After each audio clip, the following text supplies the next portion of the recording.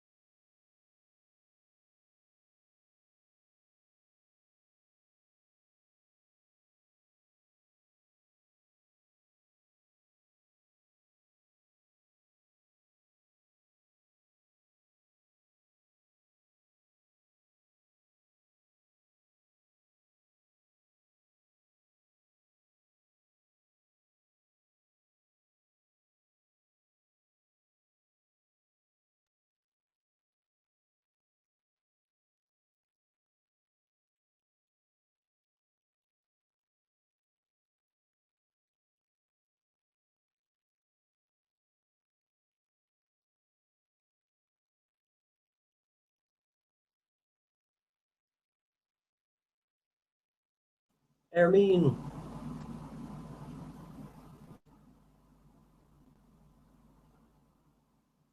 Oh wow. Someone joined my room? Yes, it appears so. Imagine that. Imagine. What's going on with you Ermine, guys? I just want to apologize that our conversation earlier was cut short on Twindo.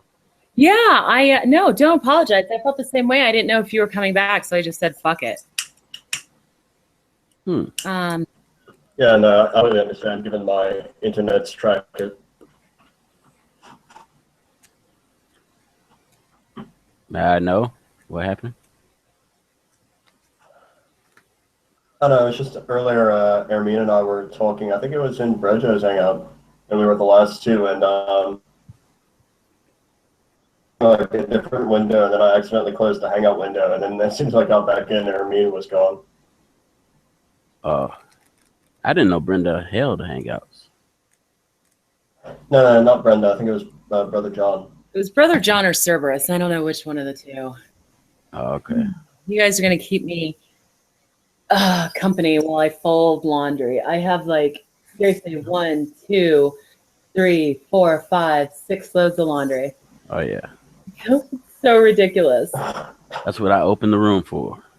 Yeah, I appreciate it. Some background noise for somebody. Yeah, it's exactly what I needed because I had music playing and I got the kitchen and dining room done, and now I got to fold everything and pack. So Yeah, tired. I noticed Tom wasn't up too, so Yeah, he might be like actually taking a nap or going to work or I don't know what. That guy is like Nadia 2.0. He's not as on it as Nadia was. Nadia had that stuff 24 hours a day. yeah. Crazy. Well, Tom, I mean, it's really simple. Just start up a hangout. So I guess he says, hey, I can do it. Someone's gonna have to teach me how to. Yeah, I mean, he's I don't know how to. Do you do it from YouTube now? Yeah, I can show you on screen right now. Yeah, he would does. you mind? All right. Like share your screen and show me how to do it because I want to be able to have the side chat and I don't know how to do that, and so it's like whatever. Okay. Can you see my screen? Yes, sir. All right, I'm going to YouTube right now. Okay. All right, you go right here, and you go to my channel. Okay, hold on. I'm gonna do it with you. I go there. I go to my channel. Yeah. Okay, and then what do I do? Then once you get there, you go to Video Manager. Video manager. Okay. Mm-hmm. And right here, you go to Live Streaming. Okay, 1 second. Live streaming. Okay, I see. It's actually kind of logical. All Okay. right. Then you Oop. go to Events. Okay, live streaming, and then I go to event. Or what about they have this thing called Stream Now? What's that? I don't know anything about that. So Okay. All right. Just So showing, Stream Now or event. and then New Live Event. Click on that. Wait. New live event in the Yeah, I'll go back okay. right here. New live event. Okay. Click on that. Uh-huh. Then title your hangout. Okay. Add your tags. Okay. Description. Okay. All right. Then over here you can customize it. Enable live chat. That's where it is. Okay. Live chat. You can monetize. What is slow mode? I'm getting Oh, some 60 echo. seconds per person. Okay. So okay. Let's see. Okay, it's not me. Somebody's giving off an echo. It's probably me. It is. Let me refresh. All right.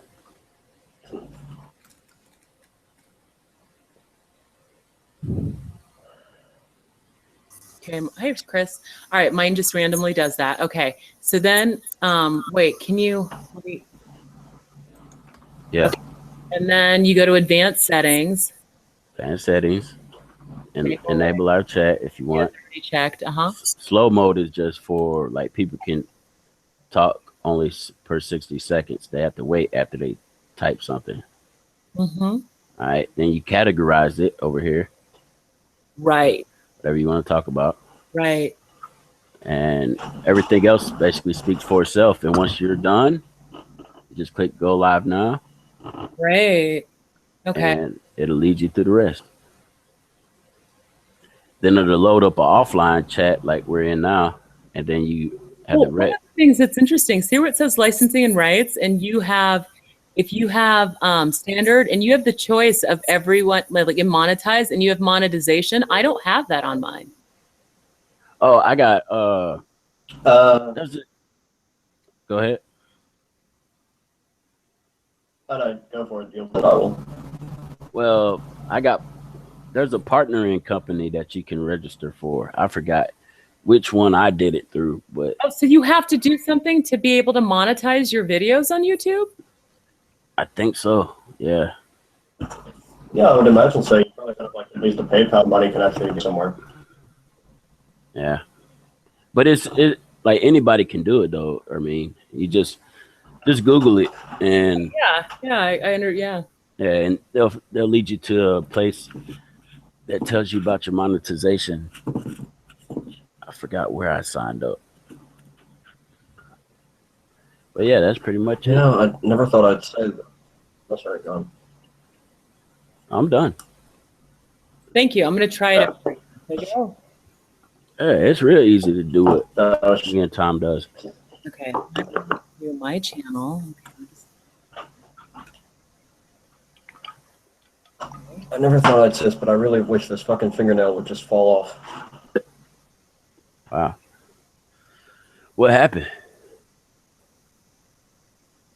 The most mundane thing possible, having a large potted plant, and it got wedged between the pot and the wall, and it's just like fingernail almost off. But it's still on there, but it's just like half on there, so it's just ridiculous. It like flaps about. Oh. Wow.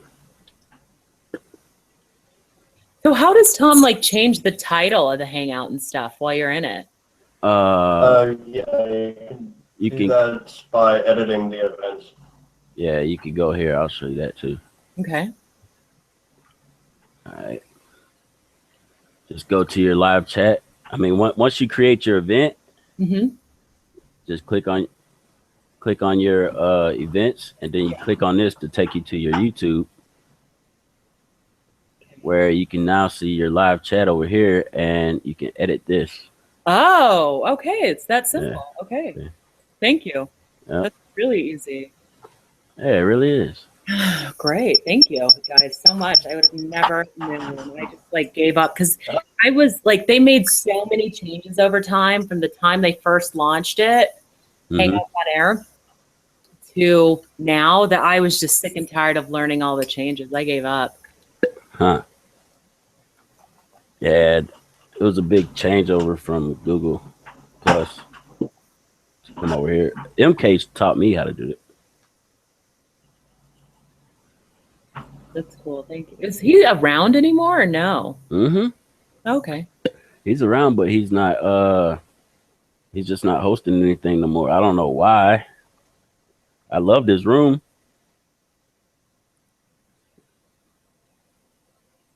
He just said the great debate is over.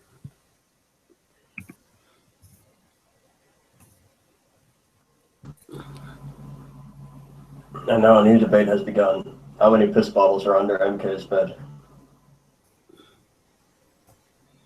Yeah. I've been through that situation before, so I can't mock.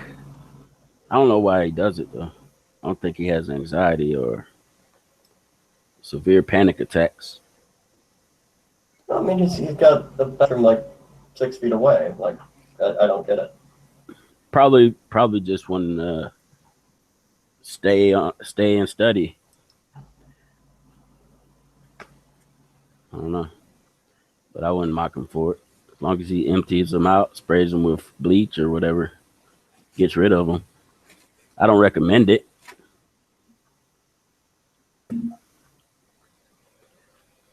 Now, Chris, what was yesterday about, man? Huh? Oh, yesterday was fun. You got freaky, huh? Yeah, on Skype. On Skype. You enjoyed yourself, huh? Yeah. Did you get paid your money? I Still waiting on that, but we'll see. feel like I'm missing something. Can someone fill me in? I'll let Chris do the honors.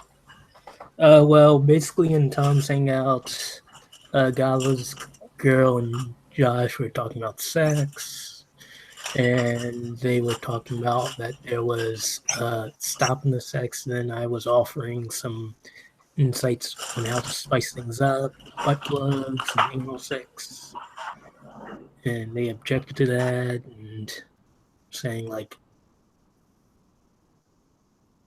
I can't fully remember what happened, but eventually it got to a point where I talked about a butt plug that I was playing with half the day, and then I showed my butt plug, and then they wanted to see me do that live.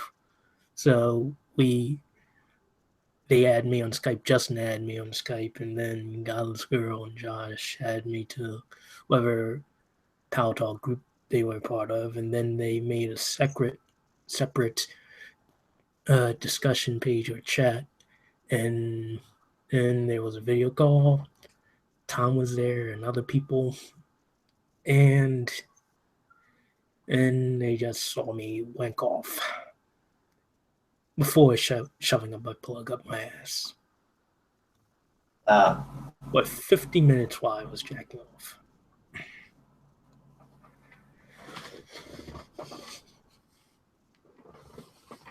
Well, there you go. Now, you are susceptible to blackmail if you ever feel like you're, wanting to run for office or any type of position. They can always bring this back on you. They could, but I really wouldn't give a shit. For a job at a sex toy shop. Huh? So unless he's applying for a job at a place that sells could be a valid work experience. Mm-hmm. Or do you ever plan on having kids? That would bullshit. Yeah, and if there are plenty of people who really aren't that conservative in their values. I know some people, so. Oh, you're gonna get a donation? I mean, adoption? It's either before I get on hormones, I put my sperm in a sperm bank, or I adopt. Yeah. Yeah.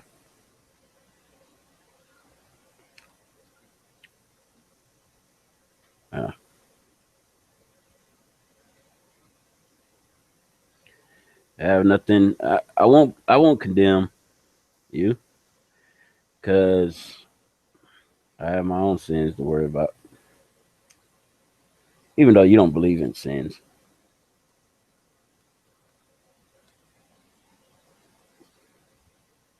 How old are you, Chris? If you don't mind. I'm 22 years old. Wow. Okay. Yeah, you're pretty young. I didn't know that. I thought you would be older. Why do you think I would be older? Because you have a lot of time on your hands. That's partially because Mm-hmm. Yeah, that was.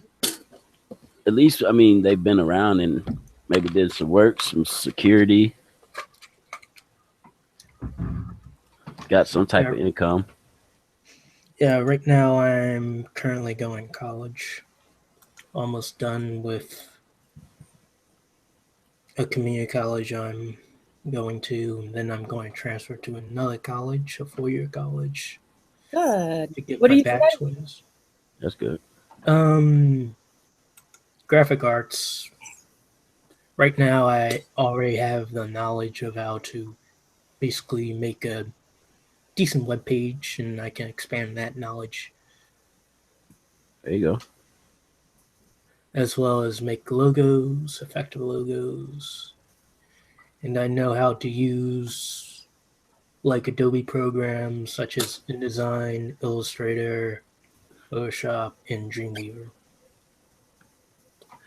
Cool. Can you code? What do you mean by code?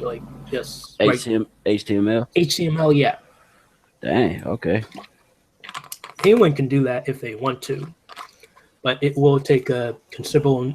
The HTML is the easy part. That's just the bones of the website. The hard part is the CSS kind of. It can be fun if you know what you're doing. Mm-hmm. And then if you want to, you can use Bootstrap, which is also good, but it can be complicated. like one of the ways you can get around, because the Bootstrap has its own CSS. It's basically a responsive. I'm trying to see if I'm getting this right. Responsive web page that'll adjust to whatever device. Like for example, on a laptop or a basic desktop computer, it'll adjust to that. Into a smartphone, it'll adjust to that. Into a tablet, it'll adjust to that size. Yeah. Sounds good, man. At least you're doing something with your life. Yeah. And then all you have to do, because like to make a website, I learned it's composed of two parts. First, you have your root folder site or local site folder, and then you create an images folder as well as a CSS folder. Hmm.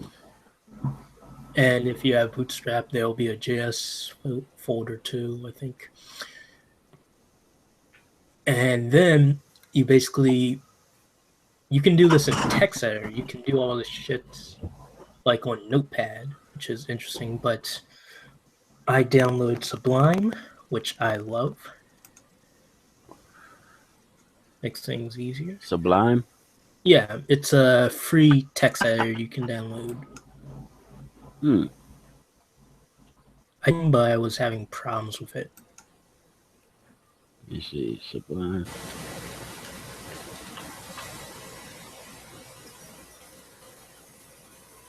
Which version do you have?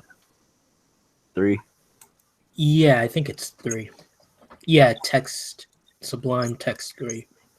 You can download that and go for the wizard and everything. Okay. I do a little graphics too. I just do a little Photoshop. Yeah, I can see. You don't use Illustrator or anything? No, I use CC, just Adobe Shop CC. Oh, okay. And my trial ran out, so I gotta find it. Well, you can buy it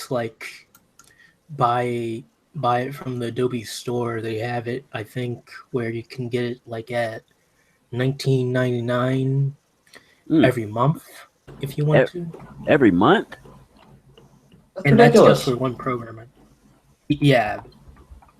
That's terrible. So I would Software as a recommend. service. Assholes. Yeah. You should be able to buy that and just pay for maybe the updates if you want to. You can buy the license, like the licensing and the software, but that's if you went for the long haul, like you would go on Amazon. They do have it on Amazon, probably. You would look up like Adobe Photoshop. I used to use GIMP.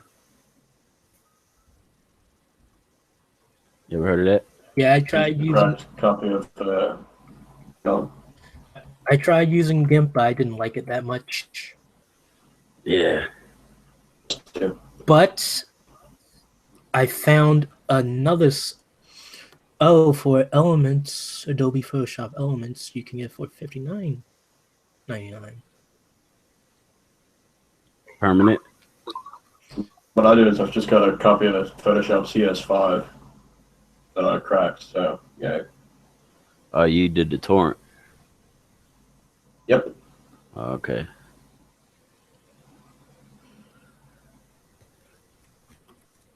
Yeah. No, dude, I'm not the fucking outrageous price for Photoshop, especially if you have to multiply by like 14 for the fucking exchange rate. It's outsane. It's insane. Yeah, it is. Oh, for Mac, that's kind of fucked up. They only it was originally $89 for Mac, PC Mac disk. You get it for $89. It was originally $89.99, but the reduced price is $89. That's fucking bullshit. But for a PC For $1,000, that is absurd. I would never buy that. PC download, it was originally $149.99, and now it's down to $89. Yeah, that's terrible. I would say that's a good deal, but I'd be lying. I mean, if you didn't have to pay any subscription and just get Photoshop paid for, I'd buy it. I'd buy it. Yeah, it's just like a one-off payment, and then you can do whatever the fuck you want with it, maybe. But Yeah, that's like free to play, free to play games. Basically, I mean, free to pay. Yeah, free to pay or pay to play. Basically, that's garbage.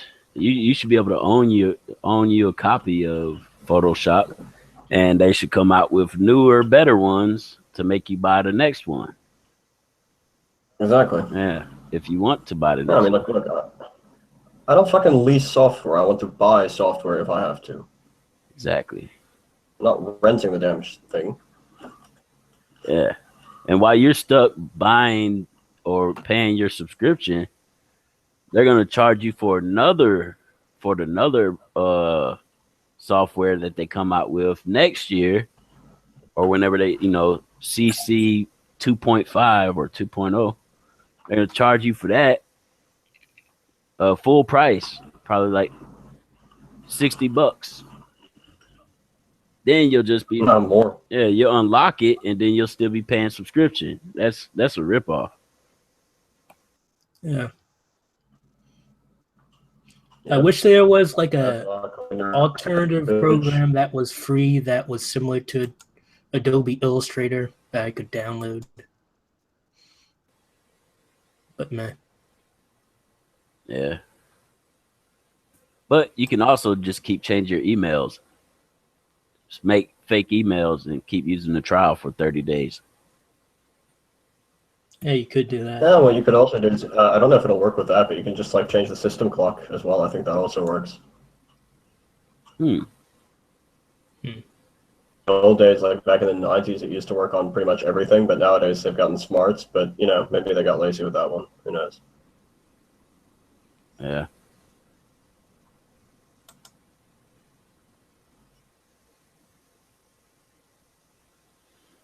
Oh yeah, feel free to share the hangout to see if we can get some more people in here.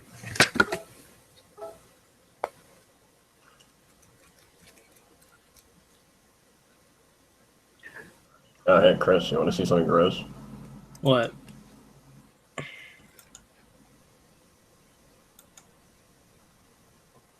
Yeah, lighting's terrible. But my fingernails are a little bit messed up. Oh wow.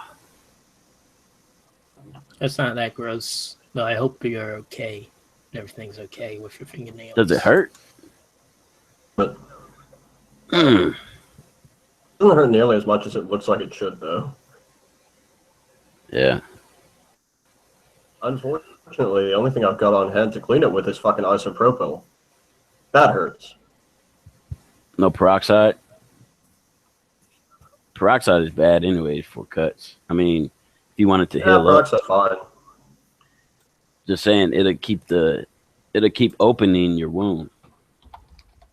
Oh yeah, that's true. It does that. Yeah. It just Give it a choice between that and fucking isopropyl. I'll take the peroxide. yeah. Just gotta make sure you don't get infected. Yep, that's what I'm doing. Yeah, I just wish like the whole thing would just come off. That way it'd be easier to keep it clean, because right now it's like half on, half off. Yeah. So any good topics you guys heard through the week or what? Anything? Not really. About how stupid the water hose system is in a Mitsubishi Pajero, but I think that would make for a very lively conversation. I don't even know that guy. No, it's a car. Oh, I thought you were talking about someone. I know, right? So you got this one pipe leading from the choke to T-junction into a metal pipe that leads to the thermostat housing. But in between that, it goes into another metal junction for no reason. Like the whole thing could just be a rubber hose, but it's not. And then it's bracketed onto the back of the engine in such a way that it's nearly fucking impossible to get to the damn bolt. Oh. So after I got that thing out of there, I was just, I'm replacing you with rubber hose entirely. No bracket for you. Fuck off.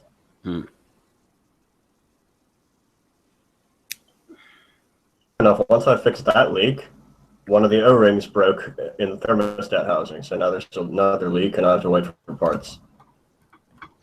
Yeah, Hmm. that sucks. What are you on foot until you get it fixed? Oh no, it's not my car. Whose car is it? No, my mode of transport works all right, although it's a bit slow to start. I need to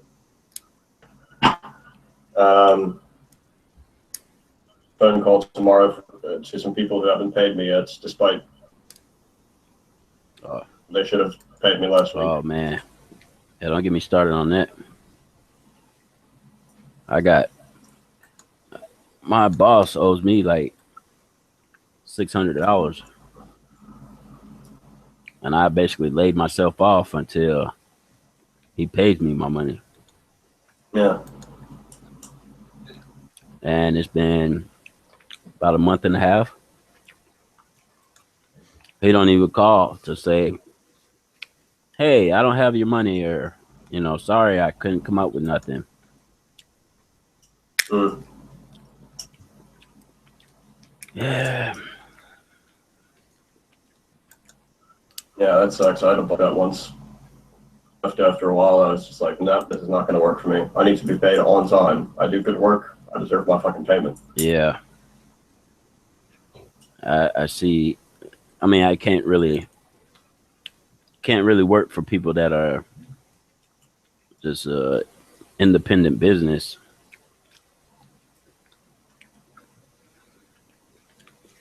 The way that we're running this is like I was a truck dispatcher, and getting freight set up for the trucker to pick up, and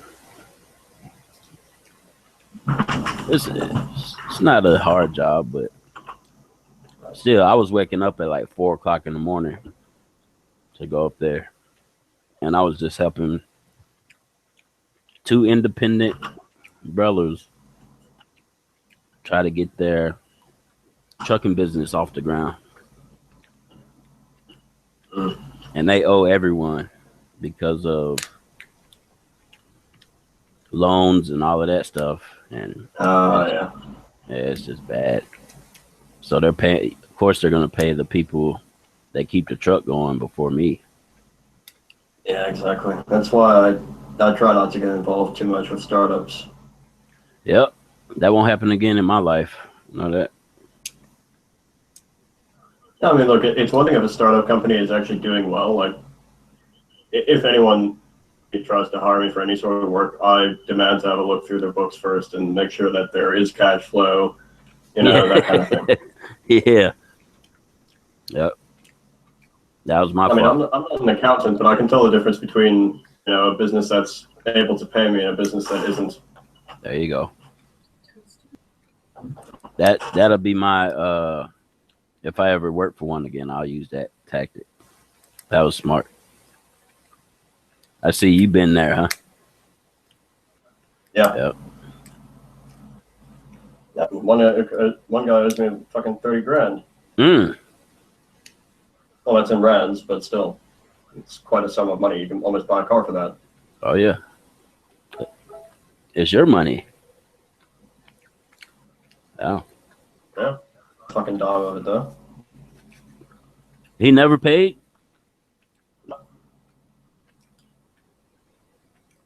Albatross. Hmm? He never paid you? Nope. Wow. Yeah, that's terrible. Yeah, well, it's some comfort to me that I can see from Facebook and so on that he's doing terribly. So fuck him. Well, he couldn't pay you then.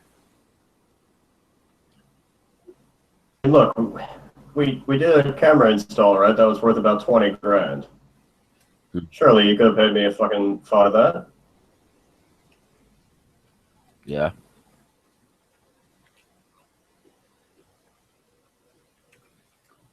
Yeah, everybody's worth their money. I mean, if you do the work, you should definitely get paid.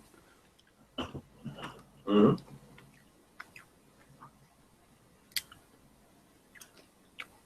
I'll definitely use your advice next time if it's a startup, because in truck dispatching, that that might happen again, where I have to join a startup. Yeah. Let me look through your papers real quick. Yeah. I mean, look, like 90% of the time they'll tell you to fuck off, and then you just tell them the same. You know, if you don't want me looking at your books, then obviously your books aren't that great. Yeah.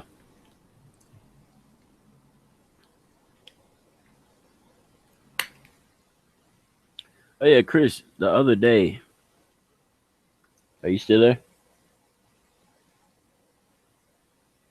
Yeah, I'm still here.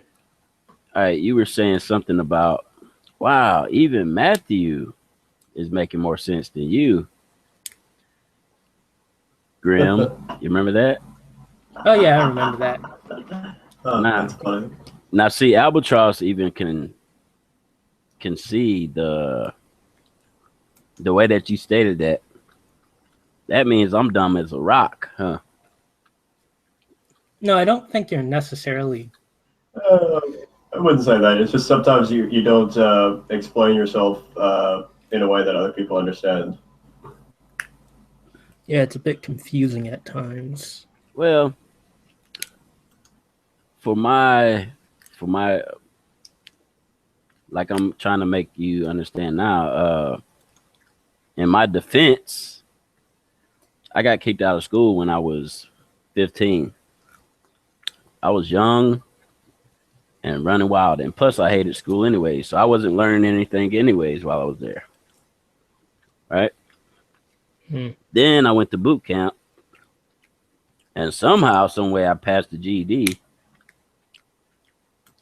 and got my high school diploma and GED, because they give you those. They give you a high school diploma too, because it's a last chance program. Now, I know I'm not the smartest guy or smart at all in the way that people can articulate themselves, but everything I've learned is self-taught.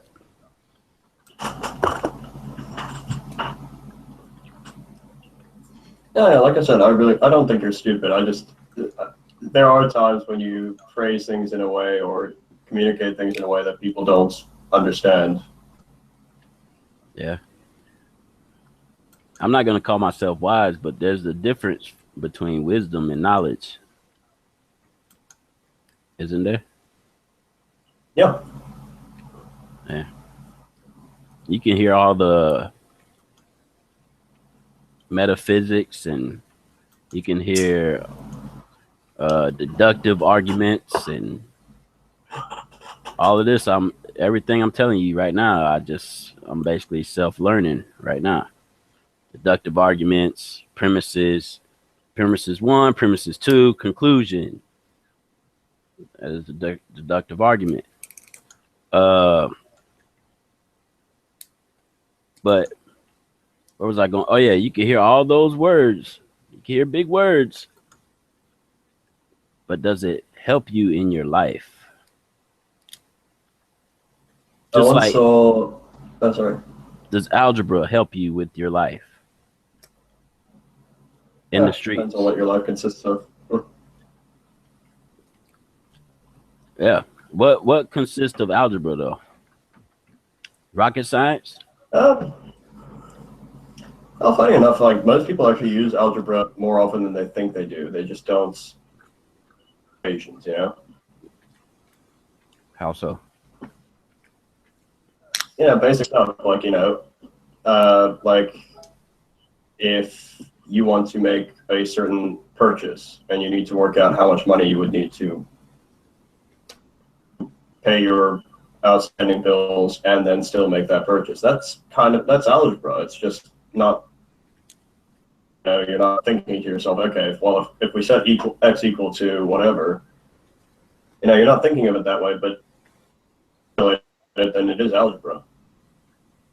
But see, you can still just use add or subtract or division. Yeah. I mean, algebra is basically just that, except you've got variables. Okay. I'll let you know right now. As I told you, I got kicked out when I was young, so I never studied algebra a day in my life. I could not solve the easiest question probably from algebra. Unless somebody framed it in a add or subtract type of way.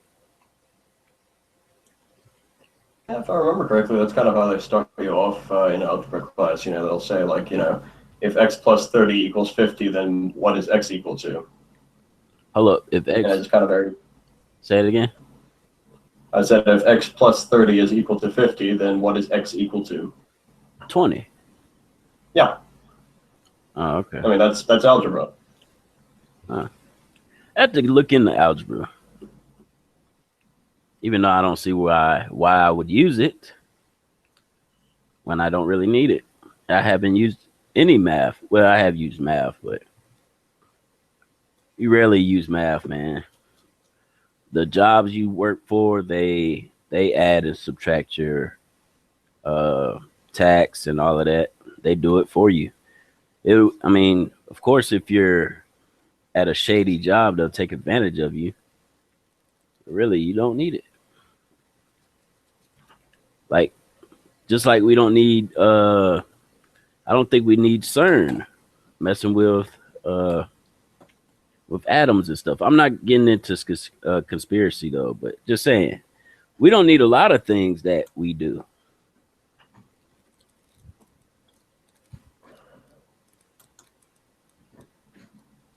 Right? Yeah, that's true. But I mean, science isn't about needing things. It's about finding answers. Here we go. Bring up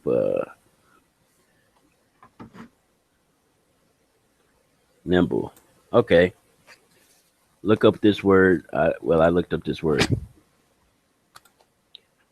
Nah. Let me find a better one.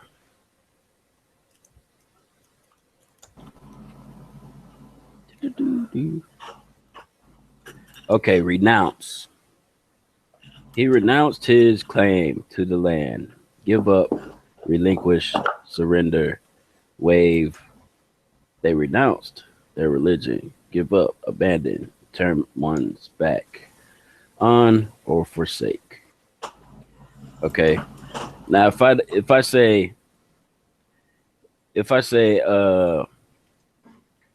I renounce my Xbox controller to GameStop, somebody might say, what do you mean you renounced your Xbox controller to GameStop?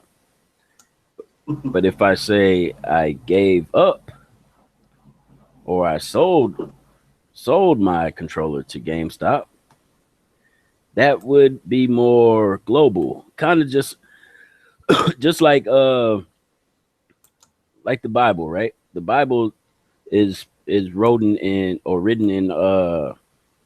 tongues that people understand. Doesn't make it confusing. It's written in the world's most famous languages, from Hebrew to Greek. And then once English became the most famous, they upgraded it to English. Why make things difficult? But see, a man could come in here and, say that Albatross is like the wisest dude online, but he doesn't know big words. You'll miss out on that wisdom he's telling you or somebody will come in here and debate him and say, renounce and epistemology and,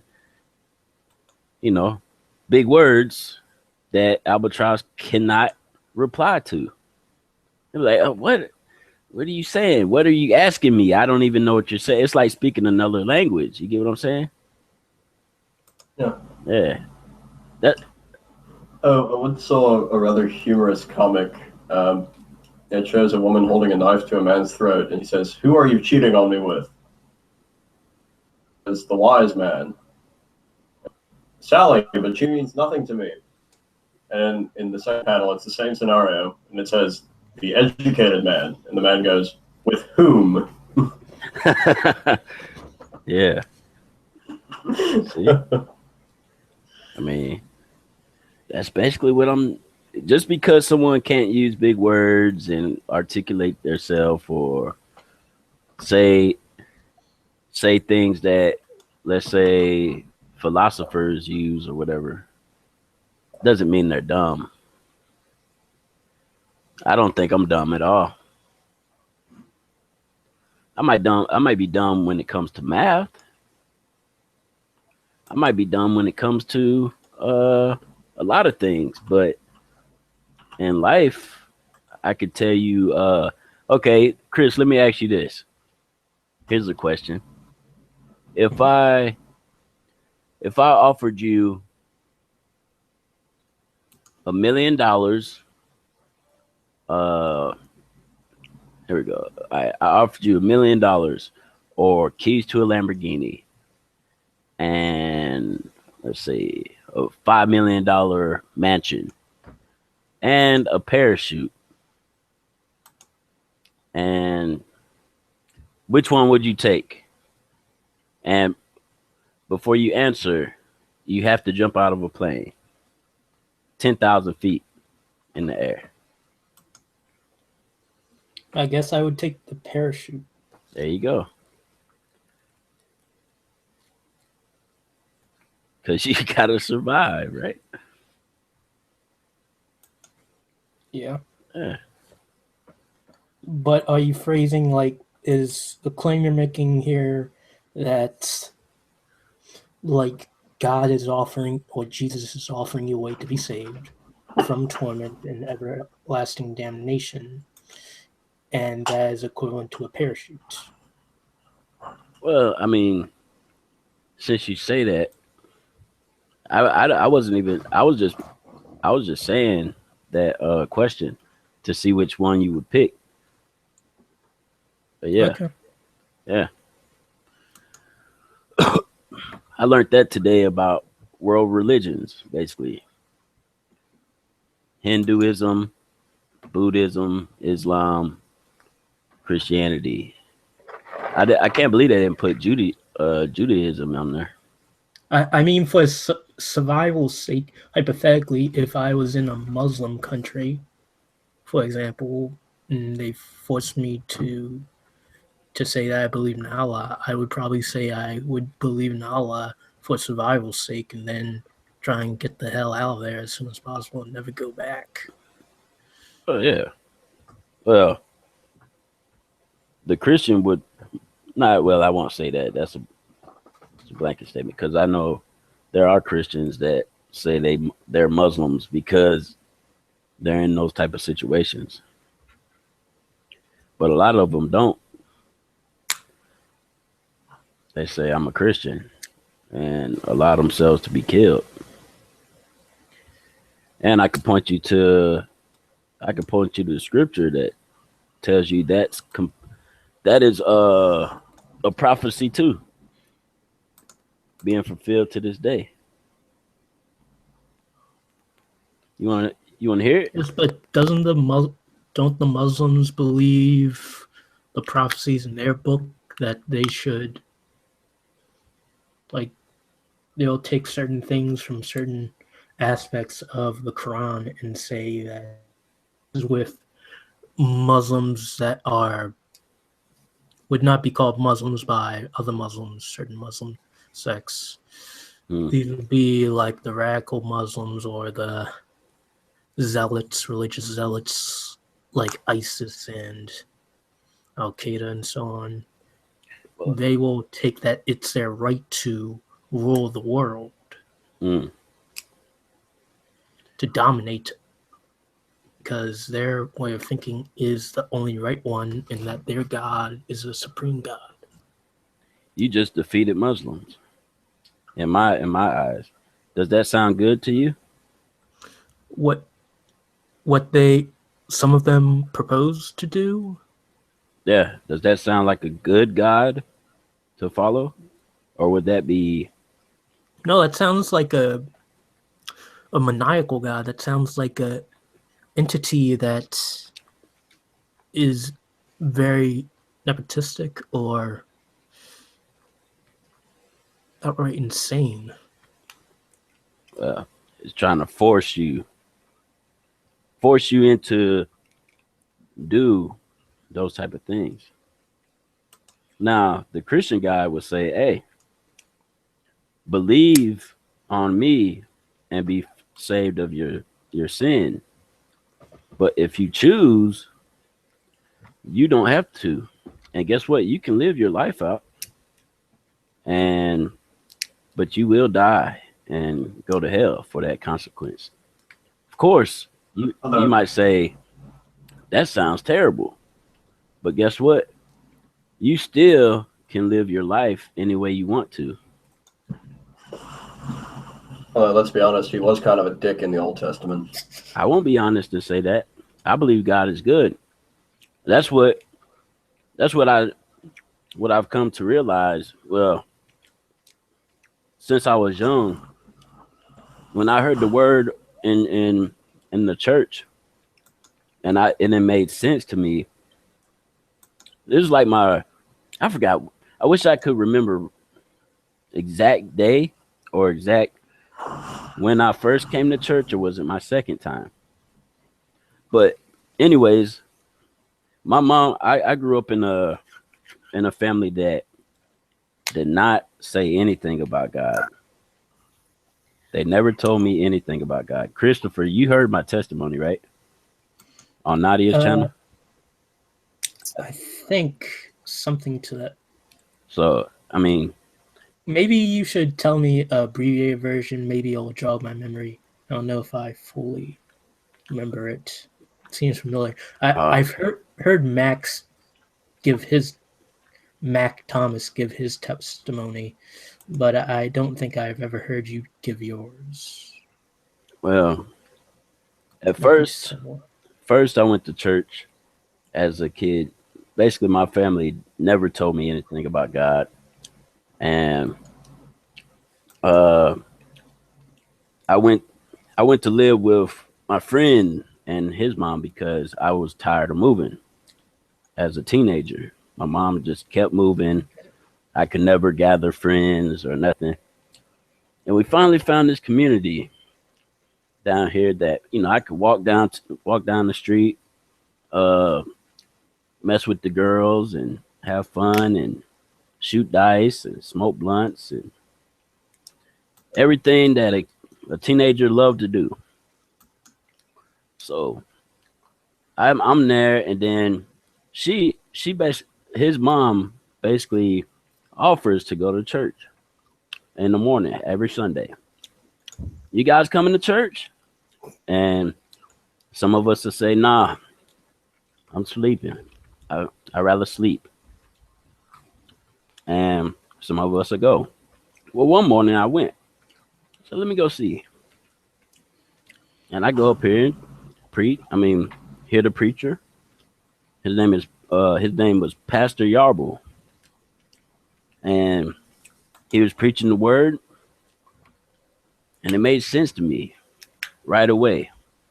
But it's not like I had a moment right then and there, but I was listening. It awakened me to the point where I was listening. Then, while I was sitting there, probably the next time I came, or that same day, wow, the preacher sounds like he's talking directly to me. And I started to feel a little bit ashamed. Like, yeah, I do those things. And such and such. Basically, then it came around to the point where he said, and if anybody in the church wants to get baptized and saved, of their sin and believe on Christ come up. Me, 14-year-old thug. I swear I was a thug. I was breaking in people's houses, smoking blunts, doing everything that you can desire. I even thought I was a god, basically.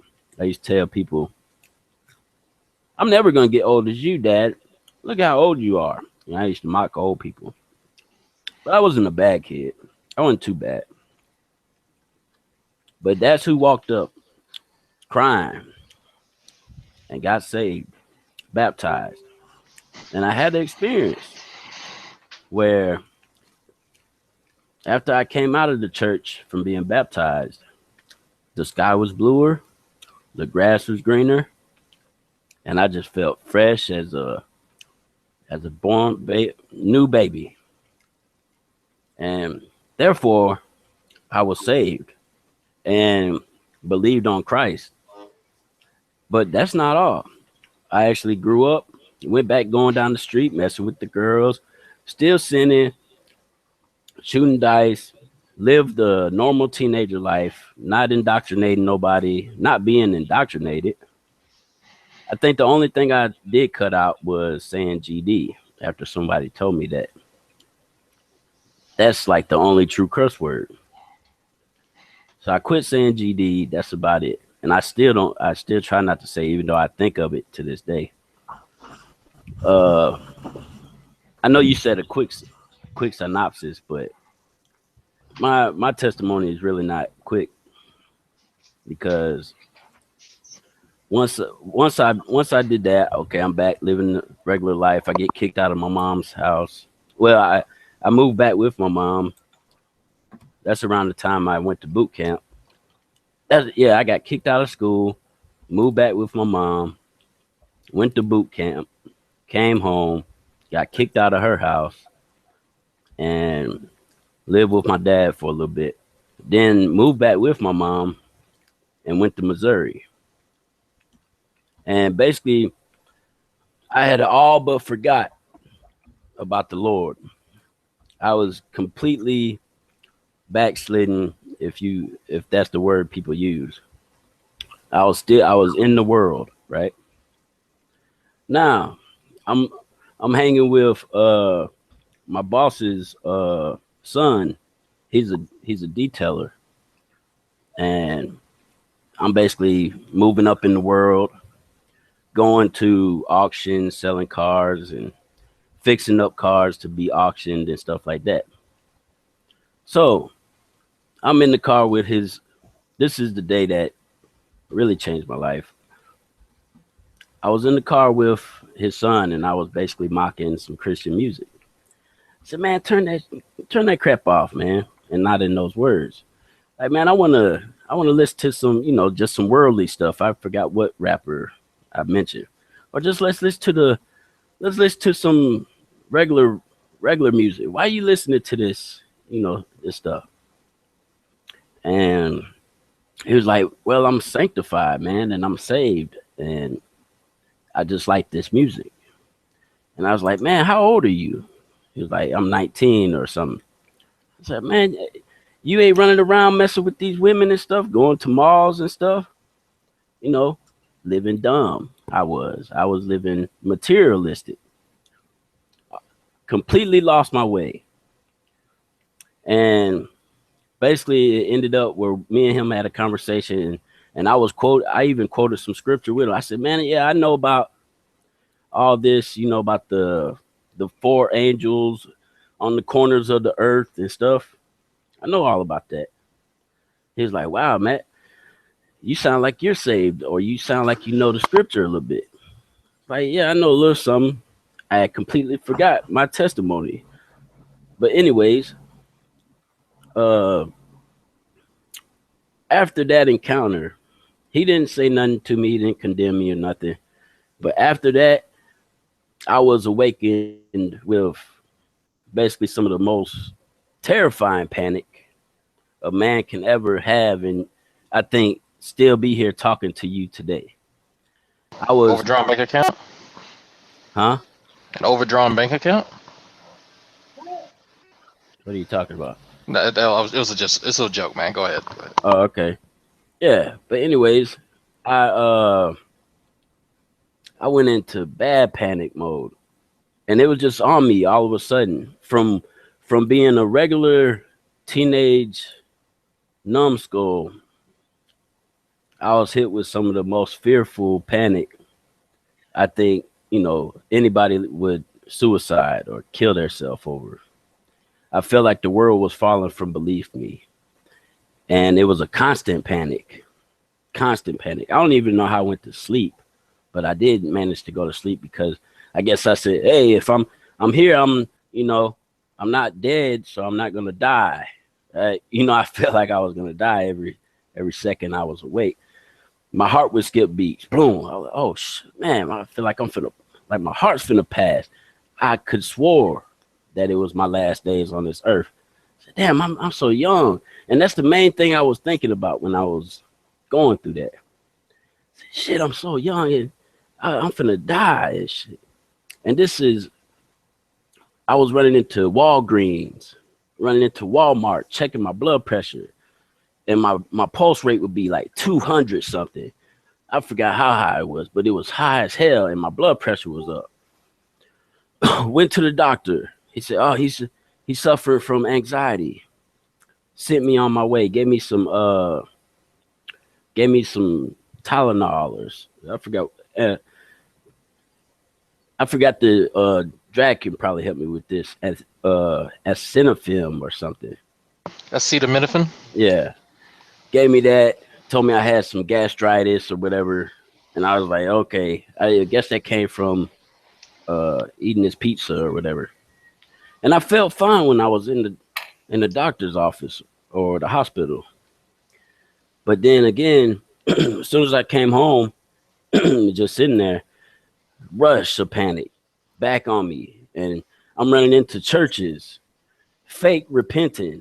Please, Lord, forgive me for what I was doing. And this nonsense, it was all in vain. And God knew this. He knew it was just for me to get back to my materialistic life. I was just saying, please forgive me, please. And I'll stop. Pastor came up to me and said, what's wrong, my friend, my son or whatever?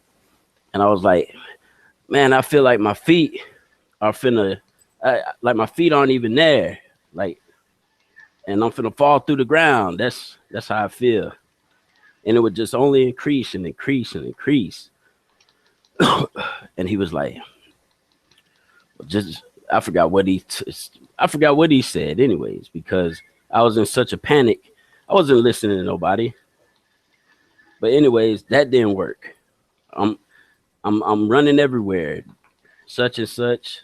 And it took me 8 years to get over that, to the point where, okay, we moved back down here where I live at now. And all of a sudden, I'm starting to just self-medicate with alcohol. And that ties into what I was saying about MK earlier, where I was like, yeah, I know about pissing in bottles and stuff. I was so petrified to the point I had reached rock bottom. I reached rock bottom and I was pissing in bottles, shitting in butter bowls and all of that. I was not taking a shower because every time I would go out of my door, I felt like my heart was going to just explode out of my chest. I couldn't walk steps without feeling this intense panic. Okay. Now, I turn on some gospel music, some regular stuff like We Three Kings or something, and I would just fall to sleep. And then I woke up one day and I was just sincerely, with all my heart, repenting to the Lord. And I said, please, Lord, save me from this situation that I'm in. And from out of nowhere, I feel this presence come upon me, basically like angel himself. and I was convicted of all my sins, and all the snot and tears just flowed out of me. And I accepted the Lord's hand on that day. And he brought me out of that darkness. Ever since then, ever since I sincerely repented, I've been able to walk miles. I've been able to ride my bike 15 miles. I've done the calculation. I've been walking through Walmart. I do all the things that I used to do, even though I still have a little bit of panic. Just a hint to keep me in check. But ever since then, God brought me out of that darkness, and I ain't never been back. How long ago was that? That was when I was 28. 28 years old, and now I'm 34. So 6 years ago. Wow. I've been straight and even getting better. Yeah, I mean, I'm happy to hear. I mean, I've got no. Nah, I don't even. I don't. Yeah, I don't even want to hear nobody's what you call it on that. Yeah, But, there's nothing anybody can uh, say about that, honestly. I was just telling Chris my testimony, because I could have swore I told him that in Nadia's room before, but yeah, and that ain't all. That's obviously not all.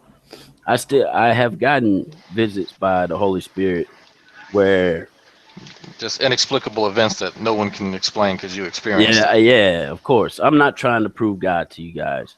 No, With you're just telling your evidence. testimony. The evidence is my testimony. That's it. It's faith. And Yeah.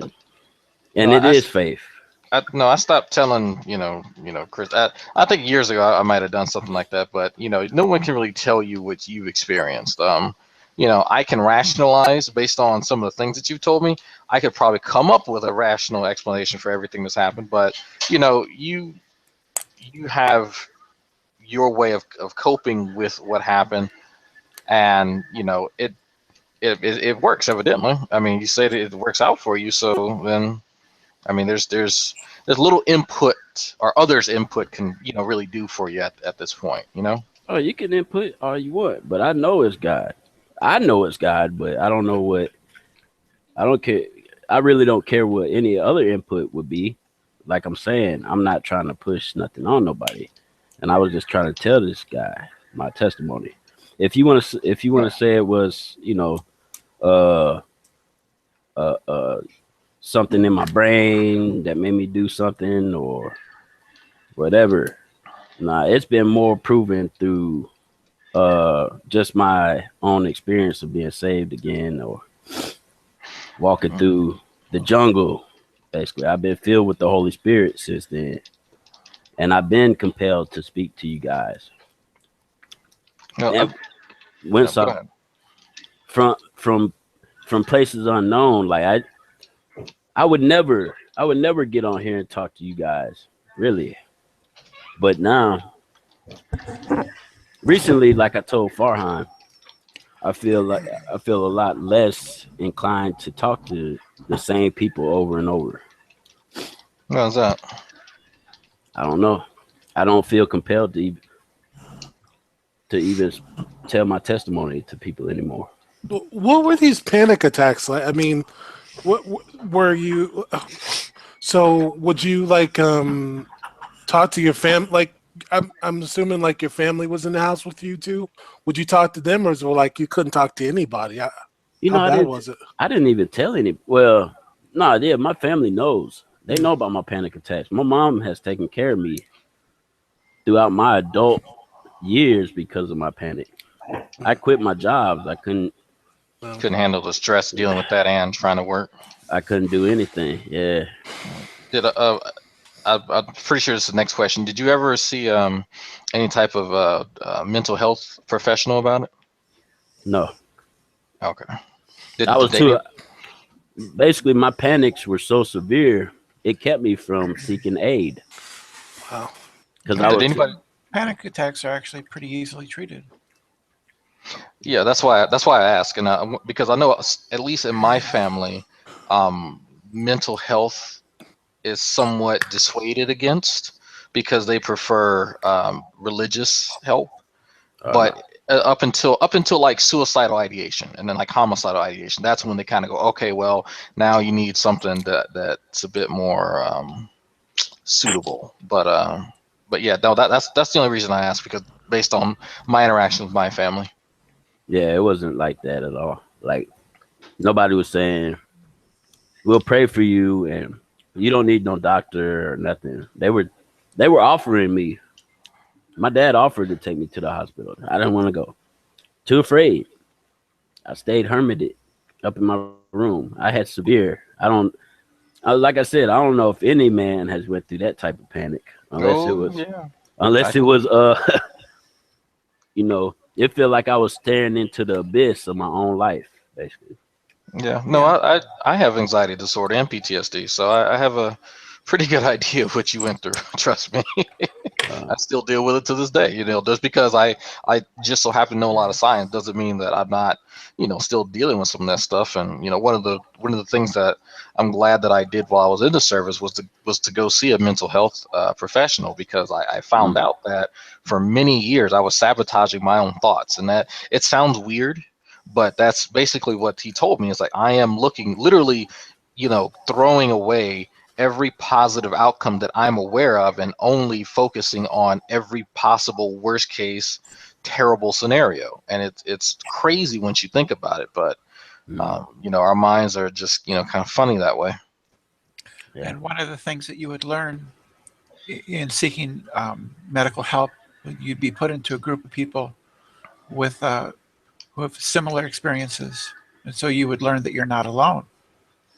And then you'd be taught various coping mechanisms. There are things that work, that have been shown to work in decreasing the severity and the frequency of anxiety attacks. Mm-hmm. It works, and it's a combination of medication plus talk therapy. Hey, you mentioned something, Matthew, that you were in boot camp. I never. Were you in the military? I never knew that. Nah, I went to youth challenge program. Oh, okay. Yeah, that's because I was going to ask that too. But then when he said he went back home, I was like, yeah, it wasn't military. It was just kind of just one of those reform programs for quote unquote troubled youth. Yeah. Troubled because of your anxiety, right? No. I was troubled because I thought I was some badass or something. Then I was in a gang, vice lords, and all this nonsense. In other words, he was a punk. Yeah, I was a punk or idiot. Yeah, I mean, everyone does, something stupid, or they get their, head inflated as a kid. I mean, that's just something that kids do. Unfortunately, some of it gets taken advantage of by adults that know how to manipulate, younger kids. So. Mm-hmm. Yeah. Yeah. Thanks for joining, Jack. Yeah, I was listening for a little bit. I almost think it's easier for people that come to religion like later in life, because to me it's like for them it's like an honest kind of, you come to that conclusion type thing, right? Versus people that were brought up that way, and just told this is the truth, everyone else is wrong. Well, or not even that, because like my story would be like almost the opposite of Matthew's, right? Because my parents were two Christians. My dad was a preacher. From the time I was like 5 to like before I went to college, I think I missed church once, and I would go to church multiple times a week. Mm-hmm. Like my dad would go to different churches to preach, and I would, sometimes my mom, when my mom had my younger brothers, she wouldn't even go. It would just be me and my dad going to these remote churches, and so I, as I said, from the time I was like 5 to like before I went to college, I missed church like one Sunday. Like, I was really sick, So and it's just like we all have our different experiences. It's just dang. Yeah, it's just No, I mean that's kind of how it was for me. Except we went to church. My mother she was a very interesting Christian. She was one of those laissez-faire Christians where she is just going to believe what she wants to believe, and she's going to use her mental faculties to help her interpret divine revelation and all that good stuff. And she's not reliant upon any one man or woman behind a pulpit to make her life decisions, and to form her view of the deity that she believes in. And so one of the things that I appreciate about my mother is that she is a critical thinker, and she is willing to acknowledge when she is thinking critically, and then when she is completely having blind faith in, an ideology or process or whatever. She's not ashamed to do that. And one of the things that I remember, as an early child, going to church and listening to her sing, and that's honestly one of the things I miss, is just listening to my mother sing in church. And then, some of the stories were actually, pretty decent stories about, morality and, things that people have done and, should not do. And, I do understand from a moral perspective that, people want to raise their kids with a moral fiber so they can operate in the world. But I don't think that my parents considered the fact that they could have a moral framework outside of religion. I think to them, morality is kind of owned, like it's just monopolized by religion. And that's one of the things that I didn't want to do with my son. Instead, say, well, you have different moral frameworks based on, people who have studied, philosophy their entire lives and then for generations. So here are different sets of values that people will ascribe to themselves. And here in our society, here are the values that we as Americans, and then we as Black Americans, and then we in our nuclear family, an extended family, and so on and so forth. And so I want to set him up to where he can decide for himself what would be the best course of option, and not simply say, well, mommy and daddy taught me because everyone else was doing it. Yeah.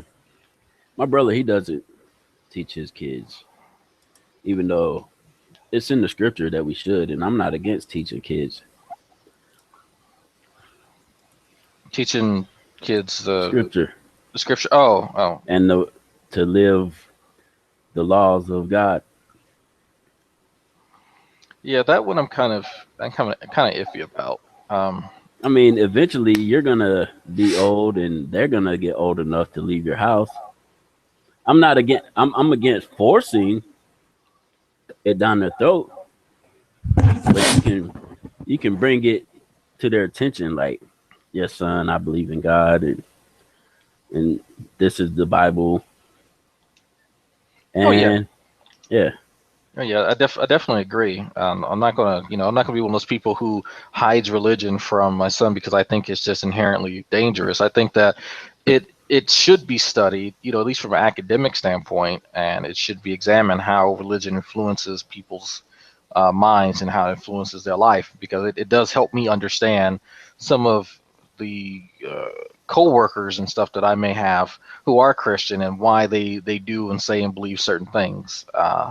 And that's kind of my personal motivation. But for, my son, he's gonna know that, I am technically an agnostic, but I just say atheist just because it's easier. I am an atheist, and his mother is an agnostic, and so he can have the choice of whatever he feels is best, because that's his life. I can't tell him what he should believe, and I don't like when parents do tell them that they should have this personal belief in whatever or lack thereof, because that's not your decision to make. Yeah, I think my mom and dad did it the best. Like, when I was coming up, I used to see on TV more about religion than I would from my parents. I asked my mom, I was like, do you guys ever pray? Or do you believe in? I didn't even know what to say at the time. Do you guys believe in God or something? My mom said, I pray in my heart, son. That's all she said to me. My dad said the same thing. Yeah, it was a personal thing for them. Yeah, they never brought me scripture. They never took me to church. I never went to church. And I thank them for that. Because I dibbled and dabbed on my own and found it by just walking in the church on my own. Yeah, I think that's what Viva was kind of saying. It's coming to religion on your own as an adult would probably be the most honest way to go about it, because you know that no one else made that decision for you. Well, I was 15 at the time, but like I told these guys that I was like 15 or 14, and I was staying with some nice people and stuff. And basically, she asked her sons every Sunday, "Y'all coming to church?" And they would be like, "Yay or nay." She wouldn't say, "Oh, I'm gonna whoop your ass." Nothing. It would just be like, "Okay, I'm leaving." Boom, and they'll be gone, and she'll be gone. And one morning, I just said, "Hey, let me check this thing out." And I went to church, and I heard the word, and it made sense. It's interesting. One of the things that, now that you mentioned that, one of the things I want to do with my son is, take him to church and have him listen to different different religions too. Take it to a mosque, temple, whatever, to have him experience what it's like to, have a variety of beliefs, and to see like how diverse, systems of belief are, and how similar and different, the three major Abrahamic religions are, because I think, that will help edify him if he ever does decide to become, religious or whatever. He'll have a foundation built upon knowledge, and not just based on, my dogmatic preachings or anyone's dogmatic preachings. Yeah. Or since you're an atheist or whatever, just don't say nothing to him about. He'll learn anyways by school and not by school. Yeah, kids at school, kids in college. The world will. Like, I never knew about flat Earth till I came here. Yeah, I'm kind of sad that I did learn about that actually. I never knew about the Mandela effect. I never knew about Calvinists. I never knew about Armenians. I never knew about Mormons. All of that stuff until I came here. Well, yeah, but that's not to say that everyone is just because they can experience the world that they will. Like, some people just are, kind of introverted, and I actually am fairly introverted. So this is one of the ways that I kind of can branch out and learn more, because the environment that I'm in right now is pretty homogenous, just really religious, not very educated, really working class individuals, which, there's nothing wrong with that, but none of them really are trying to expand their horizons and really learn anything other than what they need to just to barely survive. And so that's not enough for me intellectually. So that's why I come here, and I would rather, educate my son so that he knows kind of what's out there, but then he goes to seek it for himself and continue, lifelong learning. Well, Yeah. for a lot of them, for a lot of them, it might simply be that the survival is a struggle enough. Or do you think that's a cop out? I think for many of them, they find solace in the fact that they only know just enough to survive, and that people, it's what is it called? Anti-intellectualism. It's really prevalent around here and other places that I've been, that acquiring extraneous knowledge outside of, maybe politics, your religion, and your job, that's fancy stuff for folks who, put their pinky up when they drink tea. Yeah, that's been a feature of the American political scene for a long time. It's been commented on since by a number of commentators, particularly Douglas Hofstadter, among others. Brenda, Yeah, are you self-taught? Pretty much, I would say. I attended a couple of semesters of junior college in 1975, and then dropped out because my gender issues made me confused and depressed, and I couldn't figure things out, and simply went to the workaday world, but continued to read and keep myself informed in other ways. Yeah. You see, Chris, are you back? Brenda's pretty smart. Self-taught. I don't think I'm smart. what I recall of the IQ tests I took in school was I was 110, which is just slightly above average. Nothing spectacular. It's just being interested, keeping an open mind, and reading. Hmm. That's what I think. Yeah, I think that's I don't think I'm particularly smart.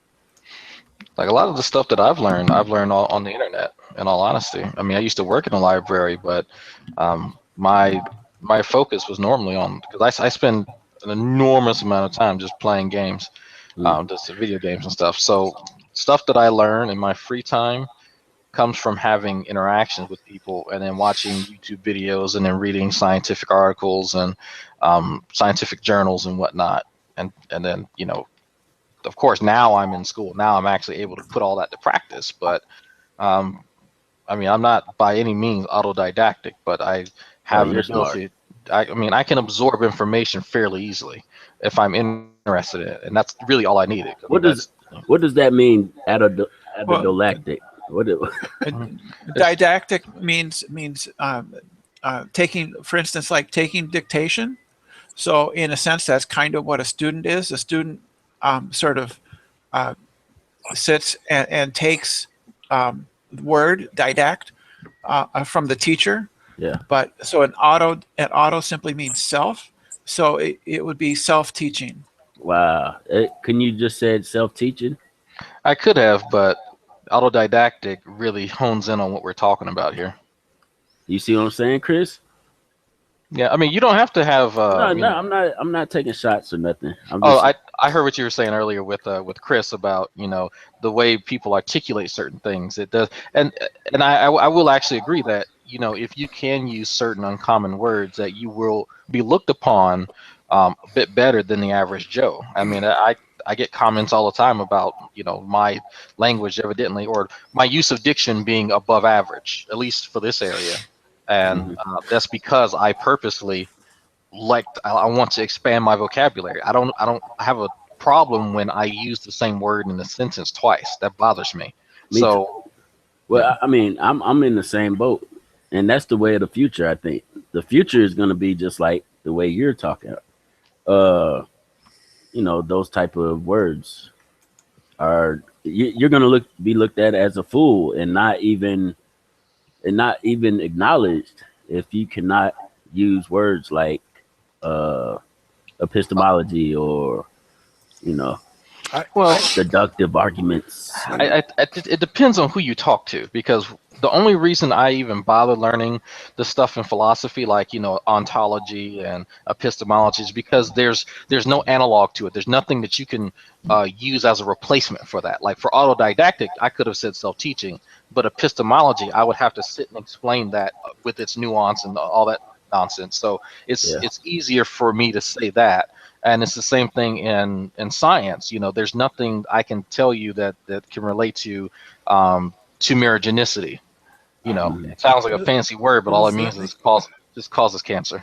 Oh, causes tumors. No, but kind of picking up on what Matthew said, is I worry about the future because the jobs that the people that are not the most educated have, those are going to be gone. Like those are literally going to be gone. I mean, automation is going to really, it's going to be tough.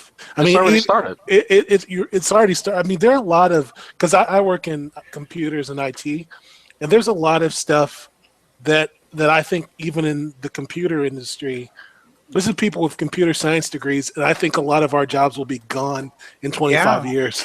a lot of automation affects knowledge workers too. Exactly. So just wait until you can get programs that can program themselves, or program other programs, or design electric circuits. Oh, holy fuck! You've seen it. You've seen it coming now. Amazon has a grocery store that will have no employees.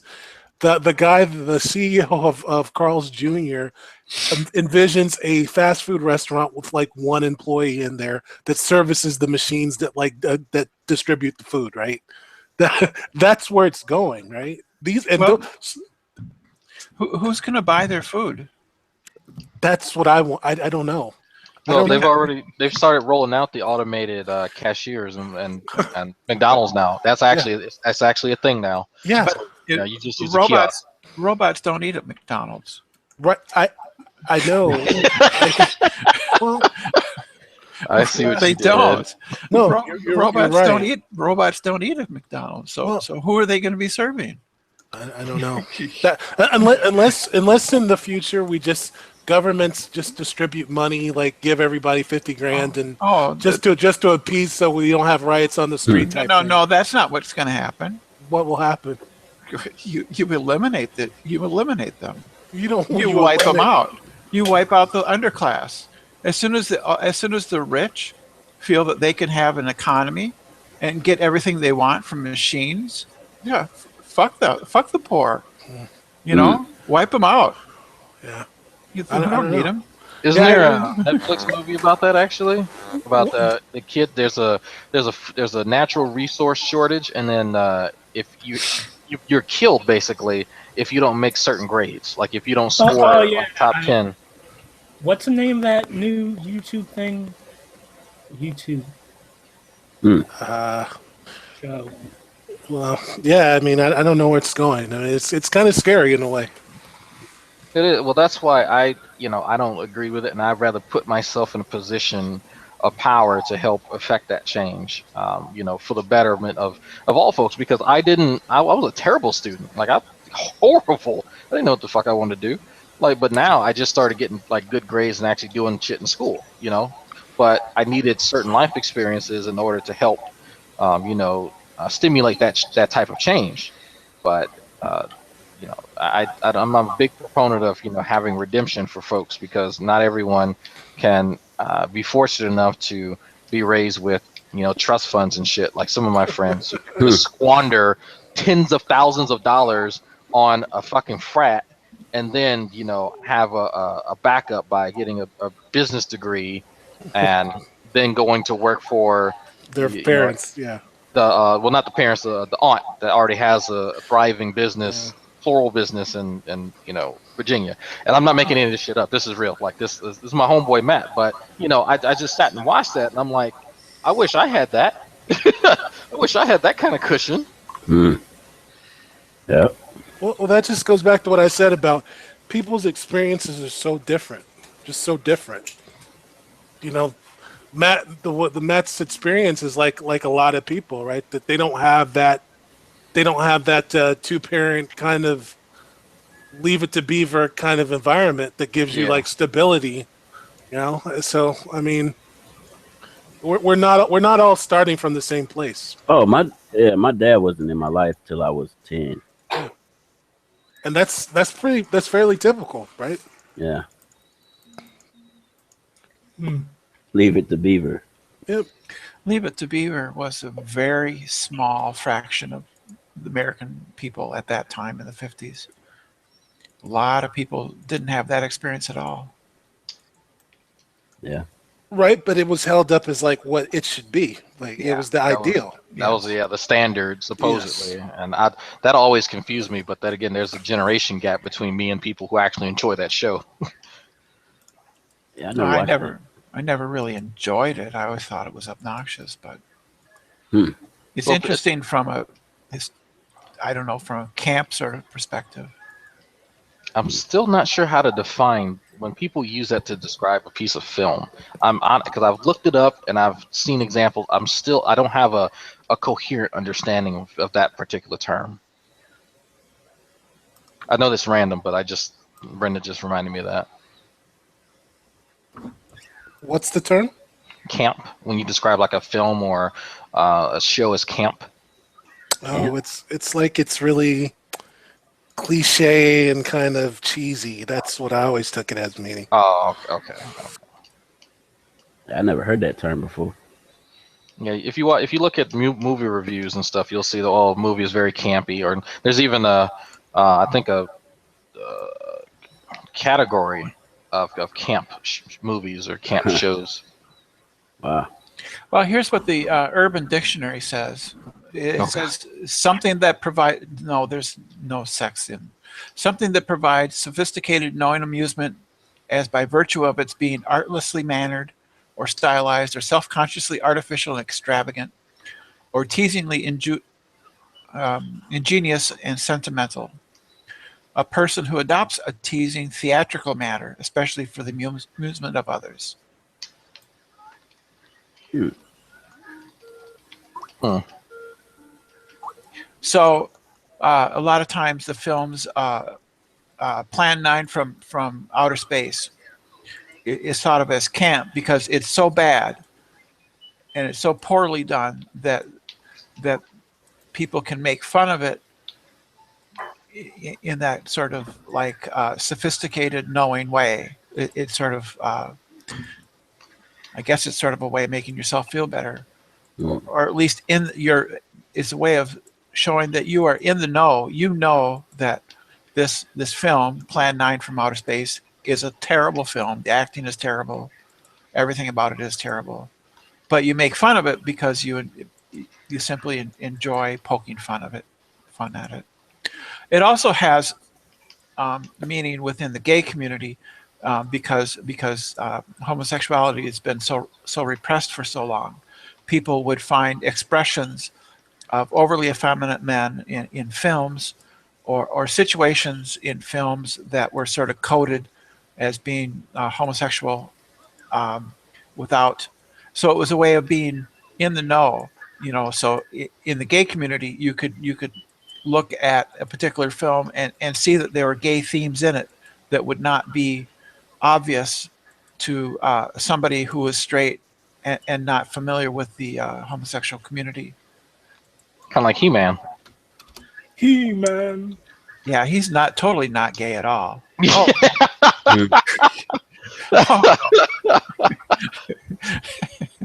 See, that's camp. Yeah, I caught on to that because someone gay pointed it out. And I was like, how the fuck did I not see this before? Yeah, totally not gay. Yeah. I never watched He-Man. The cartoon, Masters of the Universe? Yep. What did you watch? Tom and Jerry, Tom and Ninja Jerry. Turtles. Ninja Turtles. Yeah. Transformers. I was born in '82. So you were around my age for Street Sharks. Didn't watch that. I was to be honest, I was outside most of my youth. I was riding bikes. I even got the scars to prove it. I jammed the handlebar into my stomach. Ooh. And I still got the circle mark to prove it. Yeah, I did that once. But I was older and I cracked a rib doing it. Oh. Yeah. That was not good. That was actually only about 2 or 3 years ago. Yeah. So someone came up to you. What's a girl like you doing in a hospital like this? I had an interesting discussion with the doctor at the ER. Oh. Huh? Oh, no, That's because they were I don't know. They were just interested. I think they were bored.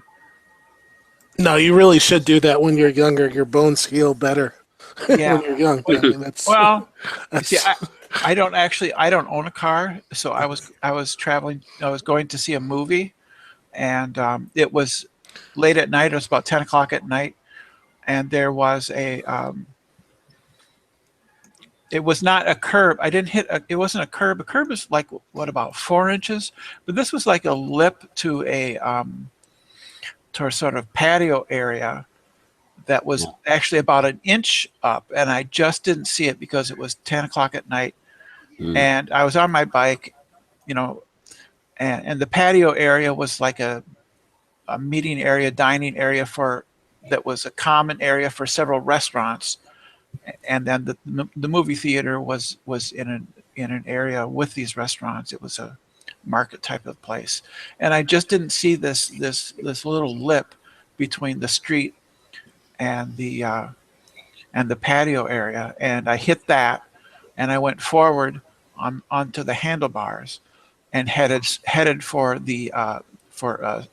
some concrete stairs going down, and I managed to stop myself before getting there.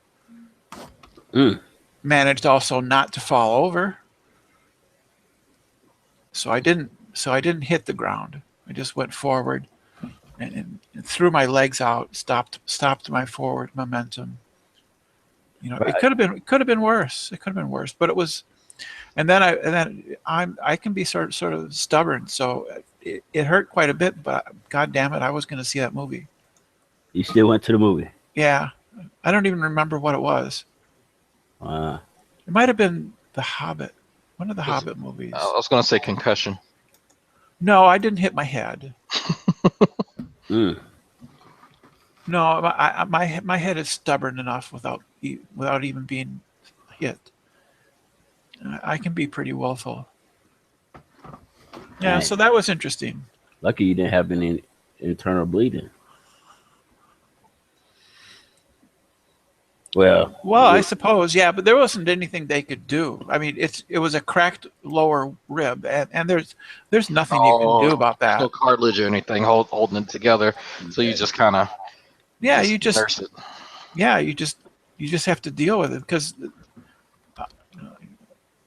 yeah. that's what they said. Just be careful and it'll heal itself. Because you can't put it into any kind of Cast. cast or anything. No. There's nothing to. It's actually hanging on to Yeah. the like the other. Basically, your other ribs are attached to the sternum, and that's what kind of helps anchor it there. But at the very bottom, there's Yeah. nothing there to hold it to anything. It's known as a floating rib. And So- that's where the handlebars went, right up under my rib cage. Rather forcefully. That was not pleasant. It was Yeah. not pleasant at all. See, I remember being taught how to treat that as a medic, and they were like, "Well, you just give them some painkillers and tell them not to fuck with it." There's nothing- Basically, yeah. there's nothing you could do for it. It's like, okay, Yeah. well, that's easy. Well, just to inform you guys, Tom's room is up, but it's full. Yeah, I saw it was up earlier. I came to this one instead. So what Dionysus and well, Sam, Sam the Sam- Scientist? well, he was Yeah. asking to get in. I don't know if he's in or not. Uh-oh. I know Dionysus was trying to talk about science, and I was like, oh, science time with Dionysus, man. Learn some shit tonight. Yeah, No, you- learn no, some you shit won't. about how Jews are parasites. Mm. That has got to be a I'm trying to think of the proper word other than just mental illness. It's No, got to no, I be mean- it's got to be a personality. No, It's got to be a personality thing. Let's be fair. Dionysus has got a lot of things going on. I mean that like legitimate like issues. But the thing I always think when I hear like Iron or Dionysus talk, and I, I'm atheist, agnostic, whatever. I'm like, these people would be better people if they were religious. Like I feel like some people need that kind of modifying influence on them, and I feel like they're just channeling it, the energy they put into white supremacy. It's like if they were like religious, it would be channeled in a better place. You know what I mean? I honestly don't think Dio believes the stuff that he says.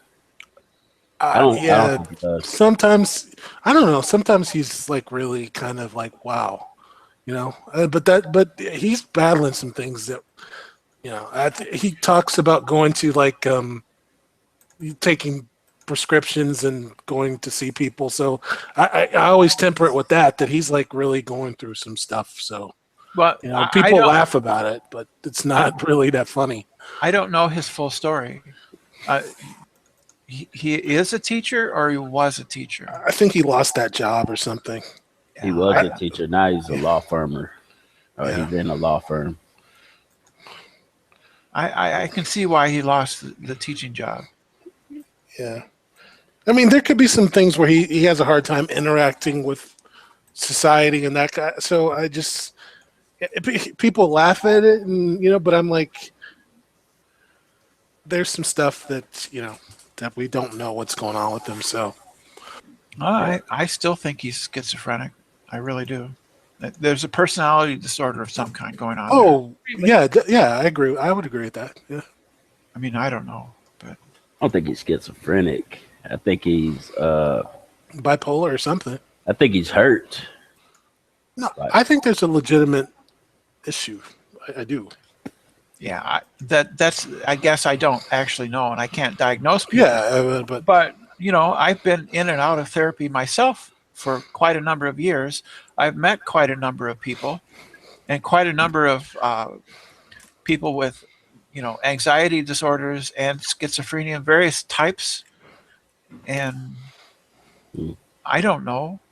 Yeah. Isn't necessarily mean that that person's going to be a white supremacist like that, but they get focused on one thing to an extreme degree, and it becomes consuming. It consumes them.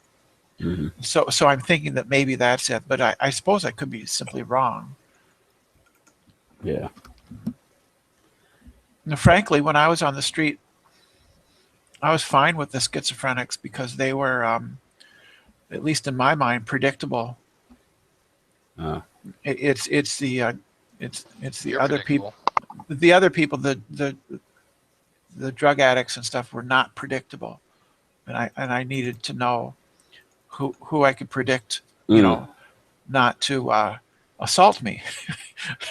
Yeah. And the schizophrenics, I could figure them out. They're just they're broken machines. So Have you you can got? understand them. Have you guys ever watched the movie Saint of Fort Washington Can't say I have. with Danny Glover? And I think his name is Matt Dillon. I haven't seen it.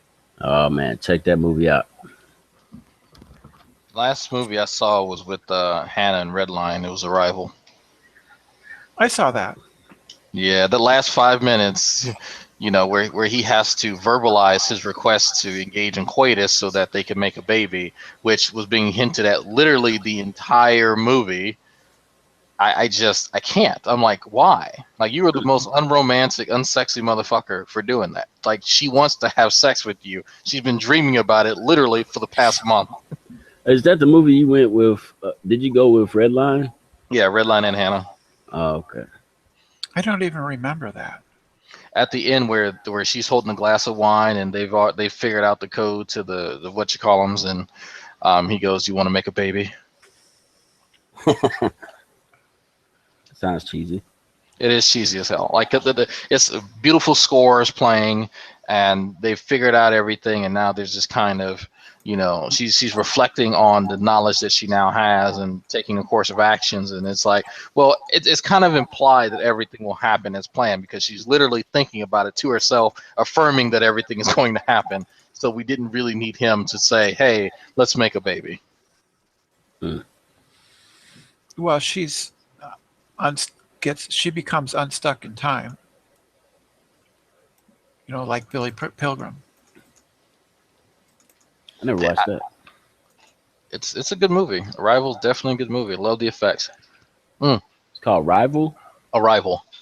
Arrival. Okay. It's a sci-fi story about aliens that land. And Yeah, people, aliens, and you learn a little bit about language. people try to communicate with them. But it's really about her. Oh yeah. Yeah. I don't know if anybody's ever seen Slaughterhouse-Five. There's actually a movie that was made on it. It made me think of that. Slaughterhouse. Slaughterhouse-Five was a book by Kurt Vonnegut. It was made into a movie that never saw really wide release. I like it. It's kind of okay. It kind of has a Buddhist or sort of a secular spiritual message to it. Mm-hmm. Because basically Billy Pilgrim, who's the main character, he gets unstuck in time. Mm. So he begins to experience the universe as it is and not as we think it is. Or his life, actually. It becomes a non-linear. He jumps around in time in his own lifetime. Mm-hmm. Up, here's the sex scene, and here's the sex scene again, and here's sex scene, and here. Oh, we'll do birth. Here's birth, and back to the sex scene. Yeah. Well, some interesting news on my front recently. There's some abiogenesis in the scripture. It That's interesting. looks like Genesis 20. Pretty sure some people. Matthew, I would think the whole biblical account is a God speaking something to existence. Isn't that abiogenesis? I mean, Kind of. Yeah. it's Kind of. just- But I'm doing some research on it, and it says, and God said, let the waters bring forth abundantly the moving creature that hath life, and fowl that may fly above the earth in the open firmament of heaven. Thought that would be interesting for some people. The problem with that account, though, is that per the evolutionary model, fish, then amphibians, reptiles, then birds. So, I mean, that's the issue with that account, right? If it didn't Like have birds- towel in it, you could probably. Yeah, you birds could probably came do it. in much later than fish. Yeah, well, even if you don't accept it, I found that, and that was brought to my attention by James, the atheist Jew. Atheist Jew. Well, let me ask you though, Matthew, because I remember last week that there was like that issue you had on Tom's about the dinosaur.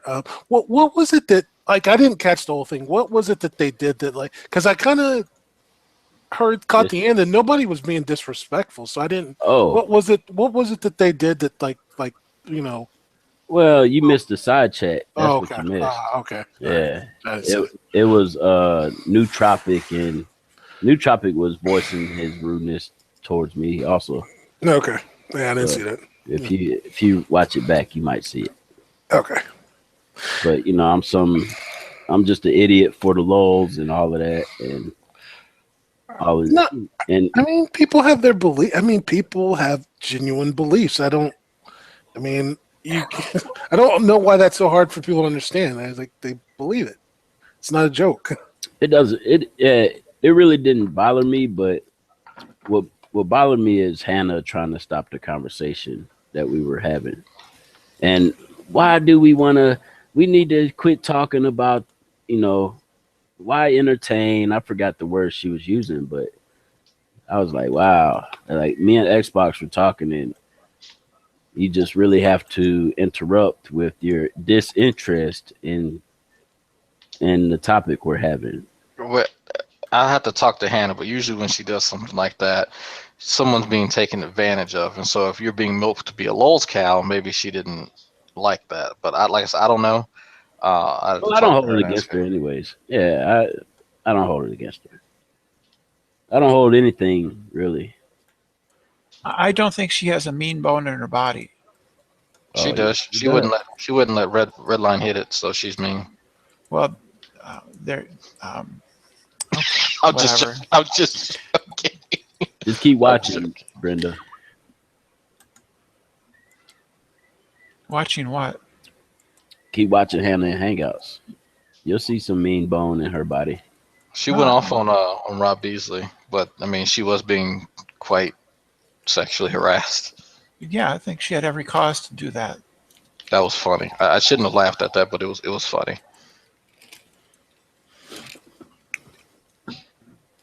But yeah, I will join Tom's Hangout again. I was just kind of upset about Nootropic, really.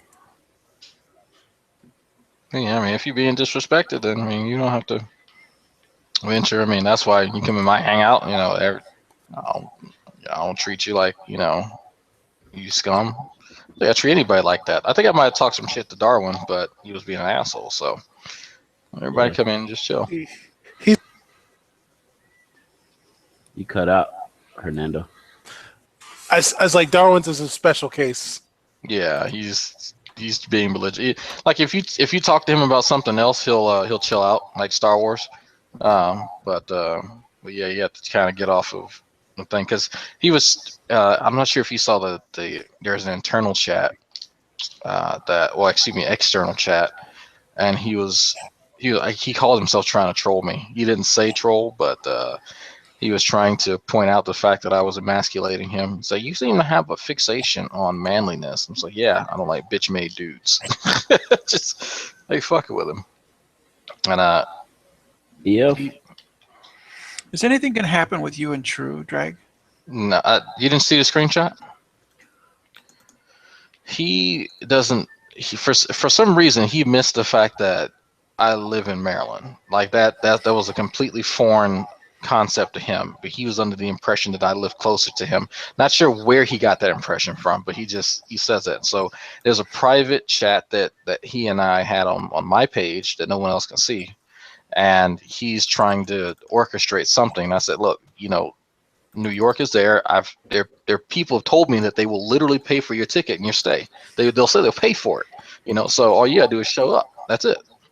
And he wasn't interested in that because he says he can pay his own way. And I'm like, okay, well, if you're a big boy, whatever, you can, pay your own goddamn way. But I don't expect him to fly down here to meet me for some ill-conceived fight that he started. So I was trying to incorporate something with the whole fundraiser thing for Gus, because I'm not going to fight somebody for fucking no reason, right? And so he's completely forgotten about the fundraiser thing. Was, oh well, you and somebody else can handle it. I don't have anything to do with that. I said, well, why did you even fucking mention it? But he hasn't gotten back to me. He said he was supposed to. He was going to go and try and figure out something as far as how he wants to do it. Because now he's just realizing that I live 11 hours away from him. So yeah, they got out of hand, kind of. It did. It was out of hand. That's why I escalated it like that to illustrate my point. He purposely quote mined me and misrepresented what I said. And so I said, well, if I were to make a video and go, well, you know what, True, you obviously have reading comprehension or listening comprehension fucking issues or just comprehension issues altogether, and you purposely misconstrued my statement. I was saying that nothing on the internet has to escalate to this point, and you've done just that. So rather than me just saying that, I escalated it to demonstrate to him why you don't do that. And now he's seeming to get the point. So now he's trying to find a way to back down, which is whatever. Like I really don't care. But he's going to rewrite history and then claim that everyone's scared of him and everyone's just stupid and everyone's this, that, and the other. And I'm like, that's fine. He's going to try and push it onto you. That's fine, but I have which he already has tried to do that. Well, but hey, Drag, I pasted in the group chat so if you guys ever do get together, do you remember American Gladiators? Yes. Yeah. Okay, you guys should do the joust. That'd be fun, actually. Like I wouldn't mind this. That's safe kind of. You get knocked off and you fall on balloons or on like a padded mattress type thing. Or like the pugils or something like that. Pugils. Something like the big slobs. Like I wouldn't mind doing that and having a good time, but it's personal with him because he doesn't like that some of us who actually know science aren't going to just go, oh yeah, True, you used the big word. Congratulations, you sound so smart. Like what is his deal with you? He focuses on you more than anybody else. I'm just going to put it out there. I think he has the hots for you. No, I don't think that. True is dogpiled, it looks like, by Steve and you guys. And I will say, I'll be the first one to say, yes, he will get dogpiled because he brings it on himself. It's not the fact that, well, we all colluded together and say, you get him, now you get him, now you get him. The only people that I do that with is me and Sam, and we will actually attack what he is saying rather than him personally. We do that quite well separately. We don't need to be together to do that.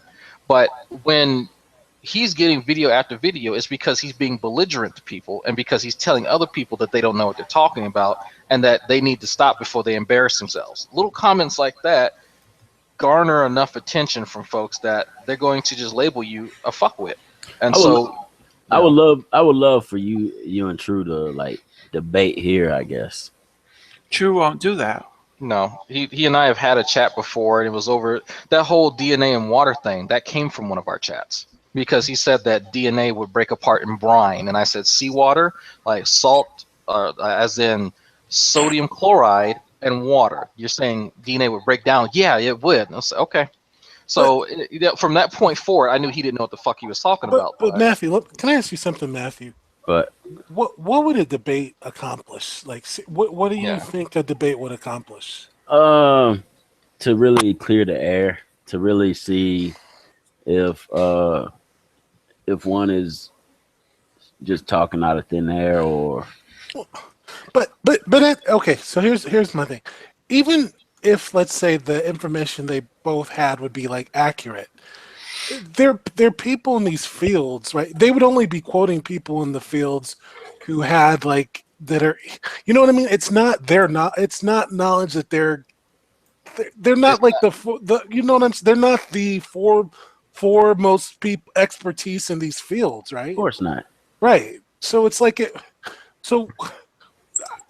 it's not an equivalent fight. What I'm saying is the creationist ID movement is not it's not like a 50-50 thing, right? It's not It's just not not. an actual Yeah. controversy as people Yeah, make it's it seem. not. Yeah, it's It's just not even close. Like a controversy in science would be like cladistics. Like if young Earth creationists said that, well, based on the genetic information of this particular protus, we think that it was a part of the creation, whatever, and then they actually presented an argument that showed it empirically that it doesn't belong to be in this section of protus. It actually belongs in some other part of eukarya, whatever. And so if you then want to take that and give it a religious spin, that's fine. But that's based on evidence. The whole abiogenesis thing, that's an ongoing field of research. Evolution is an ongoing field of research, but that there's no question in any scientist's mind right. that biological evolution happens. It only exists on the internet and with Exactly. Like, so for science, one of the like kind of points of quote unquote controversy is, did like humans were there like areas where humans kind of like developed in Africa, or was it like this one kind of that's evolution's not in dispute, but it's like did these separate kind of like groups kind of come, you know what I mean? That would be a question that like within legitimate sciences, like was one group of humans in the Rift Valley, or were there some humans in this pocket of Africa versus and the Rift Valley, and like these disparate groups? That's like a legitimate kind of point of contention versus evolution's not, right? So it's like we think it is in this community, but like for science it's just not, right? It's not. I can answer Matthew's question a little bit differently. I didn't ask a question. Yeah, you did. You asked what would be the purpose of having the debate, didn't Oh, you? that was Hernando. That was it was Fernando trying to qualify. Yeah, the what statement of would point. it- Sorry about that. Well, I would say that that it wouldn't go well because Ronnie, I guess that's his name, is a very prideful individual. He's very prideful. He's very puffed up with himself. He thinks highly of himself, in spite of the fact that he doesn't know a great deal. And so his pride would intervene, and he would. And I've seen older videos of him being in hangouts, and as soon as it becomes apparent that he doesn't know what he's talking about, He's very defensive. he gets Instant. very, very defensive, very angry, very belligerent. But I would be moderator. Like, and It hide doesn't Okay. matter. Yes. It doesn't matter because if you look at the conversation he had with Ned, Negation of P, one of the most cordial, one of the most nicest guys on Google Plus, he still did it. It did not matter who was moderating. He did not care. He doesn't have respect for anyone other than his own ego. There's no conversation to have with someone who's just going to be belligerent. You can at that point in time, conversation should cease. Honestly. Well, Drake, I'm still not a evolution believer. I believe in adaptation Okay. and abiogenesis for the creatures and all of that could be possible for all I know. And I know you guys could probably care less what I believe about that. But uh Well, is your there belief is your belief, and no it's not I it's, respect you having your belief. I it's disagree not with it's it. not just about my belief. It's actually about what I've been studying. Like is there any way to test DNA from fossils? Yep. How? You extract it from the bone marrow. No, there's well, it depends on how old you're talking about the fossils. I heard it goes to Yeah. 500 years, right? So let me qualify that. Neanderthal, we've done that with Neanderthal. That's how we know that we are genetically similar to them. Well, seriously, they found DNA in the fossils of the Neanderthal? Yeah, that did you see the picture that me and that Hannah took of me, and I'm pointing at 3 vials in a display case? Well, I keep track of you a little bit, but it's not very obsessive. I don't see everything you do. Okay. I'll post it again. It's fine. I think Hannah posted it too. I'm pointing to 3 vials. One is human DNA, one is Neanderthal, and the other is chimpanzee. So we do have genomic information on Neanderthal, and I believe it was done de novo. I have to check with Sam about that and CRISPR, but I want to say it was done de novo. No, I don't even know what that means. What is the age limitation on? Is there an age limitation? 500. 500 what? years. Hermione, you just let it slide. You just I don't let- think it's 500 pretend, years. Pretend that you knew what it meant, because I I don't know what it meant either. I just made you it just you just let it slide. Here we I go. don't think 500 years is the limit, because the whole Kennewick man case where the scientists were saying that the remains they found in like Missouri were of people that were Asian, and then the native tribes were saying that the remains were that of a Native American, and they dated that to 8,000 years and got the DNA out of that person's tooth. So I know it at least goes back 8,000 years. No, it's in the millions. Oh yeah, I just knew we couldn't do 500 years. It's not like you can Jurassic Park it, right? Okay. Right. Yeah, I just knew 500 years was not right. It's like if they're talking about 100 million years ago that they got DNA, that really is an amazing discovery. Yeah. Let me explain where I got this from. Fossils not containing organic material, but for answering the more general question of preserved ancient DNA, it is important to keep in mind that the half-life of DNA amount of time it takes 50% of the DNA to degrade is only about 500 years. Okay. Only incredibly well-preserved specimens will have enough DNA to be sequenced with modern technologies. So my issue here is that where are you getting that information from? Is what institution? PhD student Patrick Short. That doesn't hold up. You got to be careful because it depends on what it was fossilized in. So, Yeah, well, you didn't let me finish. It was well let me finish. He said the Iceman, for instance, was incredibly preserved. The Iceman, for instance, was incredibly well preserved, meaning the DNA half-life would be increased dramatically from 500 years. So I wasn't done. no, but okay, I'm glad that you realized that. But I think it may be the case if we are exposed to the elements that the half-life is 500 years. But if you're not, I think it can go into the millions.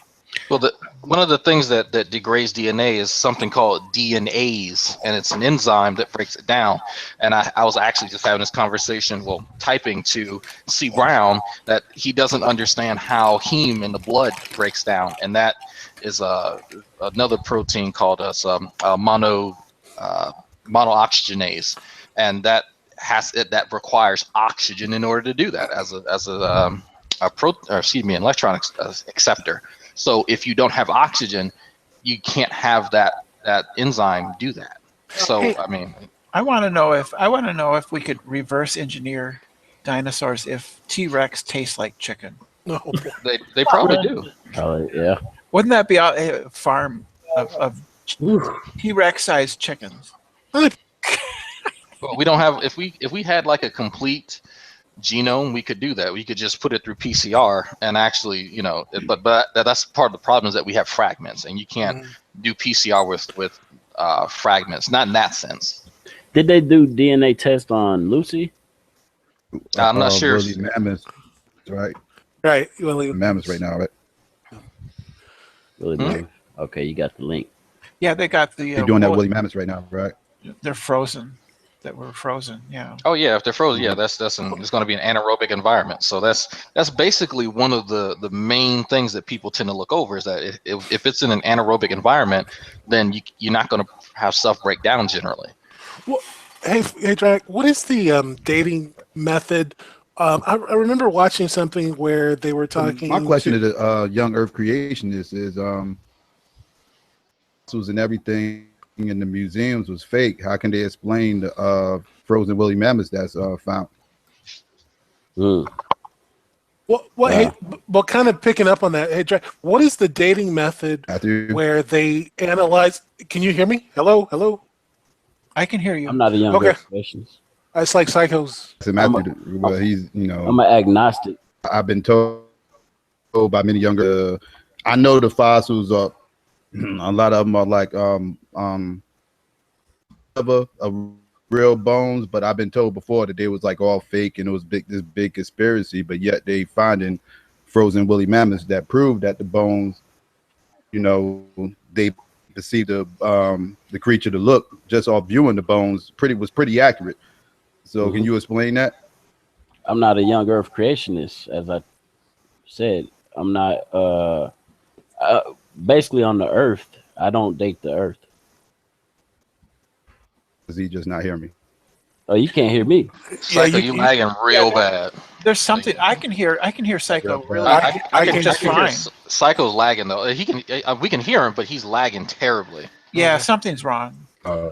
What is the dating method, Drake, where they date by the amount of like phosphorus and like animal droppings? Do you know what I'm talking about? What is that called? Where it's accurate to like maybe a couple tens of thousands of years. Oh, if they're using isotopes of phosphorus and something like what is that? I can't remember what I know what you're talking about. I cannot remember what it's called right now. I have to look it up. Okay, yeah, because you always get objections to the to radiometric dating, but I was watching something where a woman who studies the mammoth like dated some of the bones she saw there to like 15,000 years, and that's old enough to disprove young Earth right there. So I mean, you can date all kind. You can date the soil that the specimen was found in, which is common. Yes. You can date the specimen itself if you can get a fragment of it. You can use the information from the geological surveys that have been done in the immediate vicinity and around it, and you can get a lot of information there. I mean, it just there's no like one source that's that there was yield information. But she was doing it by the level of, I don't know, was it phosphorus in the animal droppings in the soil is how she was dating the fossils that she found, right? So I don't remember what that method was called. But it was animals leave droppings, right? And you can tell by, I think it was the phosphorus level in the droppings at that layer of the soil, how old that layer of the soil was, right? That's what she was using to date. Mm-hmm. So you can also date if you find a fossil in a particular place in the geological column. I mean, if there's like, for instance, a layer of volcanic ash above it, and that's something that you can easily date. You just ask the geologist when that eruption occurred. Well, then it was before that. And then if it's like below, I mean, if it's below the volcanic ash but above, say for instance, some sediment that came from a flood, well then you can date that. You can figure out from other sources when that flood occurred. Mm-hmm. And so then that the fossil is between those two dates. Yeah. You can give a ballpark that way, and then from that you can go refine it better. Brenda, taking that account, you're making an assumption, because if you thought that the flood happened a million years ago, let's say, and so you had a young Earth creationist argue that it happened, I don't know, 1,000 years ago. Oh, I'm talking about a local flood. Right. I don't care if it's local or anything, but if you use points in time to date other points in time, the issue is somebody could just use a different. Well, you would just consult with a geologist, and they've already worked this stuff out. Right. I don't think it's just as arbitrary. Right. Yeah. I don't think that it's it strengthens the point that it occurred around that many years ago. I think what it strengthens is it occurred around the same time that these other things were happening. I mean, because we know that there was no global flood. We know that for certain. And so, but there are certainly local flooding. That's where you find flop fossils, or many flop fossils are in floodplains and river deltas, things like that. You can find them in other places. You can find them in other places also. I don't know about that one, Brenda. You know that the flood didn't happen? There was no global flood. No, of course not. Global flood? Of course not. There's not enough water. Yeah, hold on. You're lucky I'm not really equipped or wanting to fight that right now. Okay. Well, we can look at a few things. There's plenty of information to say otherwise.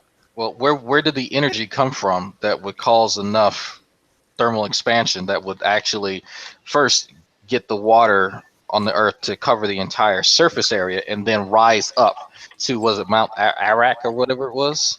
Ararat. It's called Ararat, yeah. So first you have to find where that energy comes from, and then where did it go, and why did it not cook everything on the Earth when it actually got there, however it got there?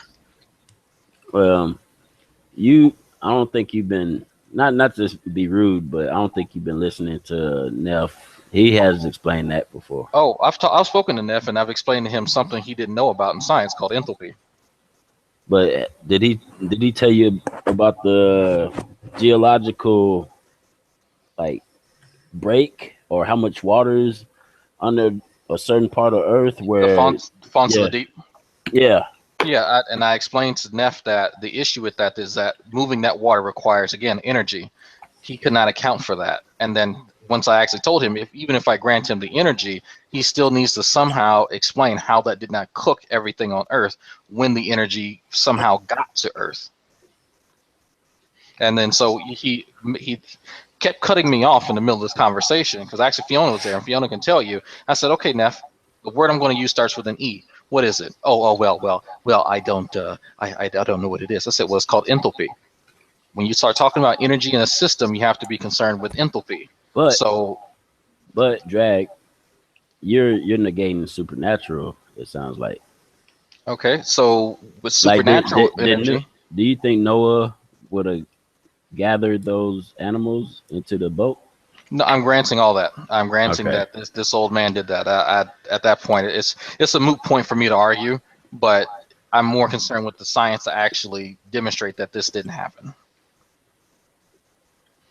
Like, you have a big issue with anytime water moves, there's energy involved. If you have water deep within the Earth, now mind you, the Earth is constantly pulling everything toward the center. You have enough energy to force that water up, and then to fill the entire world. And in Neff's claim, touch the moon. That requires an enormous amount of energy. And someone actually on G Plus calculated it, and it would be impossible for the Earth to hold that much energy and still stay stable. And so what Neff told, and here's the funny part. Neff told me that it was an ice age going on at the same time, and that negated the heat. And so I had to end the conversation there, because there's no question that Neff does not understand anything about physics. That I'm not questioning that, but the fact that he would make up a lie in the middle of the conversation after admitting that he had never heard of enthalpy ever in his life was just remarkable to me. Man, you need to debate some people, man. I hold the. never heard of enthalpy, but he's head of of course he's heard of entropy. So how? But could he's never heard of enthalpy. Yeah. If you ever want to settle some debates with people that know what they're talking about, right now I'm drawing blanks. I don't even care to discuss it. Like I said, mine is on faith alone. I can't prove it to you. Yeah, and that's fine. And and I accept that. That to me is, an acceptable answer. It's like, I just believe all this on faith. And, for me, it's like, you know what? If there is evidence of this, then let it show. But for the people who are like Neff and like True, who want to pretend that there's some empirical evidence for it, well, they have an incredible burden of proof that they need to substantiate their claims with, and it just is not there. And it's part of the issue is that, for me, they don't know what they're talking about. They lack the requisite knowledge and education to make those arguments, and that the argument does not, the evidence for their arguments just simply doesn't exist. And the issue becomes, Matthew, I think, for me, like growing up, even with very religious parents, my parents were very religious, but they were very educated, right? But they got to that point where it's like the first crack for me, I remember it, was the Tower of Babel story, right? And in my 6th grade class, right, I think it was like social studies, we were talking about the origin of like languages, and I believed the Bible completely, and I said, oh, languages came because God scattered people's languages when they tried to build the Tower of Babel. And my social studies teacher was like, well, that's the religious, kind of connotation of where it comes from. But we can see in books that these languages existed for a long time, and people, blah, blah, blah. She gives me the basic kind of answer for it. That, I mean, to me, it's like anybody who's a Christian, you get raised in it, and unless you're like really fundamentalist, there's going to get a point where you hit facts, right? And something's got to give. Something's got to give. Oh, your teacher said that these languages were around for a long time. Yeah, that was a crack for you. That was that's one of the clearest memories where I was like. So something's I had to be right here. When I was like 12, because I was like 12, right? This was sixth grade. I was 12, and I believed everything about the Bible at that point, right? Sorry, But you were a literalist? was this? You were a biblical literalist. Yeah, Wow. See, I can't help that. yeah. Well, and what's crazy is my parents have like advanced degrees and all this stuff. It's not, and they were never like they were big on like taking honors classes and doing all that stuff. So it was never like they hid knowledge from me or anything. But I just believed the Bible was literally true. That's amazing. Yeah, that's how I am. Yeah, that's not how I am. Yeah. At all. It's hard because I don't entirely get it. But I believe the Bible is true, but I'm not going to make claims that I don't know about. Well, I think a lot of people, even atheists, do this. They assume that the Bible is to be taken literally, and it's a compilation of books. One of those books is a book of songs. You don't take a song literally. Like who takes a song seriously? Oh yeah, of course, of course.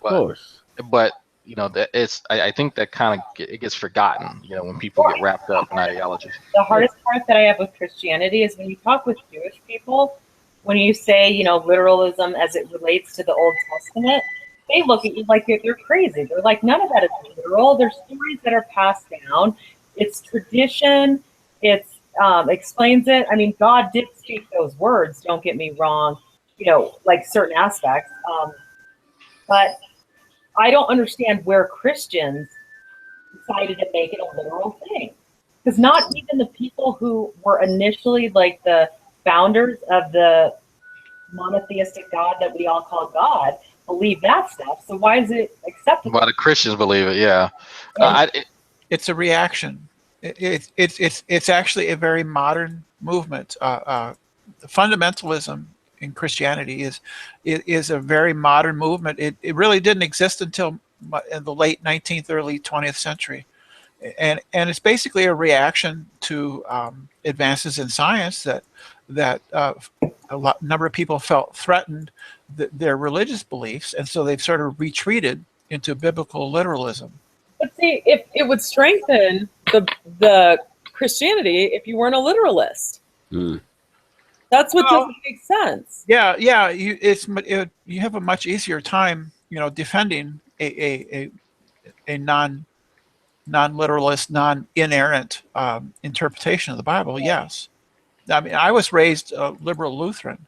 We were taught that biblical literalism is a heresy. It's literally idolatry because they worship the Bible, not God. Right.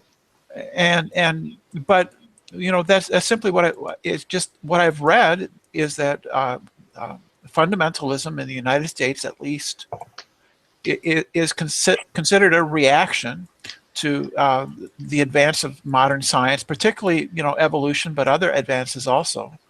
It's a reactionary movement against the advancement of science, and also probably cultural advancements also.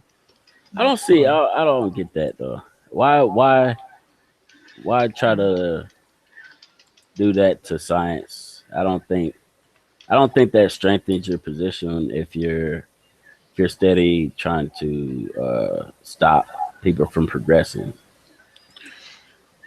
Well, it's denial. People aren't always rational.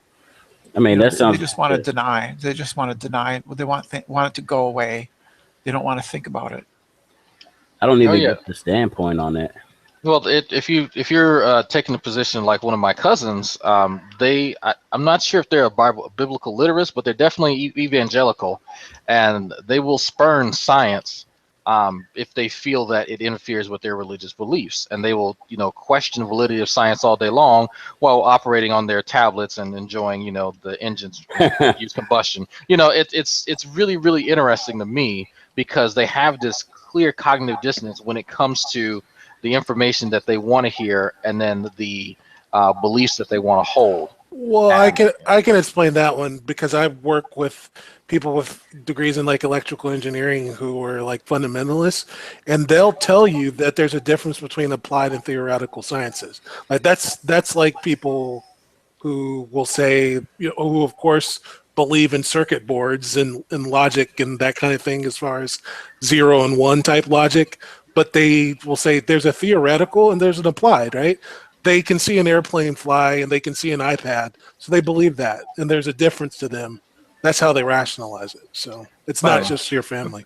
But electrical engineering these days depends pretty heavily.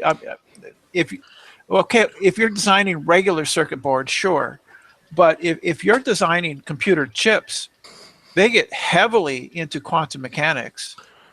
No, you'd be surprised. Like really? So the most religious they've done studies on people with like electronic engineering degrees, and people with like electrical engineering degrees are like probably like the most religious out of like people with engineering. It's they've done those breakdowns I've talked to people like that are like, no, this is applied. I can see it. It works. It's not it's not some mumbo jumbo kind of esoteric thing. Mm. It's what I've seen, right? That's how they can kind of separate the two. So it's Here's something that you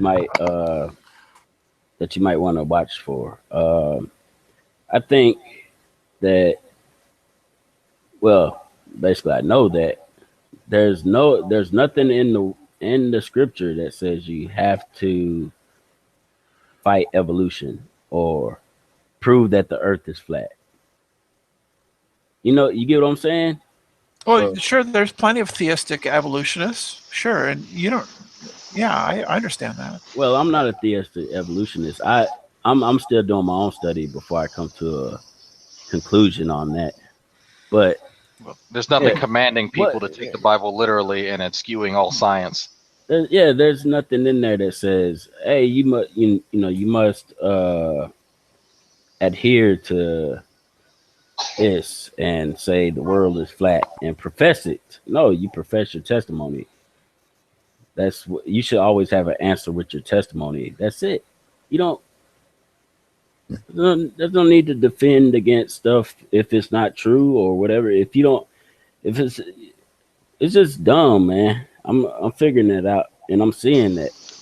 Well, I will completely agree. I think people are coming up with. I think some people in their minds, and this is just completely my opinion. I think some of them want to be victimized and martyred. So if they feel that they can be looked upon with scorn by eschewing science, then they'll do it. I think Beckel is one of those people where he'll gladly do it just so he can feel that he's a victim, and then in his own way feel that he is now living the Christian ideal. And it's a really weird mentality that I see. And again, it kind of feeds into that whole anti-intellectualism where having less knowledge somehow makes you a better person in some weird warped way.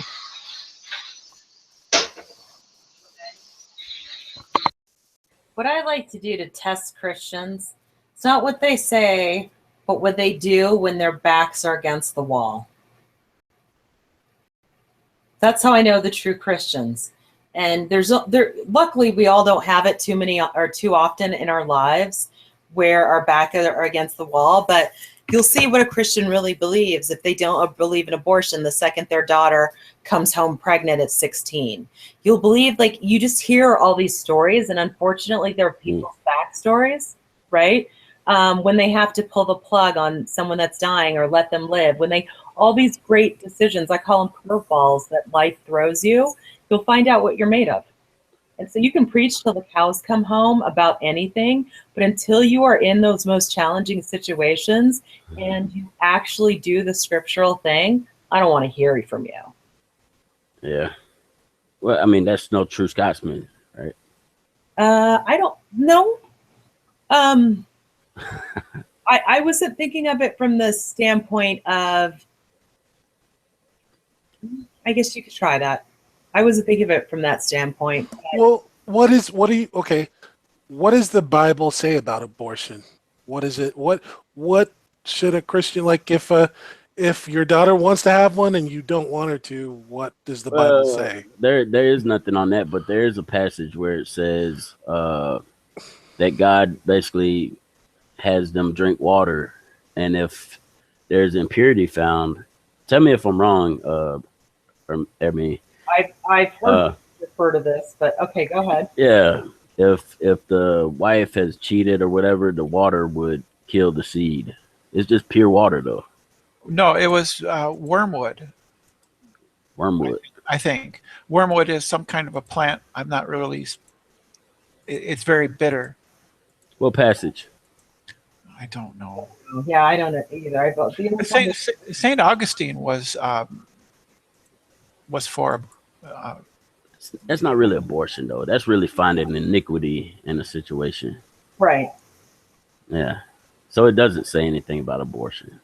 Yeah, but I think you could argue that it does say about life. And if you're not allowed to commit suicide, why would you be? You know what I mean? Like, you can extrapolate some things. Pretty obvious. And my stance on abortion right now, let me see. I kind of find it hypocritical for especially men to wear condoms and talk about abortion. And I'm talking about basically if you're married or whatever, or if you're having sex in general, or even masturbating, if you're wasting seed, that could be considered as abortion also. Well, that's the Catholic Church's position. Even though I know a lot of people won't like that stance, but damn, have I committed those sins, right? Well, that just displays total ignorance about how about human reproduction is all. But really, you would think that the creator of the universe could give information that wasn't, flatly wrong. Or maybe he just didn't want people jacking off all day, because that actually does hurt your sex drive, gets you into things that are problematic. Speak for yourself. Yeah, I'm so kinky because I was taught. No, but I'm sorry. I think I did say that wrong. I think that is maybe what he was trying. The creator was trying to guard against.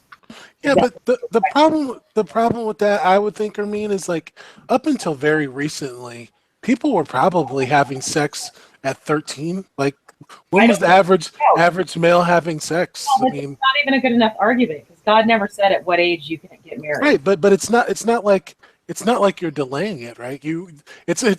It's not like masturbation caused. So people were having sex. They were having lots of children and lots of sex. Stay focused on the same topic. If you're going to bring up that example, it needs to relate to having sex in marriage for Christians, right? Like that would be like, so if you want to continue down the path, God, one, never said what age you can get married. That is a modern day construct. Right, but abortion is an issue now because there's like a premium placed on the expenses of having. It's a modern issue because children are expensive now, right? We put a premium on education, and there's a benefit to having children later. That's why this is an issue now versus why it wasn't 300, 400 years ago, right? Okay, so what's the connection you're trying to make? But I'm saying you're saying there's like a biblical kind of answer for it, and I'm like, it's really a modern issue.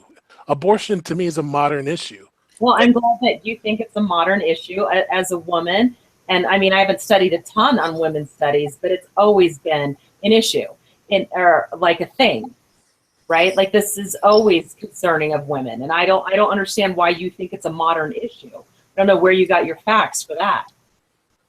Well, because okay, so let's take it back 50 years ago. A woman gets pregnant as a teenager. There's kind of a social stigma, right? That she's not married and is a teenager type thing, right? Versus like 100 years, say, let's flash forward 100 years back. If that boy impregnates that girl, there's going to be a forced marriage and they're going to be forced to marry, and that's going to be the end of it, right? So it's kind of like a modern thing, right? There's a stigma, right, to having children unmarried. So but you how does it make it wrong that God said this is when, like, at conception happening, like you shouldn't be, like he said, you shouldn't have sex outside of marriage. And he said, you know what, I don't get it. Yeah, but I'm saying people had sex outside of marriage, right? Right. He's not telling you, like, he's telling you, stop doing this now and you won't have any more of this other shit.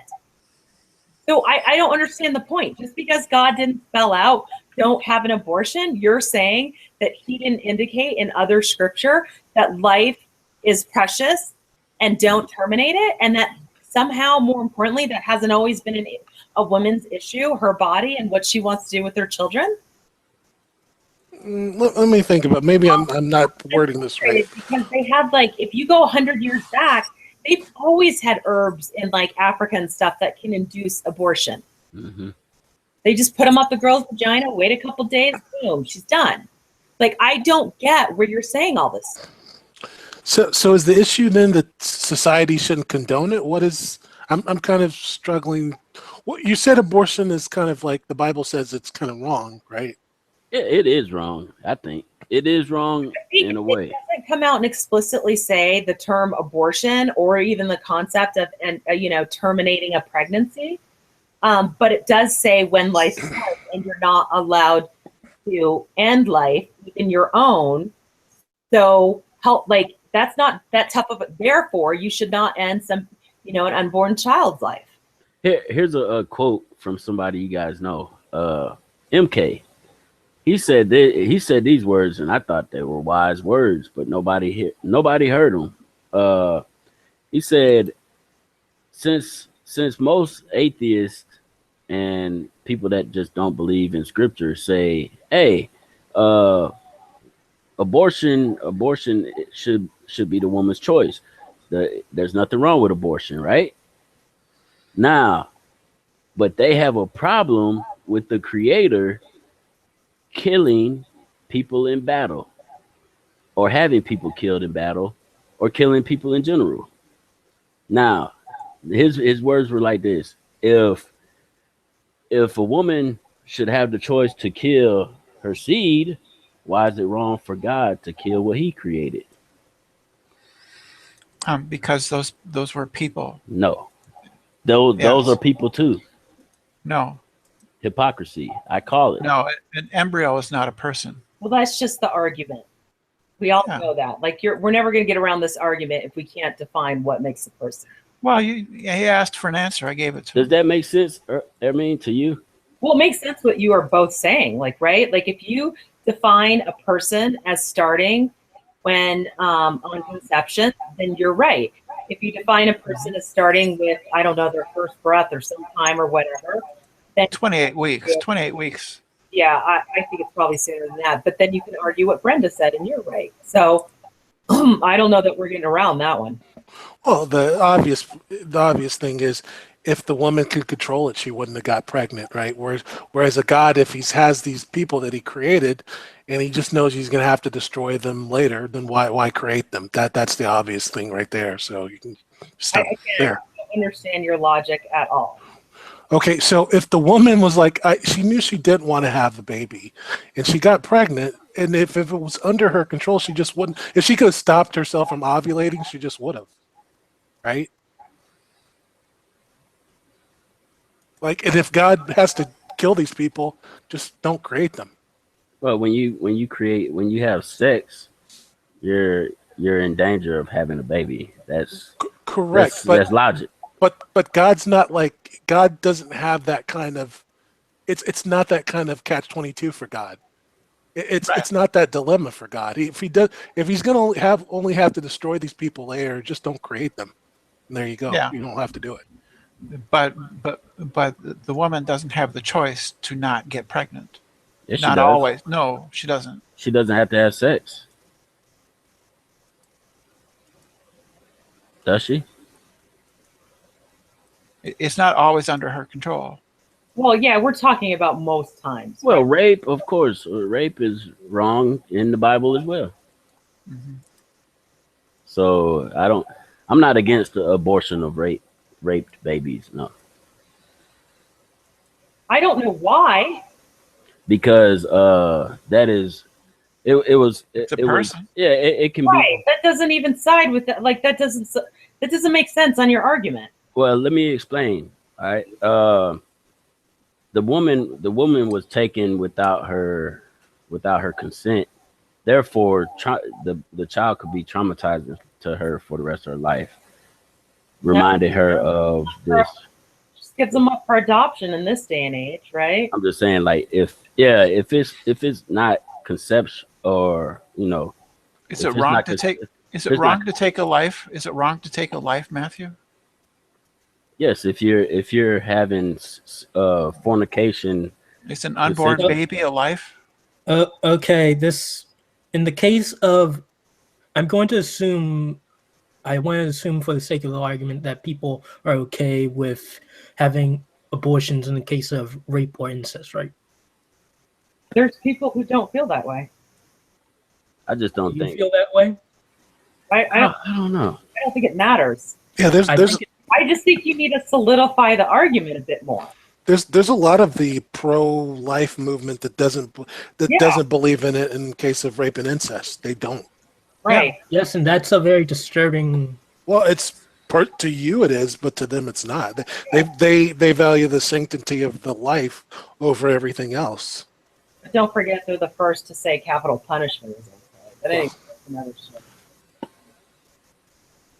But yeah, Oh man, I'm gonna buy C. Brown a fucking biology book for Christmas. That's what I'm gonna do. It won't I'm do not- any good. invite him in here, Jack. Jeez, let me get him in here because this is ridiculous. Every time he Who's the tells me C. something's Brown character. every time he tells me something's impossible, I've literally done it in the fucking lab. Like it's like, oh, we'd never observe an environment which oxygen can't get into. I'm like, have you not heard of anaerobes? Like seriously, like what the fuck, dude? I'm tired of hearing the arguments instead of seeing them. The YouTube is desolate. There's no one defending. It's just more attacking than defending. And, Wait, what do you mean by no one's? Which arguments are you talking well, about? Nephilim used to have his room up. People used to have rooms up, throwing their case around, but now I don't see any cases being brought forth anymore.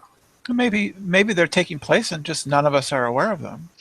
Nephilim has tried to become relevant by attacking Arn Ra, which that didn't go out very well. But he tried to, I think, get Steve maybe into a conversation, Isaiah. But again, Nephilim Free ran rampant when there weren't too many people on Google Plus who had a strong background in science. That's why he was allowed to flourish, because he would bring up stuff that not too many people even knew about. So he just fucking ran game on them. But now that there are more people, such as my fucking self, who have actually gone to fucking school, who have taken time out of the day to actually sit down and read over some of this stuff, you go, no, this dude is running fucking game. So it's true empiricism. He's running game. And then you call them out on it and they get pissed off and they don't want to talk anymore. You basically just call them invasive species. To answer your question, the reason so many people have left is twofold. One is the time of the year, it's like the holidays, but the other is ever since that sniping thing went down, Yeah. a lot of people are going to other platforms. Ah, that makes sense. I never thought about that. What other platform would they go to? Do you know? Blab.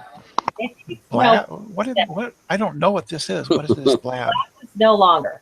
Yeah, Blab died. Okay. Blab died. Word after fucking shit. They're going to Skype. Ah, To Skype? Oh, okay. Yep. Well, they're not broadcasting their channels anymore. No, yeah. I'm sub to all of them. Majority. Skype has like multi-hangout feature. I mean, multi-person feature. Yeah, for free.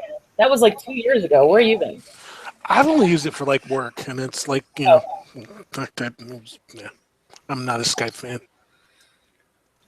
I guess I'm gonna have to study up and combat Dragnot. That's what's up, dude. Like, no, that's what I tell you and Odeon and a few others, Wayne Fillmore. If y'all feel that y'all got good cases, man, get together. Go look up the stuff. Go do some research. But here's the problem to me, Jack. Like the let's take the flat Earth movement, right? That it's obviously not true, and the people that empirically know it's not true, like NASA, could they just don't think it's like NASA people are busy taking photographs of Pluto. They don't have time for stupidity, right? So Right. it's like they're just not going to deal with that, right? But- It's so trivially provably false that the most educated people on the topic just won't deal with it, right? They could kill flat Earth though with one swift swing of the sword, and that would be to broadcast the Super Bowl. That's what they need to do from satellite. What? Yeah. Broadcast. You don't think they have satellites in The thing is, What are you talking about? hello, Brenda. I don't know Why would having the Super Bowl? Let him say I it. don't understand. Let me explain. Brenda, let him. They claim that there are no like recent images. Like it needs to be live images from space shown from the satellite to prove that there are satellites in orbit. Right? What he's saying is you take the thing that people watch the most, so the most people see it is the Super Bowl, broadcast that in like a so it's in the moment, people know it's not something that's recorded. But it is broadcast by satellite now. It has been for years. No, we're not talking about broadcasting the satellite, the Super Bowl down. We're talking about shooting an image up Yeah.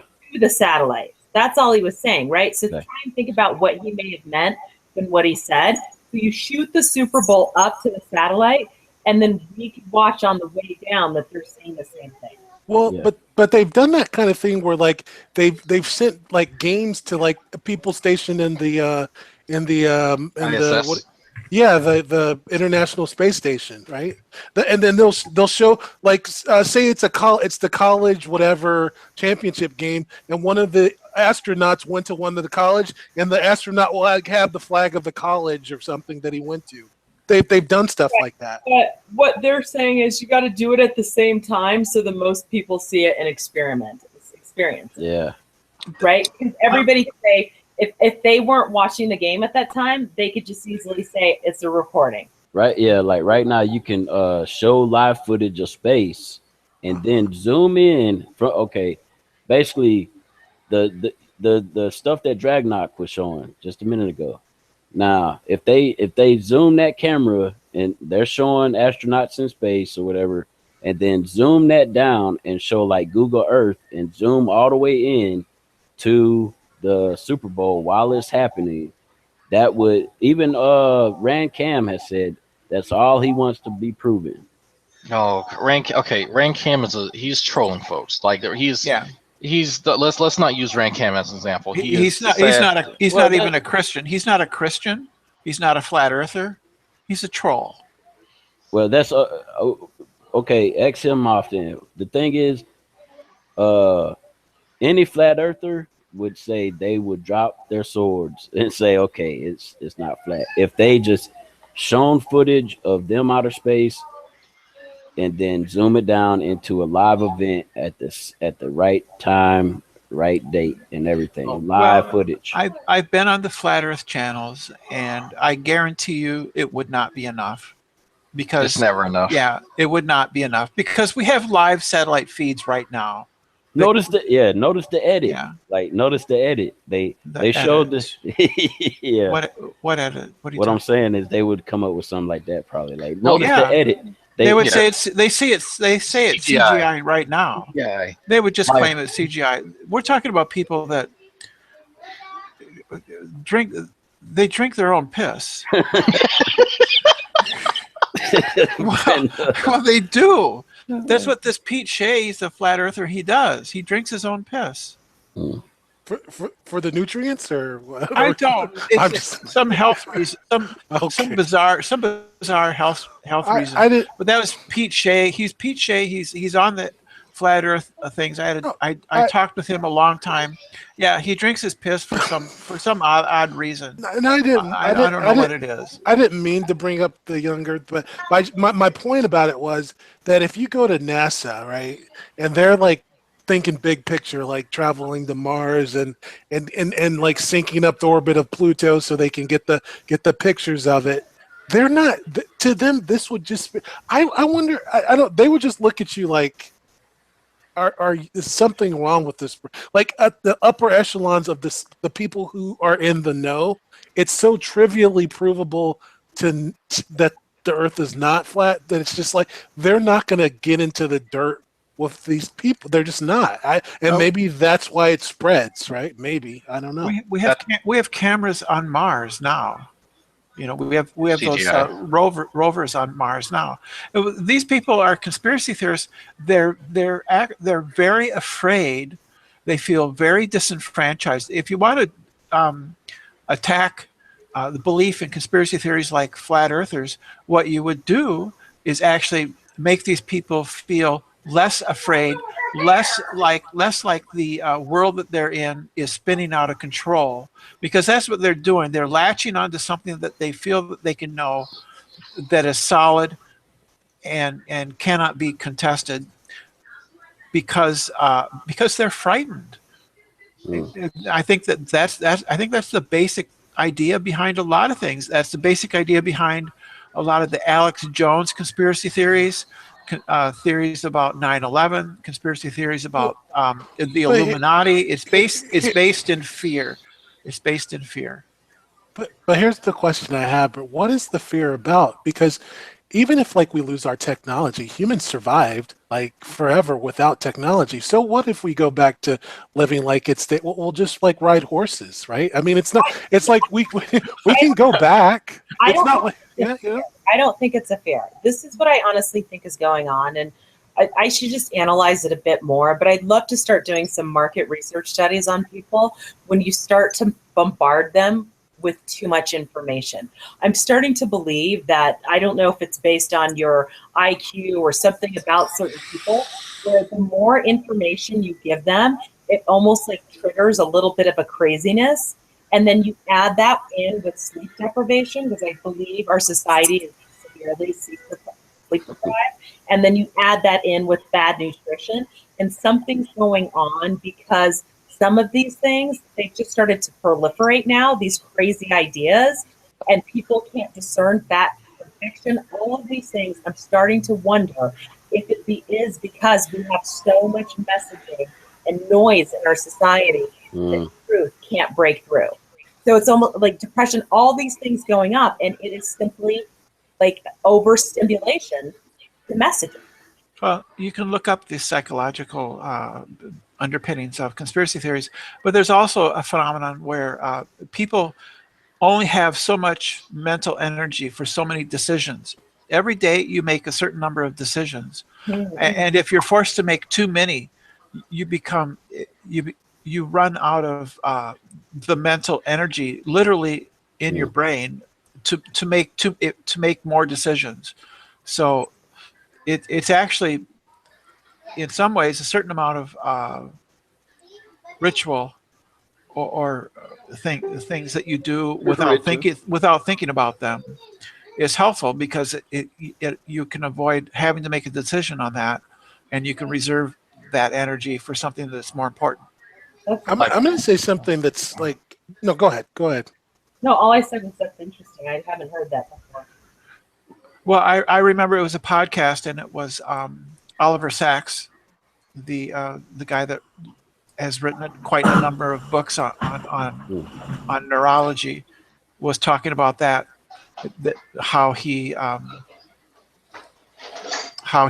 conducts his daily life. My kind of thesis is that we listen to what the common man says too much. I think the common man's too empowered. Are you against the proletariat?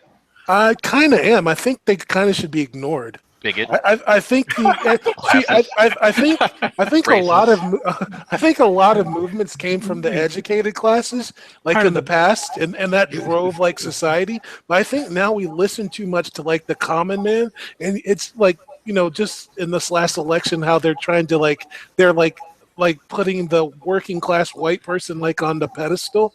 I feel like we need to ignore people, ignore the masses. Filthy bourgeoisie. You'll be first up against the wall when the revolution comes. No, I feel movements are made from the educated. It's like what's happened to America is like there's been like this there's an anti-intellectualism, and that's part of our problem. I think we listen too much to what the uneducated say. So Fernando and I are part of the talented 10th. Fuck you all. No, I'm not saying I'm anything. That I couldn't agree more. Yeah, I can. Me too. This is interesting. I feel like we should defer to those that are in the know. I don't know. I've been joking about it, but I think that there is a really sharp increase in the anti-intellectualism. And then when I didn't buy into it very much until I saw Obama become elected, and then people were remarking that he's too educated, and I was like, well, what do you mean he's too educated? Like, he's too successful in his academic prowess, like his fucking his legal acumen is too strong. That was bullshit. That was racism dressed up as an excuse. Yeah, I know, and that's the thing. But still, people bought into that, though. All of us agree, but people bought it. The issue is not some of these that you brought up to, but we have to ask ourselves, why are people so gullible today? What is going on? And if we can't find that answer, we have to figure out how to program them or to create truthful messaging or communications or whatever, where people will start believing the truth instead of fiction. Well, I'll get on that. I'll build a Tesla coil and broadcast the truth to mind control everybody. You know, I'm getting on that sooner or later. Well, I don't think you have to mind control. I wish there was some opportunity for that. I thought it was funnier than that. Okay, I'll try again. Okay, well, here, Ermine, I'm going to challenge you on that for a second. Going for the joke. Well, we're going to work on your delivery one day, Brenda. But okay. on a serious level, so then who then becomes the arbiter of truth, Ermine? So if I say, well, let's put this, very intelligent secular individual in charge of it, and he goes, well, you know what? I'm an anti-theist, and so people who hold these religious views that are contrary to known scientific facts such as evolution, well, guess what? You're in need of a reprogramming. So you know, how like who's the arbiter of that? And that's what I kind of worry about, even from a secular standpoint. Okay, so first of all, I don't know that there ever could be or would be an arbiter of truth. I don't think there is one now. I don't think there's ever been. I mean, the only arbiter of truth that people have been able to latch onto goes with religion. So when you ask, like, I don't think that that's the solution, right? Is to have to even arbitrate truth. I don't think that's the solution. I think you can get people to change their minds and their opinions irrespective of truth. So it's just the truth that you want them to know or not want them to know. If you see people, I don't know, you have to give me an example and I might give you a solution on how to change their mind. But I can tell you right now, it's not going to be through logic and reasoning. And that's what drives scientists and people in the know mad. Correct. I agree with that. I totally agree. Well, if it's not logic and reason, then are we to, you know, use some type of nefarious means? Like, so I guess Why would you call it nefarious? Why would it be nefarious to tell people the truth? If it's have to use means that aren't logical, or logically reasoned. well, that's my thing. If we're using fallacious logic to come to this conclusion simply to force someone into, you know, the quote unquote truth. I didn't say we were using fallacious logic. See, you keep going up the inference ladder. I'm saying you have to use some other mechanism besides logic. Okay, so what other than logic, then what are you specifically referring to? Okay, what do you think I might be referring to? I have no idea. Have you ever heard of emotions? So it would be an appeal to emotion. It could be an appeal to an emotion. That's fallacious. It's That's not exactly what I said. An appeal to emotion is a fallacy. No, the truth is, this is not it. I'm asking you to separate two things.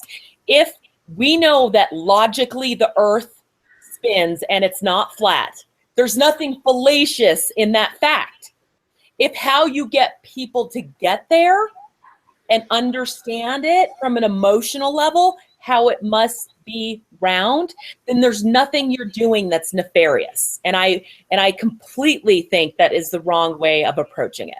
Well, so I'm reading this book called The Undoing Project by Michael Lewis about these two Israeli kind of cognitive like scientists, and they basically came to that conclusion that people fundamentally don't act rationally, right? And they've used this to like you take that into account, and they've used it to like make people do counterintuitive things to get the results that's kind of what you're saying, Ermine, right? Like understanding that people aren't always rational. Okay, that we take that into account. And then from that, we kind of work out how we're going to overcome these irrational biases that we all have to get the right results. Is that kind of what you're saying? No? She muted? Don't know. I think for the most part with what you're saying, that's exactly what the science of public relations is about, exactly what the art of marketing and advertising are about. You have to get people to switch their mind and opinion. And if you actually believe, I think it's something like 1 in 17 people will actually purchase things and make decisions in a rational way. You know, 1 in 17 on any claim. Yeah, I mean, as I said, I just started reading it. That's called like the Great Undoing, and it basically these two, they showed that the Israeli military was basically promoting people. Yes, that was. Yeah, like based on like stupid kind of characteristics that have nothing to do with the success of whether this person should be an officer, right? So they said, like factoring that you're going to want to like you're going to want to promote somebody because they're like tall or because they have a symmetrical face, something stupid like that. You've got to reinforce ways that like take these biases out, right? To get to people that this is not the way the process should be. Like you've got to work against these biases that we have that are not rational. Kind of reminds me of a cartoon called Invader Zim, where it introduced this species of aliens where they revered what they call the tall ones, and the tall ones were just that. They were just tall. or they Right. appear to be taller than the average of the species, and so they were the ones that got leadership positions, even though they really had no other criteria other than being tall. Yeah, Well, it was more than them being tall. You got to understand from a mindset, it was them being tall and them being revered. So it's a lot easier to lead when you are revered than anything else. right. But it showed up, right? Because Wait, hold on a sec. I want to make sure that Dragnot got that distinction. About the tallness and the reverence. The reverence. It's not really the height that's the interest. What's important is the reverence. And it's much easier to lead in that space. And so while you could have taken it, oh my gosh, it's just because they're tall. No, it's because all of society deemed tall as preferred. Hence, the people who were tall were revered and were accepted upon to lead. Yeah, Completely different. the way I looked at it, they correlated success with tallness. Like tallness was completely. It could have been the fact that they were a different color, but they correlated that with some positive aspects. So then they formed the belief off of that. Right, but it's self-reinforcing. Yeah, I'm hearing you. I just have to keep muting my mic because my son's running around. Sorry, I'll was saying it's self-reinforcing. But it comes across like all the time because like this whole election, people just kept saying over and over and over, logically, people can't be voting for Trump. How many times did we hear that? Like, it just doesn't make sense. You just hear that all the time. How do people vote for Trump? They just, people like the educated media, political science just couldn't wrap their minds around how are people voting for this guy, right? Because if you look at who we are and what we value over time, a person like that would never make it through. What they didn't understand is something on a global scale is changing and shifting. And instead of them getting outside of their comfort zones and understanding the people who were voting for Trump and the multitude of reasons why, they just concluded you can't vote for him because of all of these things that he says. Right. And so it's so frustrating because, I was a delegate, so I had to go through my convention at numerous levels, and you could have seen anger and frustration from different groups on how the establishment is treating people. People actually think people voted for Trump, and maybe a quarter of them did, but what they were voting for was anti-establishment, anti-elitism, anti-political correctness. Right, but like when I watch Trump, right, I see him and I go, obviously this man is elite. He went to the University of Pennsylvania. Okay. That's an Ivy League. No, but I'm saying is like what you're saying is like, okay, he's spewing a populist message, but I see that and I go, okay, he's saying this to these people, but there's no reason that they logically should believe it. okay. Right? That's what I see. Right, and that's why I keep saying that your logic is your fault.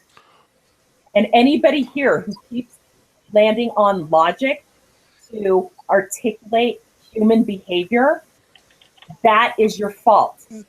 With that, you look at Trump and you see someone who is in that elite class. I'm going to call bullshit because elites don't see him in that class, number one. What they are looking to Trump as, if that is the type of billionaire that they would be. That doesn't mean that they're elite. It doesn't mean that they have class. All that gaudy gold imagery, all that over the top marketing, this, not caring about protocol, that is not elite. Elite people care about custom rituals and protocol. Elite people, or that elitism, cares about that you don't have gaudy gold statues in your house. That shit is tacky, right? There's things that are just tacky and not classy. The man has no class. So what the people in West Virginia or parts of Michigan or the places that voted for him heavily, they don't align with your old school traditional wealth. He is the new wealth. And he resembles that better than anything, where you can make $10 million by having a great YouTube channel. that's what they're aspiring to be, because they will never have the old wealth and what I call, and everybody calls, high class. So low class people align with low class wealth because they really believe if he's able to make these changes, then one day they could become that billionaire. All right, I'm off my soapbox. Sorry. I don't really have a problem with Trump. I really don't. I didn't vote for him, but he seemed like the best decision besides the two. I don't, even though not really with Hillary. Hillary has her, politics. She knows the role of being a politician, and probably wouldn't nothing change. But still, I don't know. Something about that Hades Clinton scam that I just couldn't look past. But either way, I didn't vote anyway, so. Did you say Haiti or Hades? Yeah, Hades. Yeah, Haiti. Hades. Like, is that alluding to some biblical? No, Haiti. What do they do in Haiti? Okay, they had that, I think it was a hurricane or earthquake, and a lot of their funds did not go towards helping those people. A lot of those people died from bad sewage, and the UN brought in, I think it's called cholera or something that messed with the water, the drinking water. Cholera? Yeah, No, cholera. the UN didn't bring in cholera. Well, their waste. Cholera is a result of unsanitary water. Yeah, they were using their. Okay, here's what happened. Hold up, let me finish real quick. What? Let me finish real quick. Nah, they built condominiums or homes for the Americans that were going over there, and they built football stadiums, even a Olympic site over there. But the Haitians were telling people they didn't get anything. They didn't get any help. They even made a warehouse for the Haitians to work, slave labor basically, and I forgot how many millions of dollars. I think it was about $1 million police station that they did not need. These people received no help from the Clinton Foundation at all, and that money. And hold up, one more. The email that was leaked showed basically a high five to Haiti's misfortune, and I can link that if anybody wants to see it. Basically, according to that person that was talking to Hillary, this is a jackpot or gold rush. Okay, so here's the thing. The Clinton Foundation is a private foundation. It's not public funds, right? You know that, right? It's a private foundation. We all donated money to it after the earthquake. After the hurricane. Well, so like Wyclef, who's from Haiti, like was accused of stealing money from the Haiti funds. Yeah, but he wasn't running for president. What argument's driving me nuts. What is Hillary Clinton has no obligation to Haiti. It's not a state. It's not a U.S. state.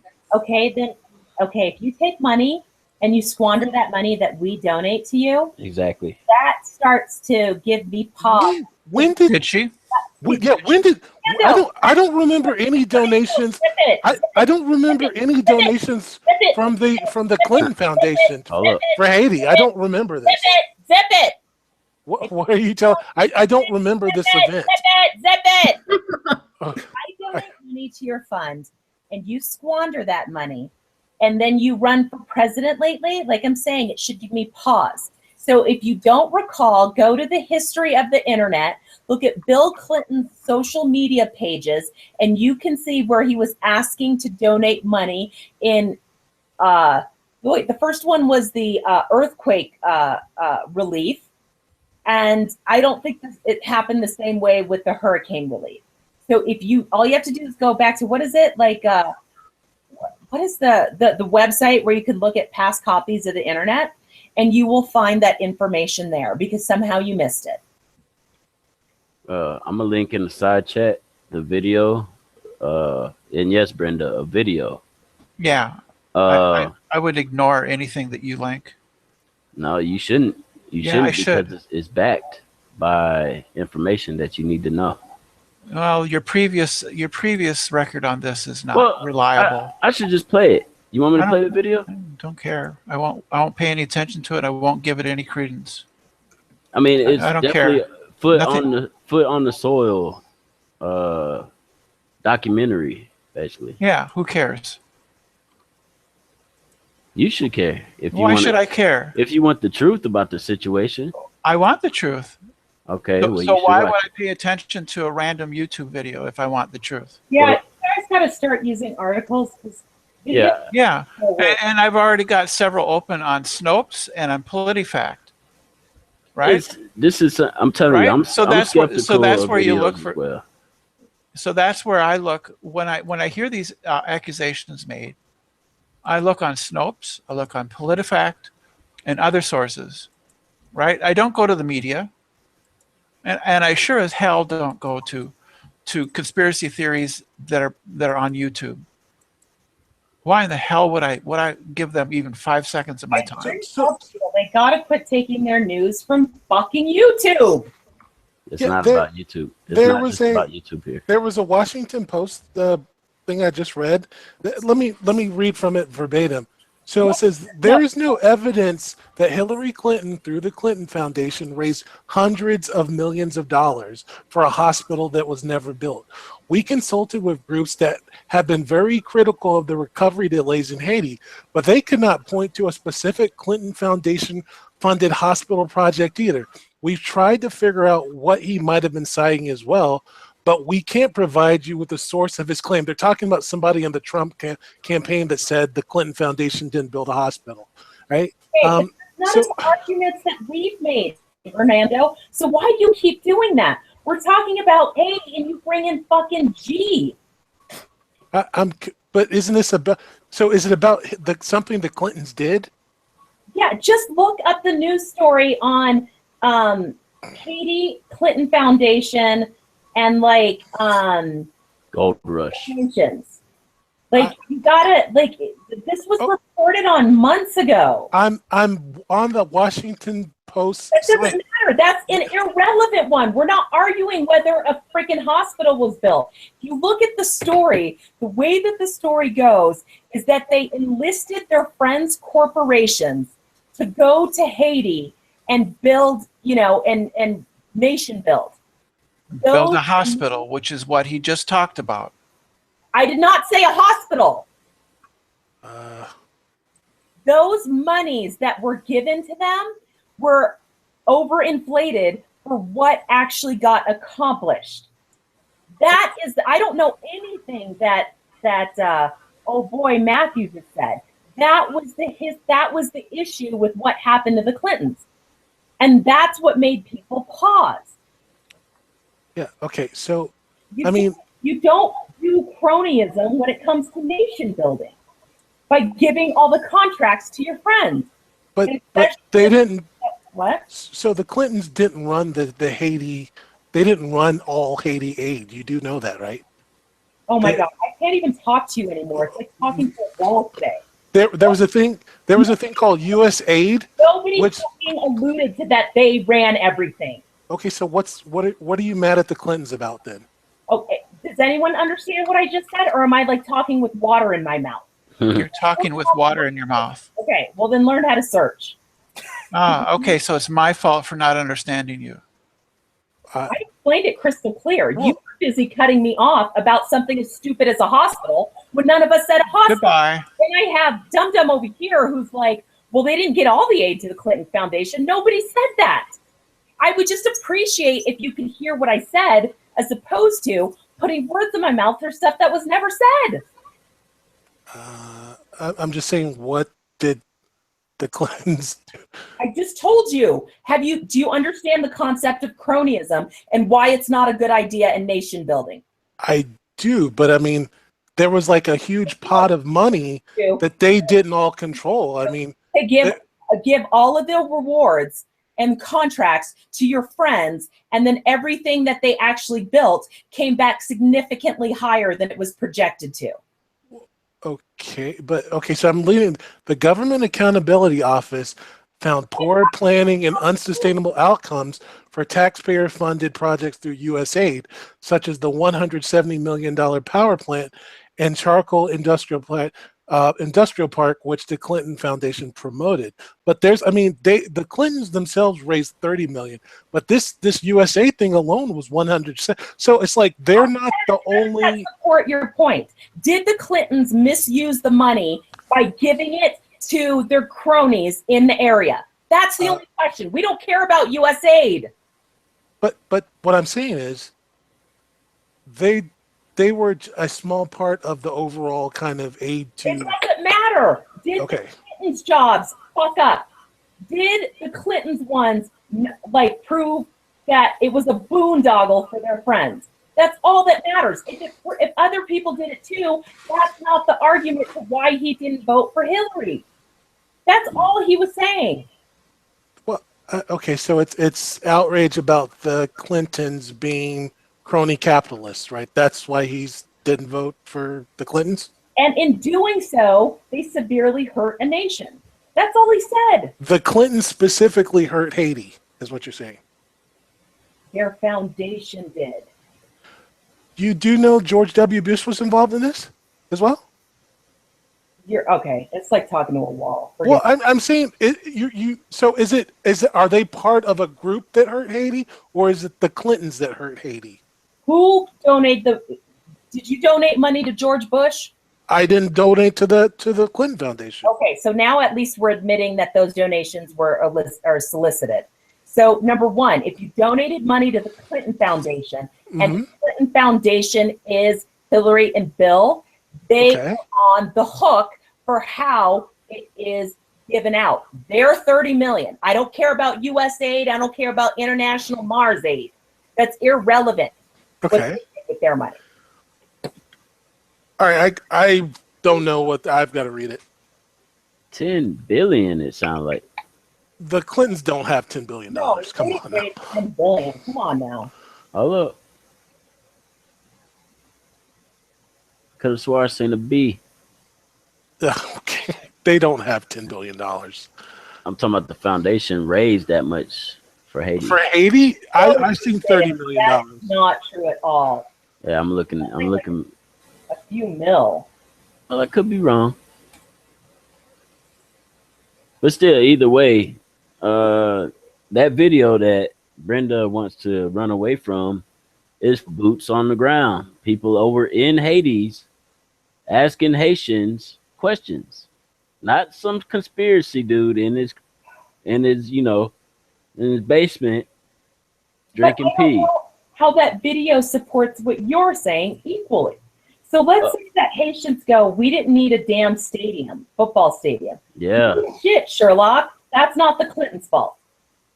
Right? Because the Clinton Foundation wasn't going over there building football stadiums. So I don't understand your point. Well, I guess that's the point of them giving the other companies, the funds or the right to do what they want with the money over there, I guess. Who's they? That was a lot of pronouns. Okay, the people that built this warehouse. Do you want to watch this video? The man is more articulate, and boots on the ground will explain it better than I ever could. The only reason I'm hesitant to is I just don't take videos as solid sources of information. CGI. I mean, it's. Hold up. If it's credible, you can. Let me see if you hear this. I'll skip through it, so we don't have to. All right, here. Let me get over here for a second. And my Internet Explorer messed up. If it's credible, it reads. Oh, it's else, and now they're starting with the fake news that reads, so that could be a problem. It doesn't work both ways, unfortunately. But that's why I'm hesitant, because I'm just like, oh my gosh, if I see one of these bullshit videos again, I'm gonna scream. Well, at any moment, and I'll stop the video. There we go. To report on the massive deforestation of the country to fuel the black market charcoal business. Can you hear me? I mean, can you tell me if you can hear it? Yeah, but I just 5 years after the earthquake, almost $10 billion in relief aid had been pledged around the world. I take my headset out. That's why. Well, what did you say? I mean, I don't want to hear it. you don't want to hear it. No, I click a link. Well, Shielding yourself from the truth. no, I mean, Dragnot, don't be like that, man. Oh, I was just being facetious. there's the 10 billion right there. That's where I got that from. Now, as you can see, these people are over here.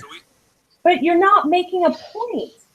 I am making a point. The video makes the point for me. It does not link to the Clintons. Well, I mean, you got to listen to the video first. Well, then maybe it's everything that you've been saying that doesn't make sense. I just refuse to listen to all of this crap because it's more retarded information. And when I say retarded, I don't mean you're a retard. I mean it's retarded and it's like honest journalism. It is slow. It is inept. That's what I mean by retard. Do they actually show like a paper trail, like documents showing money being? Yeah, I guess. Because I mean, I can get anybody on a video and say someone did something mean. I can say Ermine, tugged on my pinky toe last night, and have people corroborate. Yeah, they do show paper trail. There's some paper trail right there. Agricultural and if you listen to the video without just saying, "Oh, this is some conspiracy thing," Matt, the skeptic, Matthew, one of the most skeptical dudes in this room, is providing you. Maybe you might learn something from this video. I don't link garbage. Feel free to deny. What is this paper that they're showing? You watch the video. I'll link it. Okay. Red Bart. Yeah, I'm not gonna. Exactly. Is that where it's from? Come on, Brett Bart. Was that video from Brett Bart? No, that was Vice. Oh, I was like, why? Vice does a lot of documentaries that I trust. Vice goes over boots on the ground, not some stuff that you dream up. They go over and talk to the people. Give it a chance. It's only 14 minutes. Let me put it in my history. Oh, I mean, I've listened to it, sure, but I mean, I've listened to Young Earth Creationist videos too. Like I've listened to all types of videos, but someone sitting there in front of me, saying something really does not compel me. I mean, that's one of the reasons why I trying to join the ranks of scientists, because you can tell me stuff all day, but I've actually worked with anaerobic, microbes to show that, okay, well, there are some that will, operate in oxygen, some and not. Like we all can say that we're skeptical, but actually saying, all right, well, there's these documents, Hillary Clinton's name is on it, and this is showing a funneling of funds or the promotion of a particular nefarious act against these folks. Like that's something substantial, because I mean, I can show procurement documents for any good, but I don't know what it's to, because I mean, there's tons of documents out there that could be attached to somebody. You can find a document that's attached to me and have my name. I've signed for all kinds of stuff, but if I don't know what it's involved in, if I don't know the context in which these documents have arisen and the date, and there's a lot that actually goes into that, especially when you get into the government. And that's one of my main issues with people just saying, well, this person's attached to this because it appears that way. I mean, she might be guilty. It might happen. I don't know. Like I just, for me, to try to implicate someone in this nefarious scheme, I would want to take a step back and say, all right, is this really going on, or is this just more of, good media, bad media? Do you think Donald Trump used that too, just on a whim? What do you mean on a whim? He used the Haitian scandal. He was going to bring up everything he could against Hillary Clinton, right? I mean, that's what he was going to do.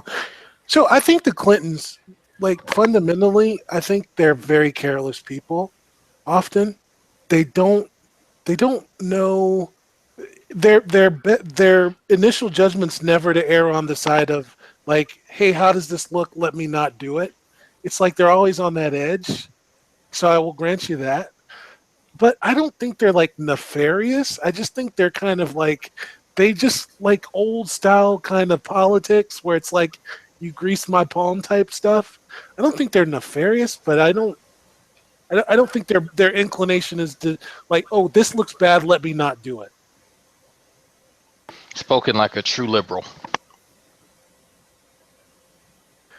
Yeah, I mean, well, but here's the thing, right? So Trump said all he said, right? He's elected. He's going to do the biggest wealth transfer griftopia that we've ever seen in the history of this country. So the people that were like railing against the Clintons, watch what Trump does. Watch what Trump. I mean, like he's like invested in hedge funds that are going to make so much money off of the policies that he as the president gets to help enact. So get ready for that. Hmm. Screw you. I'm going with Ermine, and we're going to Cameroon. I'm trying to tell people. I'm trying to tell people. They ain't trying to listen to me. Well, it's. Real quick, Ermine. You remember that guy you were talking to? Yeah. He got arrested, by the way, at work. I'm not too sure of the details, but he did get arrested. I'm pretty sure you get a kick out of that. Oh yeah, he was pretty sideways with me. I wonder what he did. I could. How do you get arrested at work? That's kind of like. Well, he works for the government too in Puerto Rico. Okay. Oh God, let's hope for God that he didn't do something like anything with children. With drugs, you said, or what? Children. Oh.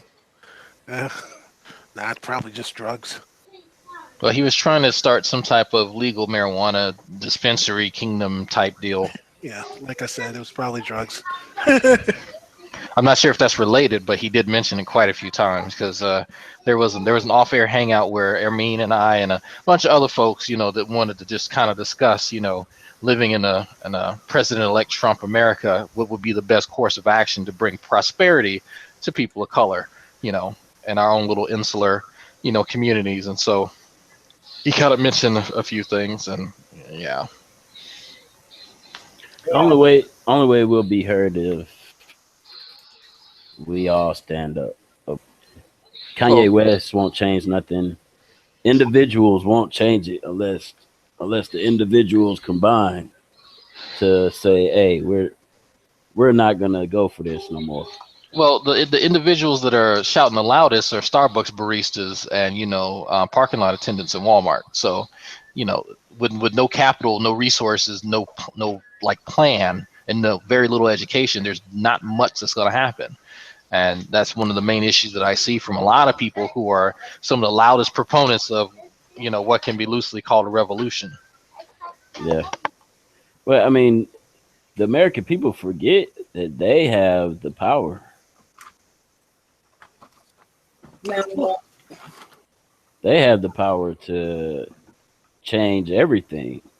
Why rely on some random man that we vote on to help when they're not? Why not say, hey, what? We're gonna camp out in the lawn of the White House. We, the people, especially if we get the military behind us and everyone just stops what they're doing and says, guess what? No, we're not going to stand for this homelessness no more. No, we're not going to stand for this hood stuff no more. Stop, that's how you put a stop to things, not making YouTube videos. That's one thing people need to do. If you really want change, people have to quit putting gas in their car. People got to quit working for. I'm talking about all at once. Basically a nationwide boycott. Of gas. Of gas. Of whatever. Everything. Stop. If Americans stop doing anything, guess what? Mm-hmm. Changes will be made. But breathing. As long as stop breathing. As long as people just pockets of resistance, pockets of, oh no, this is bad, you shouldn't do this, or they're not gonna care about you until you. We already know what I'm saying. I don't know why you had to say it. Donald Trump is nothing but a face, man, for the American people. We could kick him out of presidency. We could take over the entire nation and put in who we want. You go ahead and let me know how that works out for you. It's not going to work out because of people like you saying that, or me. Nobody's going to stand up if we're divided. And that's biblical. Yeah, well, I agree with you. But here's the thing. I think in a lot of the poor neighborhoods, right, you could say property is like reinvestment in property could be like the way to like redo, because gentrification, like in you're seeing it in Detroit, and Brooklyn and those kind of places. So maybe people can redevelop land, but we're getting to the point where like gentrification usually. It's usually built around getting businesses into communities, right? What do we do in America anymore, right? What do we do? Like, what are the jobs we're going to give people? I don't know. Create new jobs, build new highways, build an Autobahn. I don't know. We can do a lot of things. Aren't we in favor of progression? Some people are, some people aren't. Right. I mean, we build roads because we want to get goods from one place to another. Mm-hmm. But that's built around, we've got businesses. What do we do? Build new businesses, support. Well, I'm not a politician. Didi or Ermine can help with that. But I know there's a lot of things that we could be doing in home instead of out home. Like everything's marked China. So, I mean, you can start building things at home instead of using China slave labor or whatever. Who is this guy? I don't know. Yaniv, I never. A friend. Oh, okay. I was gonna kick that guy quick. But yeah, I mean, there's plenty of things. T-shirts, things that are built outside of the United States, those can be given to Americans. Come on. I mean, I'm not sure if anarchy is necessarily the correct approach. It's not anarchy. It's a peaceful standstill. So we elect an arbiter and redraw the Constitution, or no? Keep the Constitution. Keep that the same, but put in who you want. But okay, while I agree with you, right? I think it would be preferable for people in America to have jobs, right, versus somebody in China. I don't know, but like you go into towns, the biggest employer is Walmart, right? And where do they get all their stuff from? China, right? It's cheap crap from China. So what? It's like we're defeating ourselves, right? Walmart's the biggest employer. They don't pay well. They import all their stuff from China. We buy it. People cry about not making enough money. It's like a self-defeating cycle, right? Anybody, Didi? I know you got a big brain on this. Wasn't that the name of a computer animated movie? What, Big Brain? Yeah, something like that. I don't know. Goes back too far. No, I think you're thinking about Megamind. Yeah, that's it. Yeah, Megamind. From a kids cartoon, or Was A movie. No. It was a movie? It was a DreamWorks movie. Oh, okay. The Megamind. I think I heard of that. Yeah. Yeah, he was blue, and it was voiced by Steve Yeah. Carell or something. No, Megamind was the guy from Saturday Night Live who played an elf. Will Ferrell. Yeah, Will Ferrell. Yeah, How you been, D? I'm fine. Good. I just wish Google would get around and fix the sniping exploit. They're not going to do it anytime this year. Maybe next year. Maybe not a decade. And how do you know? And how do you know that? I don't know. Maybe I've been given information that allows me to know that in such a way that it will be true. Well, you can be a smart ass all you want. Oh boy. It was Victor. It was That's about as much as you can do in these rooms. It was just a joke, dude. We've talked before, Matthew. Oh, it's Josh. Yeah. Oh, yeah. You're stalking Dee, right? Down a group call. Yeah, every day they stop. They're obsessed. They love you, man. Sometimes they just Do, love you. do you want to converse with Josh? Oh God. No, I don't converse with the stalkers. All right. I don't want to eject you, Josh, but I feel like Yeah. You could just moderate. Like if anybody has a discussion with him and I have a problem, I'll just talk to his interlocutor. I won't even bother talking to him. I'll just talk to whoever his interlocutor is. Okay. I mean, no one's started anything. Well, Matthew. I generally. Oh, good. He's gone. Good. I ejected him because Good. Yeah. They're just here. They're just here to stalk as usual. yeah, I know. Wow. Okay. So no Drag. one said anything. Well, no, that's okay, Matt. You have fun, man. I'm gone. That's All right, fine. bye-bye. See ya. I would rather be able to talk without. I'll that talk guy. to Dee by myself. It don't Yeah, matter. without that guy there. That guy last time didn't let us talk at all. The guy is clearly getting stalked online. I've seen it by Josh, by Jack, by Godless. They run into his room, every room that he joins. Yeah. They just love him. They can't get enough of Dee. They can't. I'm talking about all day. If Dee spears his head up, No, if they're he just pokes his head up, this is the nature of the internet. You have a small percentage of people who are internet trolls. I think they find your. I think philosophy-minded people love your arguments, Dee. They just can't get enough of it. And the latest stalker has shown up. Probably the number 1 or 2 stalker. Don't remove me. Oh God. Goodness. This is funny. that's Where's sad. Jack? Where's Jack when you need him? That's sad, Ashley, man. There you go.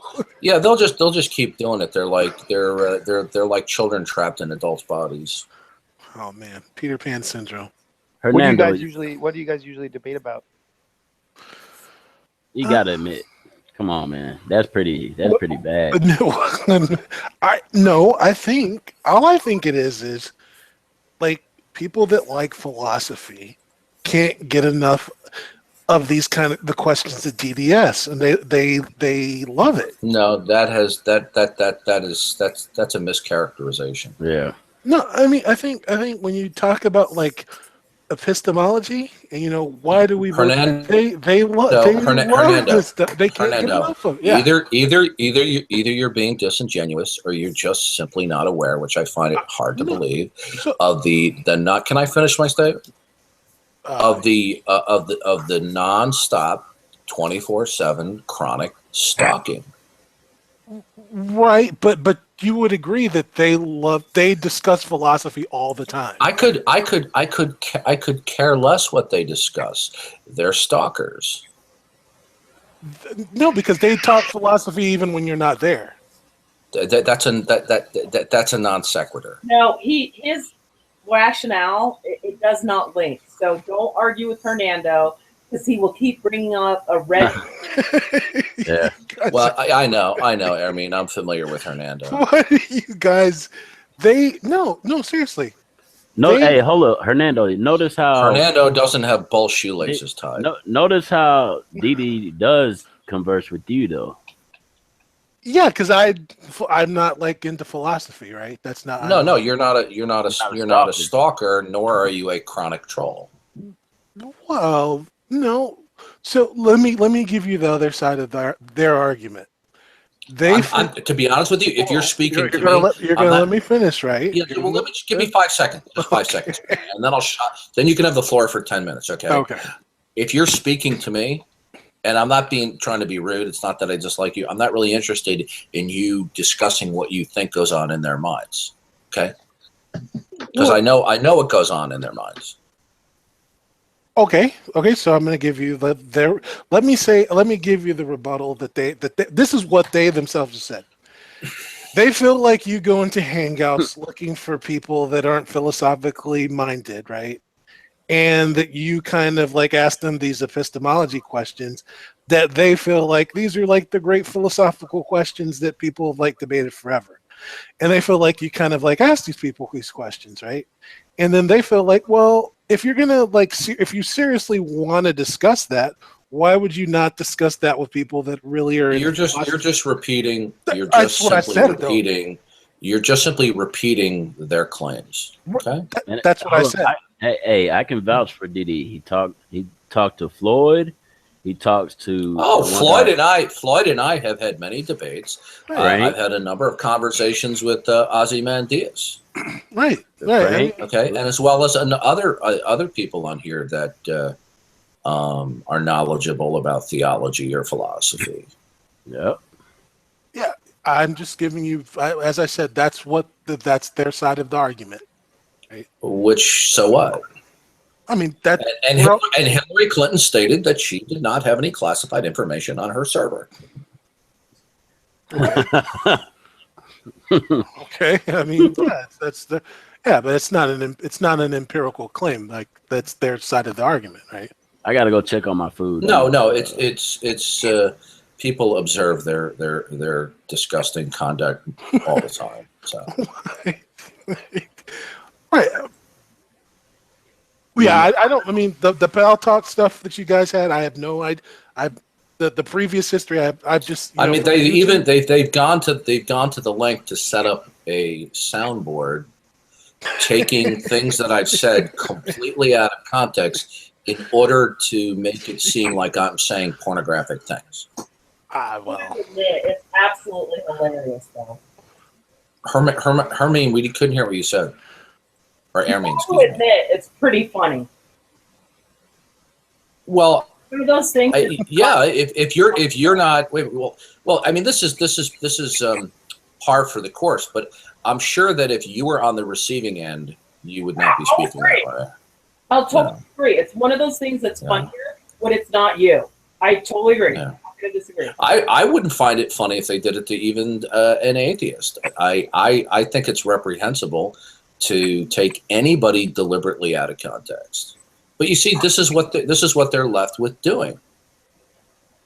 Okay, and the guy who's behind it, the guy who did the videos, did it simply because I said, "Hey, listen, you're rude, you're obnoxious. Every time I try to have a conversation with you, you go ballistic." I said, "I'm not interested in speaking with you anymore." Who's behind it? And it's Scholar Fiction. I didn't know that, but you best believe I have it bookmarked. I laughed at one of his videos with what was his name, Bert Hansen, or what's his name? I forgot. Bert something, but at the end you said shut your fucking mouth. No, that was excuse me. That was with Floyd, who I was trying to have an adult debate and conversation with him.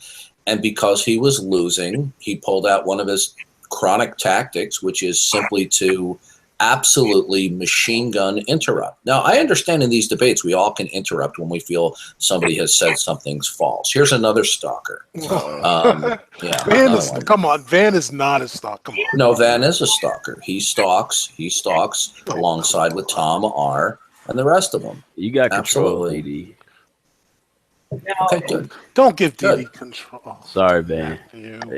I give him control. Well, for now. if somebody stalks me, you know that, and I have the power, they'll be removed. You know, there's a very simple solution, Hernando. Yeah. All they simply have to do is stop their stalking. That's all. Yeah, I mean, sometimes you need to hear opposing. You can't control like. Okay, so if this was your hangout, right, I would say, okay, you can control it. But if you're in other people's hangout, you just kind of go with whatever the guest wants to do. You just kind of roll with it. I got to check my food. I'll be back. You got controls. Oh, boy. Yeah, I'm going to be going in probably about 20, 25 minutes anyway, so. You have anything planned? Ermine, you're really far away from your mic, so it's hard to understand you. Do you have anything good planned? I'm going to watch a movie. Oh, okay, that's good. Yeah. I don't know what I'm going to watch. Yeah. Lost in Space. The movie? That's an old one. I don't know. It's a good movie. This year, because we, as a family, we always go to the movie theater on Christmas Day after dinner, and there is nothing I want to see. Well, you know, the new Star Wars movie is supposed to be very, very good. I heard horrible things about it. Like I've heard. Really? What did they say? Really? Okay. A couple of the acting is okay. Like there's two people in particular that are good. It doesn't hold a story in the traditional sense that the Force kind of did. They introduce you, and it may be good for people who are more not what are they called, Star Wars fans that like read the Wikipedia and all that type of stuff. But for the there was not a connection there, and it was obvious that there was going to be a sequel, but they didn't like the story. And that really bothers me because when I see movies that I like, the story is the most important, followed closely by the characters and how they can tell it. Mm-hmm.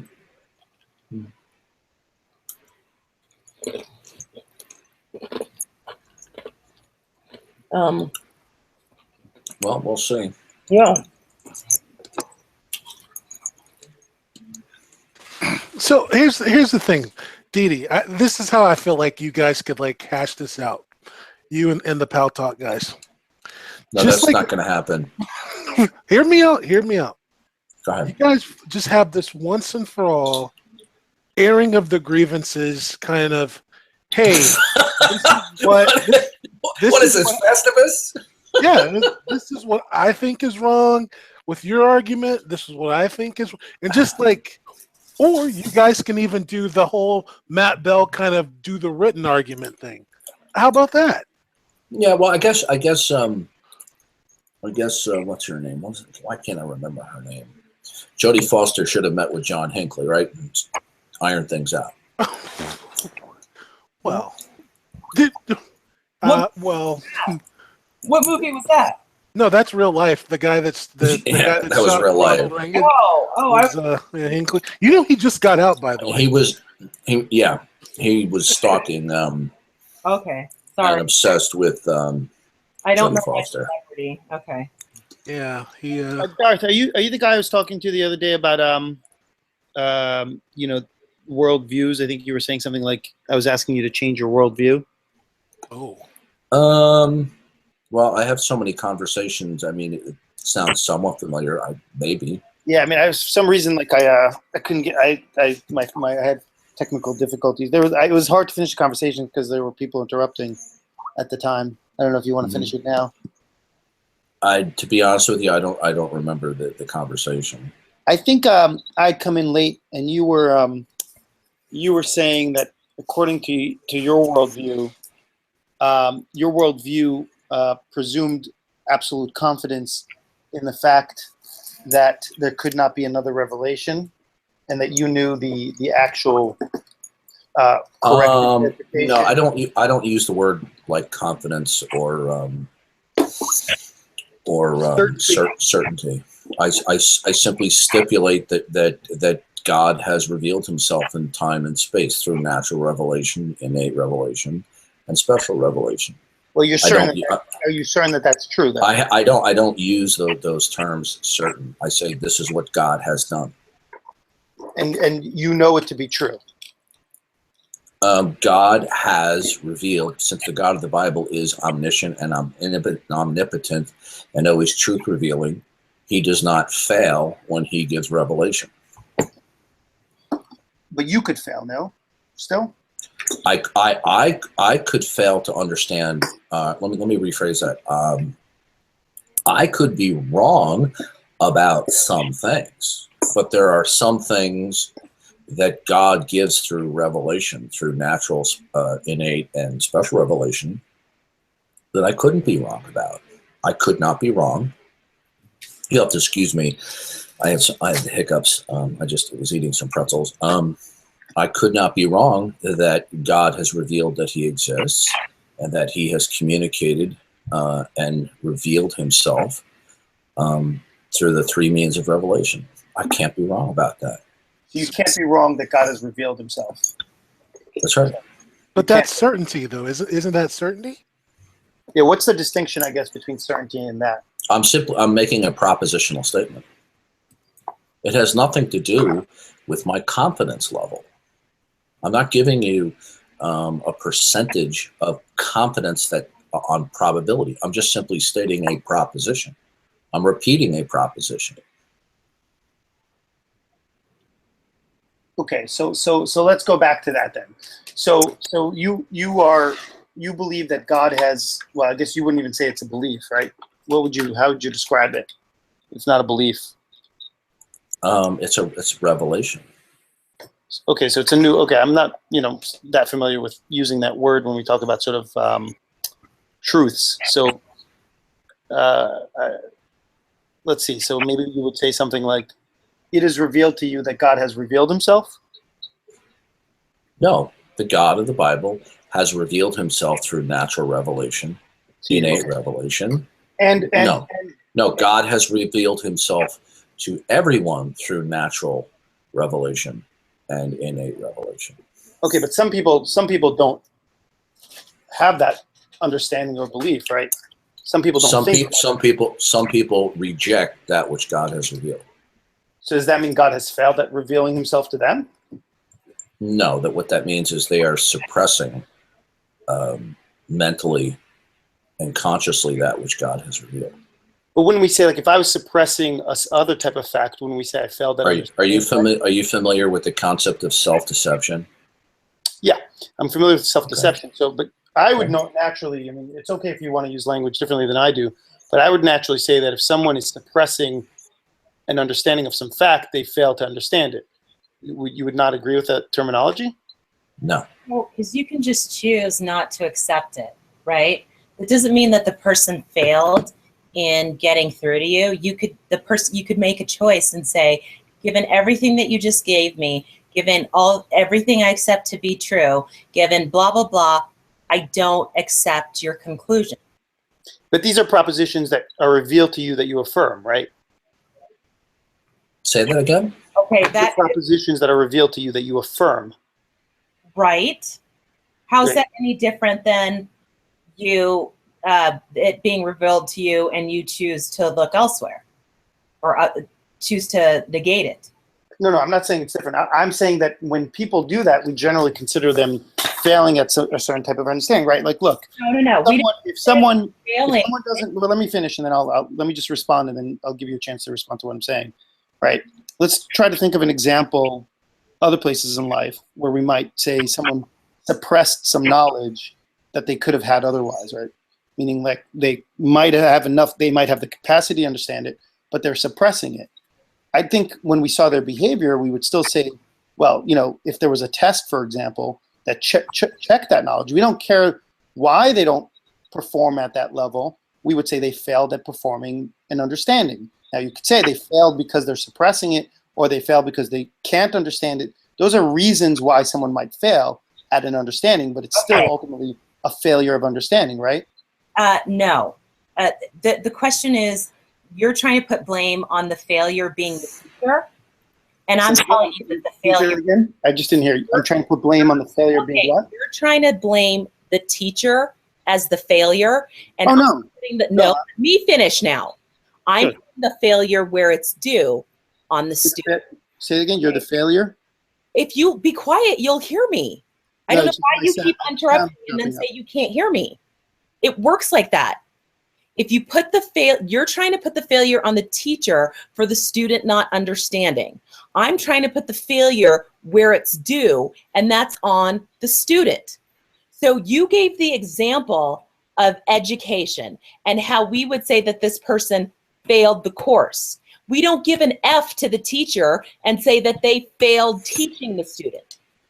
The failure goes to the student. If I give you the information and you choose to reject it, that is not a failure in mine. Okay, well, would we say the teacher succeeded at preventing the student from rejecting the information? Holy crap. Well, you need the Orthodox Christian position is not one where we surmise that this is the case. We're simply repeating what God has revealed about his revelation for those who accept it and those who reject it. Yeah, but I mean, I think what Hermine said, right? We need to address that. So she's saying they didn't fail at something, but I think I didn't say I said their teachers didn't. Yeah, but I'm saying wouldn't we say the teacher failed at getting them to accept it? No, we wouldn't say that. We would say they failed. Really? So would we say they succeeded at getting the student to accept it? Wait a minute. Well, first of all, that's an analogy, okay? Right? Analogies illustrate things, but they don't prove things. Yeah, we're just taking one step at a time, though. I mean, because she's saying that you can't use the word failure for a teacher if the student somehow refuses to accept something. I think that's inaccurate. I think we do use language that way, right? When is the certainly wouldn't say certainly wouldn't say the teacher succeeded at getting the student to accept it. So I think what's left is if the teacher failed at getting the student to accept it. Okay. It's not a judgment of the teacher. We're not saying it's the teacher's fault the student doesn't get it. Going on your dumb analogy, and in your let's keep this polite. There's no reason. And your there's no reason to use insults. Crazy analogy. I didn't make fun of you. I did not make an ad hominem. I made it a fact of your. It was. Yeah, but it's an emotional. There's no reason to call something dumb. We can talk like adults. I didn't call you dumb, and maybe I didn't say you called me dumb. I said there's no reason to use the word dumb in arguments. Ability to listen, so I might start calling you dumb right now, because you have an inability to listen. You're getting heated for no reason. I don't understand. You can't shut up enough and let me finish. What is the problem? What is going on for you that you can't let someone finish? No, I can let you finish. I'm just saying, can we keep it polite? I'm just asking. Right. You need just humor her. If you make a dumb analogy and I call your analogy dumb, that is nothing on you. Look, That is is your this analogy. one of the Pal Talk people? I really don't want to have this is. What was that? Is she one of the Pal Talk people? I don't want to. No. Hermine and I have butted heads a couple of times. No. Listen, you need. Okay, I understand she's getting a bit agitated, and personally, I think she's overreacting a bit. But I'm not trying to criticize her. But Hermine, Hermine is not one of the Pal Talkers. Okay. I love how he's interrupted me 4 times and then said, "But she's interrupting me." Like, what's going on for you? Hermine, can we try starting from scratch and being polite? Well, let me just make a quick comment. Better analogies? You could propose an analogy, but the bottom line is the analogy ultimately does not square up because analogies by their very nature are inaccurate. So the biblical picture is that the God of the Bible is omnipotent and always truth revealing. So he cannot fail to communicate his revelation. Yeah, it's not a possibility. Yeah, no, I think I understand. So if we take it as a postulate, I think what we're saying, right? We're taking it as a postulate. Maybe we know through revelation that God cannot fail. Can you say it one more time, just so I get the words right? God does not fail in the endeavors that he chooses to completely accomplish. Yeah, so God cannot fail at his endeavors. And we take that as a postulate, or we know it through revelation? What? Am I No, getting that's a revelation. That's a revelation. Okay, so we have a revelation that God cannot fail at his endeavors, or her. Is it a he or her or it? How do you refer to it? God can have a permissive will. What does that mean? Oh, well, for example, it's God's permissive will that everyone come to repentance. But that's not the same. That is not the same concept as God's will, where he chooses absolutely that something will come to pass. Okay, so yeah, but I'm not sure that that's important, right? That part's not important for that was just a qualification, right? Not important for the previous conversation, because what I was trying to understand is, I think what you were trying to make a contrast between last time was whether there is some in-between point between certainty, or what I would call certainty, you would not call it certainty, but knowing something without doubt, something being revealed to you, and being neutral, I think is what you called it. And I was saying that there are in-between states.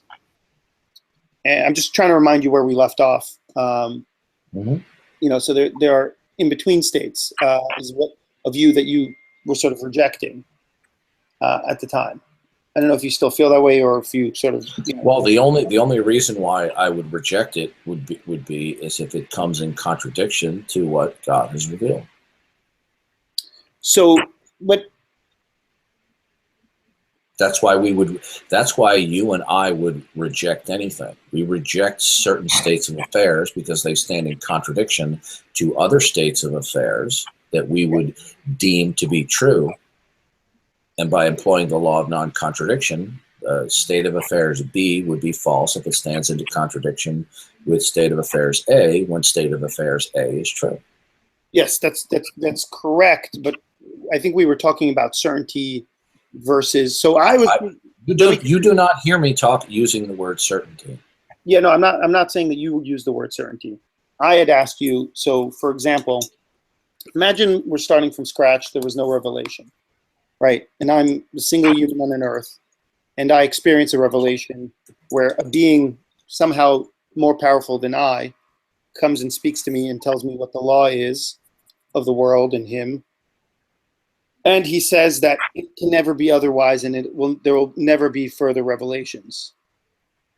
Right, now, how do I know that that is the absolute God as opposed to maybe a devil playing games with me? Let's say later on, I have another revelation, and a greater God says that was the devil. How are you able to determine anything?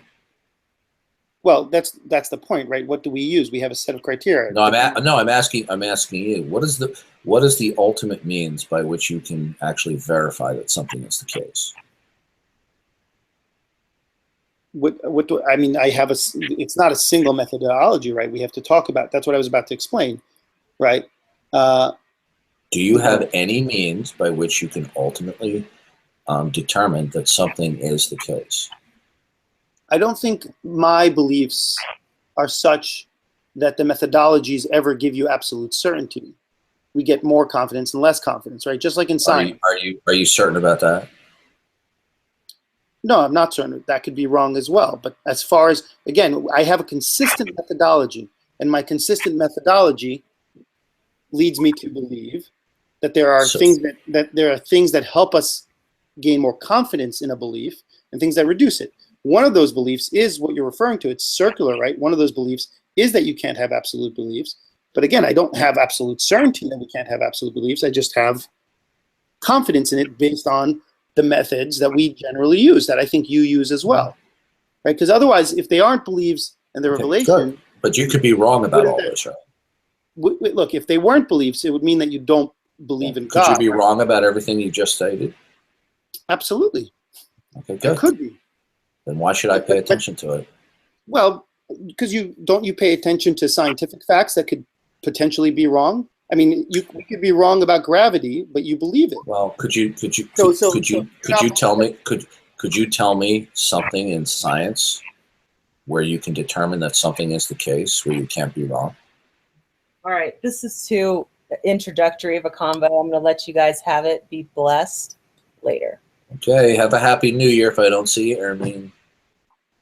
So we say, I'm sorry, say that last sentence again. Is there anything in science?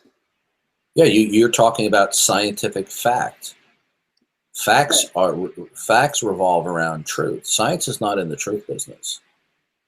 Okay, so we won't use the word facts. Let's be more precise, right?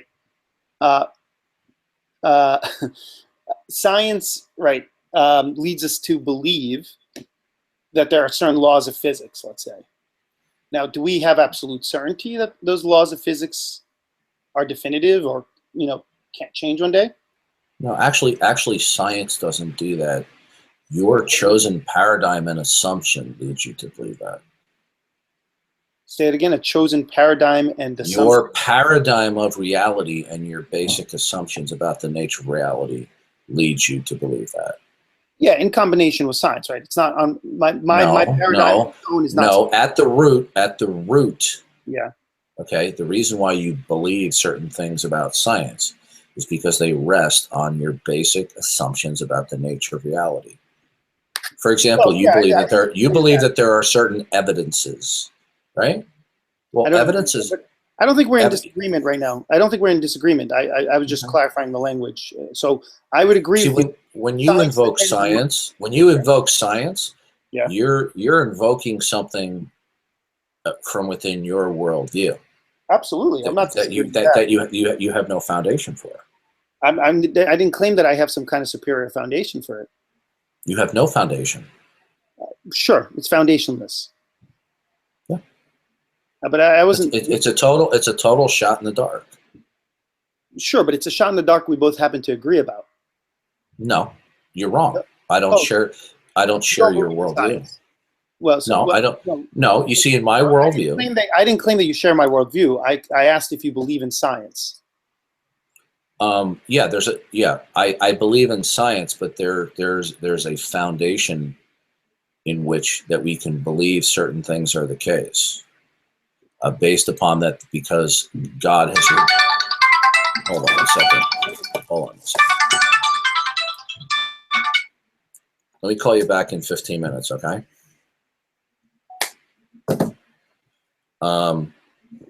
Where was I? In the Christian worldview, science is a firm foundation. In a non-Christian worldview, you have no foundation. So you're saying your foundation. So your foundation in the Christian worldview makes you believe, or I'm not sure what language you want to use, but something. The Christian God has infallibly revealed that He has constructed this world in an orderly and regular way. Well, but that wouldn't give you the foundation to believe that scientists are correct in their discoveries. No, but what it does is the foundation of science is that the physical world around us operates in an orderly and regular way. But that's not sufficient. Right? It's the foundation upon which we can. I agree with you. You have a foundation, but your foundation doesn't. But in your worldview, you have no means by which you can verify that nature operates in an orderly and regular way. I understand, but I'm making a separate point right now. So let's accept that point, that my worldview doesn't give me the foundation and your worldview does. Now I'm making a separate point. When I say my worldview, let me just qualify that. When I say my worldview, many people misunderstand that statement and they think I'm saying that because I presume or presuppose the Christian God, that I have a firm foundation. That's not my position. My position is because the Christian God has given revelation. I missed the beginning. Can you say that again? I said my position is because the Christian God has given us certain revelation about how He has designed and constructed physical reality. We can know certain things. Not because I presuppose it, but in your worldview, you have no ability to ascertain that anything is the case. Okay, so let's call that Darth's argument X. So I'm saying I'm willing to temporarily accept that, right? So we don't need to sort of repeat that or explain that again. because I think I'm making a separate point, which is that even with your argument X and the type of foundation that you have, that is not equivalent to saying God has revealed that scientists will be correct, right? I didn't say that. I'm not claiming you said that. I'm just taking you step by step so it's clear, right? That's not equivalent to saying God's revealing science is correct. So you're ultimately are believing that these scientists have figured out the ultimate nature of the universe for you to believe in gravity. No, they haven't. They haven't figured out. In my worldview, God has innately made them to reason without questioning that the physical world around them operates in an orderly way. But are they? They don't even question it. Now, from your point of view, it would not be innate. But that's again, that's similar to your argument X. It's not really addressing my question. My question is, given that God has not made scientists infallible, right? Ultimately, when they make discoveries, and sometimes they make mistakes and revise them, right? You still have trust in the things they're saying to some degree, more than not, even though it could be wrong. Is that not correct? On some things, yes.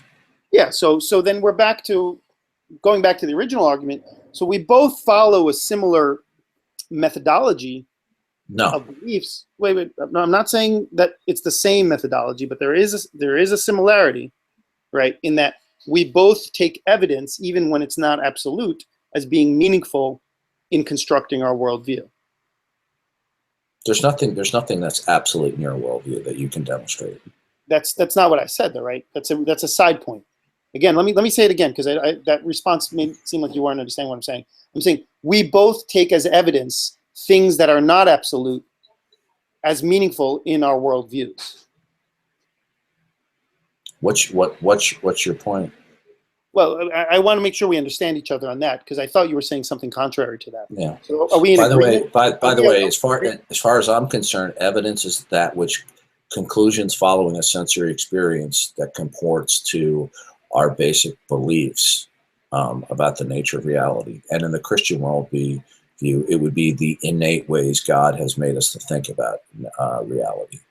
But again, I just want to make sure we're sort of clear, because I thought, I might have been a misunderstanding you. Maybe you gotta make this fast, because I have to leave in 15 minutes. Okay, sure. So again, we both take evidence which we don't know is absolutely true as being meaningful in terms of. No, no, that's incorrect. What you. So I thought God has innately revealed to me and to everyone else that the world around us is actually real, that it is not an illusion. But that's not sufficient to say that scientists are correct in the evidence they've gotten, right? That's a separate issue. I agree. That's why I'm bringing it up, because I think you're missing sort of the let's take a look. Okay, look. We could believe that the world is regular. Let's assume we both had that foundational belief. You because of God, me for absolutely no good reason. Okay? Well, why would you believe that? Doesn't matter. I'm just saying hypothetically, let's say I believed it. Okay? Now, that does not mean that the things that science sort of teaches us are absolutely true. It might mean that they're getting at some truth, but it doesn't mean they're absolutely true. Yet, we take them as evidence. We both do. So when science comes up with some experiment and some result, I assume it influences you. What do you do for a living, for example? Do you do anything in the sciences, or what do you do? I don't discuss my background. Okay. Look, I'm pretty confident. I'd be fairly surprised that you don't take the types of evidence of science that I would, meaning at least some similar stuff, right? That you don't learn from science, despite not having absolute confidence that it is correct. That would be kind of shocking to me if I met someone like that. So I assume you do. You have a reason to believe that they're after some foundational truth. My position is, I'm not objecting to people believing in things for which they cannot assert that they cannot be wrong. That's not the issue. The issue is that when the skeptic comes to the table and he wants to reason about existence. They have no basis to make any claims. Wait. We didn't talk. That's not how this conversation started. We weren't talking about skepticism or existence. You had made an objection to me that given that all I can provide is evidence with and not absolute certainty, when you say evidence, your evidence is conclusions that you mentally form that conform to your assumptions. Again, that whether that's true or not is a separate point. You had made a specific claim. Now, maybe you're sort of changing your mind about that claim, and I'm okay with that. I just want to make sure. Remember, so I had asked you about, couldn't it be the case, for example, in my, hypothetical, right, that the person gets a revelation, he thinks it's God, but it's actually the devil, and then God comes and and the devil tells him, hey, don't trust any future revelations, and then a future revelation happens, and it's God. Do you remember that analogy or thought experiment? Mm-hmm. Yeah. So, and I was asking you, how do you know that you're not in that situation? Because God's revelation does not fail to achieve its intended goal. Yeah, but you don't know that it was God's revelation. No, God makes us know certain things. God could make us know certain things, but you don't know that you happen to have know something that came from God as opposed to the devil. How would you? When the God of the Bible has revealed that he has made us to know certain things, then we cannot be wrong about that. So you're saying God is capable of instilling in us some kind of absolute confidence, right? I think that's sort of parallel to what you're saying. No, I didn't use the word confidence. You keep on using words like confidence and certainty. Let me try to rephrase it. God is able to instill in us a belief to the point where no other evidence could ever change our belief in that. God can make us know some things that he chooses to make us know that we cannot be wrong about. So God can make us know something that we cannot be wrong about, right? I think I'm describing it in your exact words at this point. Mm-hmm. But God has made us know that he has stepped into human history. He has revealed himself in through the person and work of Jesus Christ, and that Jesus Christ is the only means of salvation. And I cannot be wrong about that. Well, again, but how do you know that this is an example of that as opposed to a different example? Well, the answer to the question is, how do you know how do you determine that anything is the case? Well, we look to evidence. That's what I'm saying. No, you're mistaken.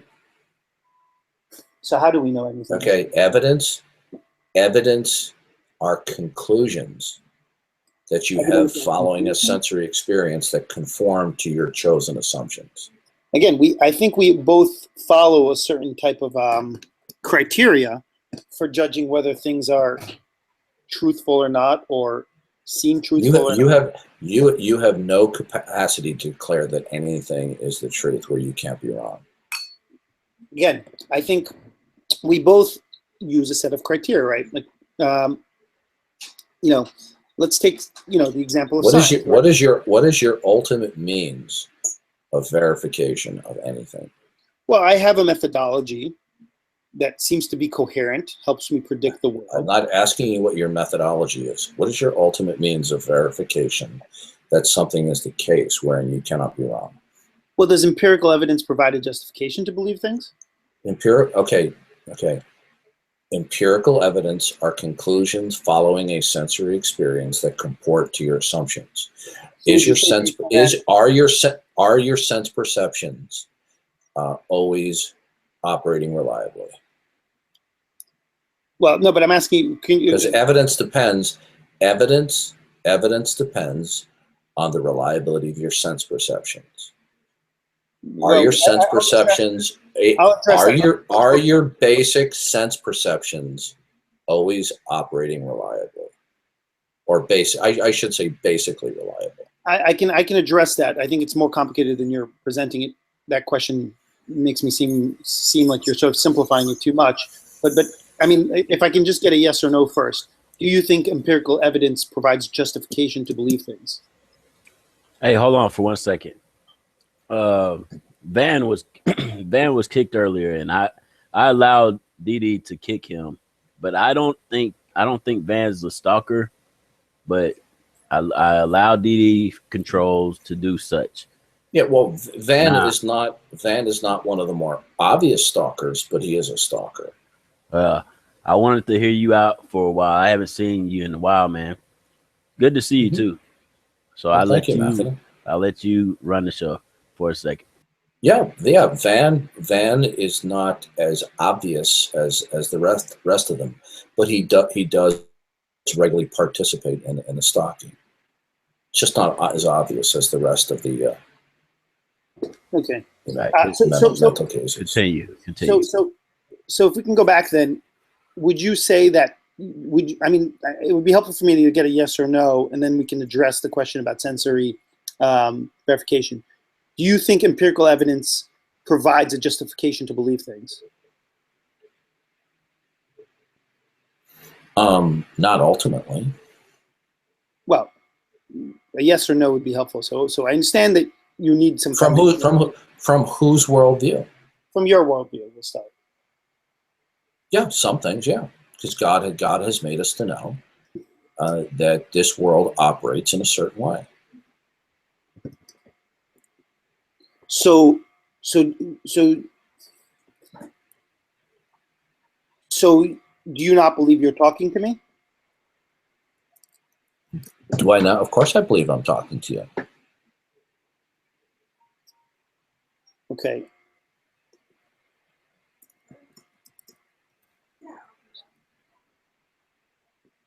So I think, look, it's clear that you use empirical evidence to form your beliefs, right? Empirical evidence has to have a reliable foundation. The Christian worldview, that's sort of a meta-knowledge kind of claim. I'm asking, yeah. Do you use empirical evidence to form beliefs? Do I? Yeah, sure. Okay, so I think within the Christian worldview. I think what you're pointing out there is that you believe that to have good reason to use empirical evidence, you have to have a Christian worldview. That's the claim you're trying to make. Right. Well, let me answer it this way. Not people who do not hold to a Christian worldview can have good reason to believe things, but they're borrowing from the Christian worldview without acknowledging it.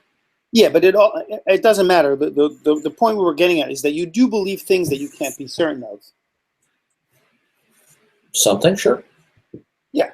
So that's not my position. My position is not that everything I believe I have absolute certainty. And remember, I don't use the word certainty or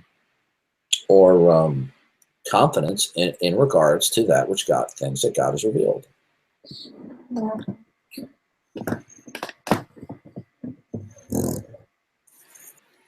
I've got 5 minutes. Good to see you, Didi. But I appreciate your tone. Let me remind you, even though we're not seeing eye to eye, I'm sure we can continue this conversation. Yeah, but let me remind you what you in the said. near future. Yeah. Let me remind you what you had said before. You said you can be wrong, so why should I listen to you? So it doesn't. When you're attempting to debate and reason and argue with me, yeah. What would be your foundation? Well, I have my own set of beliefs that I think help explain our world in a way that clarify our experiences. Well, how would you know that it clarifies it? It's consistent with our past experiences. It predicts future experiences. It makes novel predictions. I wouldn't say okay, I know. Predictability is meaningless in your worldview. Well, because again, and I'm going to tell you. Well, Matt, can I finish? Can I finish making my statement? Absolutely. Predictability from a non-Christian worldview is meaningless because you see the same. When you talk about predictability, it's because you are assuming a world that operates in a law-like fashion, and that through observing consistencies you can predict in the future. But any future consistencies that conform to your predictions based upon an inductive means can equally be the result of chance occurrences. Yeah, so I think what you're pointing out again is that You have no ability. Let me just say one more thing. People say, well, because it works, we put a man in the room. But you see, the same results of chance can occur too. Again, so I think all you just said is a repetition, which is something like, I can't believe things unless I'm certain of them. But I think No, I didn't. No, that's not what I have said. What I have said is one must start from a paradigm or a worldview where we can know things in such a way that we cannot be wrong. So that sounds like a synonym for we have to know things in a way such that we can be certain. No, certainty is simply a mental or psychological state where one has confidence that something might be true. Again, somebody could say, I'm 100% certain about X. It may not be the case.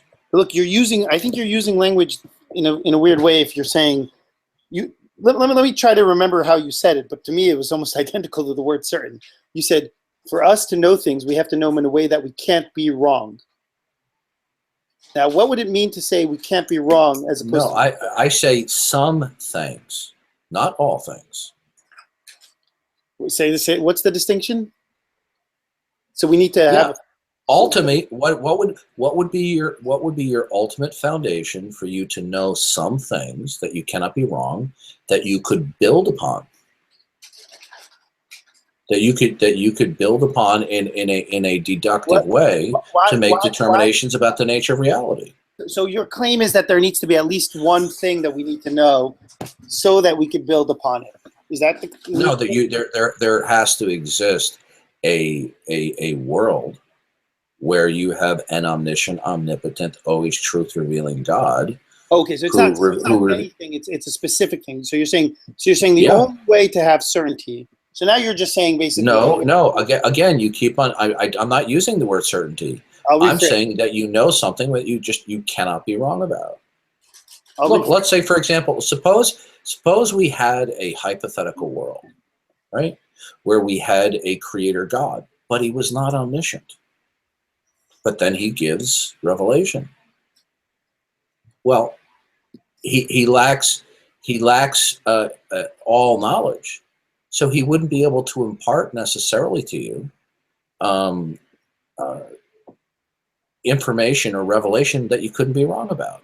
Or let's take the converse, that this creator God was omniscient, but he wasn't omnipotent.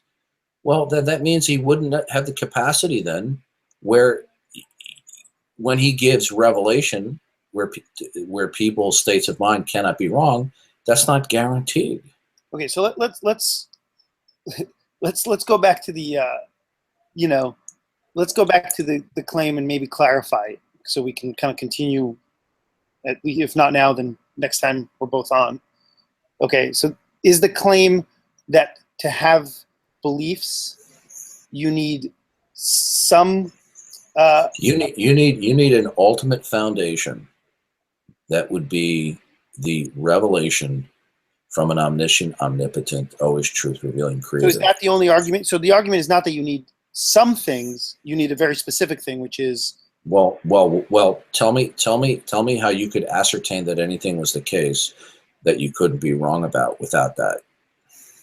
Well, no. I first want to just make sure I understand the argument before we sort of get into responses to it, because I don't want to sort of chase something and then find out I was chasing the wrong thing. So the argument is that you need an omnipotent.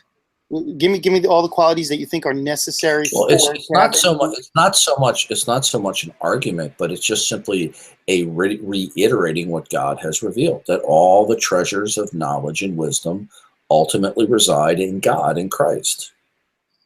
That's too ambiguous for me to work with. So let's try to make. No, it isn't. Is that your ability to actually know some things that you cannot be wrong is an endowment of God. Again, still too ambiguous for me. It's not ambiguous. God is the Christian God is the ultimate I'm just not means understanding it. If it's not ambiguous, by which you can have any wisdom at all, whether you acknowledge him or not. I'll take the blame in not understanding. I don't mean to Okay, let me give you an example. Okay, I'm sure you're familiar with Genesis 1:1. In the beginning, God created the heavens and the earth, right? Yes. Okay, good. That means that everything that exists, everything that is not God, is contingent upon God. That means wisdom. That means knowledge. Ultimately, everything must have its foundation in the God of the Bible. Okay, again, so let's try to nail down the argument though, because I think reject that God, and people are just having thoughts and just saying what they think. I'm just not. I'm not following kind of where you're going though. I understand the individual sentences, but I don't see an argument being formed here. I feel like you're just you're going back to just your foundational beliefs, and you're just telling me what your beliefs are. Now you don't call them beliefs. First of all, there can't even be arguments for things unless the Christian God exists. If you don't start with the Christian God, then argumentation is meaningless. What's the argument for that? I don't need one. So you don't have an argument for why we can't. Okay. Let me explain something to you. What I'm understanding? I'm going to ask you a question. Sure. Would you agree or disagree? Without the laws of logic, we can't reason. Yeah, I take those two things to be sort of synonymous. It's definitional. Okay, without the laws of logic, I'm referring to the three laws of thought. That is true because it's definitional. So if you want to give me an equivalent definitional. No. I'm not saying it's definitional. I'm just saying. No, I'm saying it's definitional. Well, I'm not. I'm saying we can't use logic. Okay, so okay, good. So are the laws of logic, are they universal or are they conventional? My assumption is that they're universal, but I can't have some foundational. Foundational. Either the laws of logic that things are what they are and are what they are not, and that A cannot equal not A. Either that is true at all times in all places, or it's not. I agree, of course. Okay. What's your point? I see. Now, is it your position? Is it your position that the law of identity and non-contradiction is universal or not universal? Again, I tend to act like I believe it's true, but would I be willing to bet my life on it? Probably not. But I'd be willing to bet billions of dollars on it. Let's say it seems likely to be true. But you don't. I don't have some foundational argument to show that it's true outside of logic. I can't use something other than logic to prove logic. I'm agreeing with you there. Okay. So without the laws of logic, we could not reason, right? So the laws of logic are a precondition or a prerequisite for reason, right? Say that again. The laws of logic, and when I say that, it's that they are universal, is a precondition for reason. Again, that's not that interesting of a statement. Do you agree? It doesn't. I didn't say it to make it interesting. Yeah, it's a tautology. Yeah, sure. Okay, good. Can you reason? Can I reason? I'm not sure I understand the question. Do you have the capacity to reason? So let me clarify, because I think I know where you're going, and it's not what I meant. Maybe I misspoke then. Okay. For arguments to be rational, there have to be rational rules. That doesn't mean that when I think my arguments are rational, they are following universal rational rules. Because these rules might not be universal. That's not what I'm talking about. I think it is. I think you're not following what I'm saying because I'm not being clear. No, I'm not suggesting that something conform to monopoly rules. Okay. Okay. Does reason require the precondition of the laws of logic? When you say reason, what do you mean? Do you mean the act of appearing to be reasoning, or do you mean reasoning about anything? Well, let's clarify. Could we reason about reality if it was not the case that the laws of logic were universal? But it depends how we define reason, right? If we define reason, You're getting all hung up on one word. well, it's a crucial to understanding your question. Okay. Again, because if we could we make intelligible sense of our reality around us if it were not the case that the laws of logic were universal? It comes down to whether we mean by making sense something like following universal laws. If we do them, if there were no laws of logic, yeah, would you be able to ascertain that your thoughts about reality were correct? Again, I realize you don't want me to point out the crucial part, but I can't. All right, listen, I don't mean to be rude. I have to go. I said 45 minutes ago. I've stayed 15 minutes past. Sure. If I did not have this situation that I have to attend to, sure. I would gladly talk. So we can continue. We can. Yeah, remember where we left off. So sure. Just to summarize, I think you're asking me a question like, I mean, I would define it. I'll let you define it your own way, but I would define it as, could we follow universal laws of reasoning if there weren't universal laws of reasoning? No, I didn't say you. I said, could you reason about existence if the laws of logic were not universal? So how are you defining reason if not something like following? I already did. Can you remind me? I said to make sense about the reality around us in such a way that make sense in such a way that we can't be wrong. Well, we could do something like we do with empirical stuff, right? We could kind of. Well, yeah, I'll let you go, but no, all empirical statements from a skeptic's point of view is simply that which corresponds to your chosen assumptions. You can't tell me from a skeptical worldview, you can't tell me anything that is empirical, not one thing that is not just a conclusion that you have following an experience that simply comports to your chosen assumption. Say that again. I can't tell you one thing that comports. You keep on. You see, this is the mistake that a lot of people make because they hold to scientism. Yeah. That you want to talk to empirical facts. Well, an empirical conclusion about the nature of reality is just simply a conclusion that would comport with one or more of your chosen assumptions. Wait, I didn't say it again. Say it one more time. What people call empirical facts from a skeptical point of view. When I say skeptic, I mean a non-Christian worldview. So anything that's non-Christian is skeptical? In your definition, when you use the word skeptical, I should just assume it means non-Christian. No, well, you could talk about. What about a Jew? I mean, they believe in omnipotence. That would What I'm saying is you obviously are not coming to me from the point of view of somebody who believes in God. Well, I'm not making any claims about that. I think that's irrelevant. Okay, good. Okay, so good. I'm not talking about debating between fundamental Christianity versus Islam. No, but you said Judaism. Yeah, but I am curious about that. So would you say Jews? Okay. Do Jews have a foundational view or no? Because I'm of a Jewish background. Yeah, well, they have a foundational view within the God of the Bible.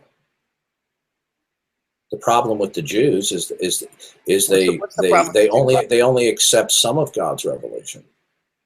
No, but they would still have a foundation, right? According to you. Hello, Didi. Answer this question. Answer real quick. Got to make it fast because I was supposed to leave 15 minutes ago. Even if the atheists randomly came together and landed on this rock of logic and reason, can't they still use the logic and reason that's available? How would they be able to determine or verify that? How would they be able to? Because they're on the rock of logic and reason. I mean, they're on the. They share the same. Here's what you're saying. Here's what you're saying. You're saying, well, even though they don't have the ultimate foundation of the God of the Bible being the ultimate means of verification, couldn't they be like a broken clock that's right twice a day? Couldn't they accidentally affirm something that is true? Well, they could, but there'd be no way for them to determine that. But wait, so are you saying Jews could have a foundational truth or no?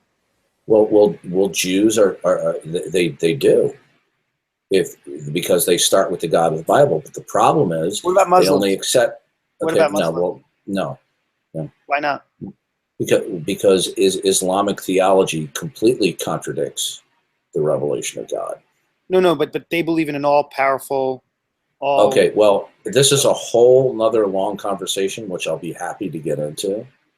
But many people have a mistaken idea that Christians, Jews, and Muslims all worship the same God. It's simply false. They're entirely. No. For example. But didn't you say the criteria? In the Quran teaches that Allah is the greatest deceiver. Okay, but let me ask you a question. The God of Islam, actually deceives people. So do you want to maybe clarify the set of conditions? I would, but Yaniv, I have to go. Oh no, you should go. But I'll be. You know what? You're a nice guy. I really like talking with you. We'll just have to continue it, tomorrow or the next day, or whenever you're on. Just whenever I'm available. Yeah. I'm more than happy to talk with you. You raise very good and interesting questions. Okay, but just remember that next time, maybe to clarify the set of criteria, because I think the set of criteria would fit the Muslims, and we want to. It would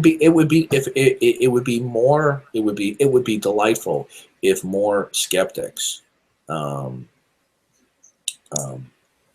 be like you. I agree. You're not licking my boots and bowing down to what I say or whatever. You're offering very good questions, objections, discussion points. Hey, I could set that up if you guys want to in here or not. Sure. Yeah, I'm a busy guy, so I can't do it any day, but I'm certainly happy to try to find a time. I'm sure we'll find plenty of time in the near future to do that. By the way, Matthew, just a quick note. I don't idly call somebody a troll or a stalker because they give me a hard time in these rooms, or they quote ask me questions that I can't or I'm afraid to answer. That's the mantra of the stalkers. Yeah, I don't think you do neither. Well, but I prefer, but even like that girl, Hermine, it was difficult to have a conversation with someone because it becomes sort of. Yeah, I know. I felt she was being too hostile with you. So. Yeah, so I think we need like an environment where you could just have a conversation without it turning into emotional nonsense. I really don't think Van is a stalker, though. You think you'll ever converse with him again, or? No, I told Van a number of times in the past I said, if you wish to continue to dialogue and converse with me, you're going to have to stop your chronic, your trolling and your stalking. Now, does he stalk me to the same extent that the others do? No, he doesn't do it as much, but he still does it. And you see, I have a double criterion. When people overtly and chronically troll, where they're just being bombastic, just not to let me speak at all. After it goes on week after week after week after week after week, after a certain point, I just tell them, "Hey, listen, don't bother talking to me again." I think I'm going to do that with Hermine next time because she just doesn't seem like she's really interested in. Listen, I butted heads a number of times with Hermine. She's really not a troll. Sometimes she can be a little bit difficult to get along with. I mean, we all can, but she's not a troll. She just didn't seem interested in sort of understanding. She was, I would just let that water pass under the bridge. Okay. You don't think? All right, listen, guys, I gotta run. All right, God bless, Didi. Yeah, Matthew, thank you for having the testicular fortitude not to tolerate those stalkers. Yeah, you gotta watch out too. They can get your IP. And look, we had some good, productive conversations in here. Well, once Hermine left, though. Before that, it was. You're just not gonna let that go. It just seemed like a troll. Right, I gotta go. No, All right, no, bro. she's not. She's not. No, listen. And she said some pretty nasty things about me in the past. I mean, repeatedly. But I don't think she's not. She's not a troll at heart. All right, I'll see you guys later. All right, later, D. Hey, well, let me know if you could set that up at some point. Okay. Great. Take care. I added you later. You too.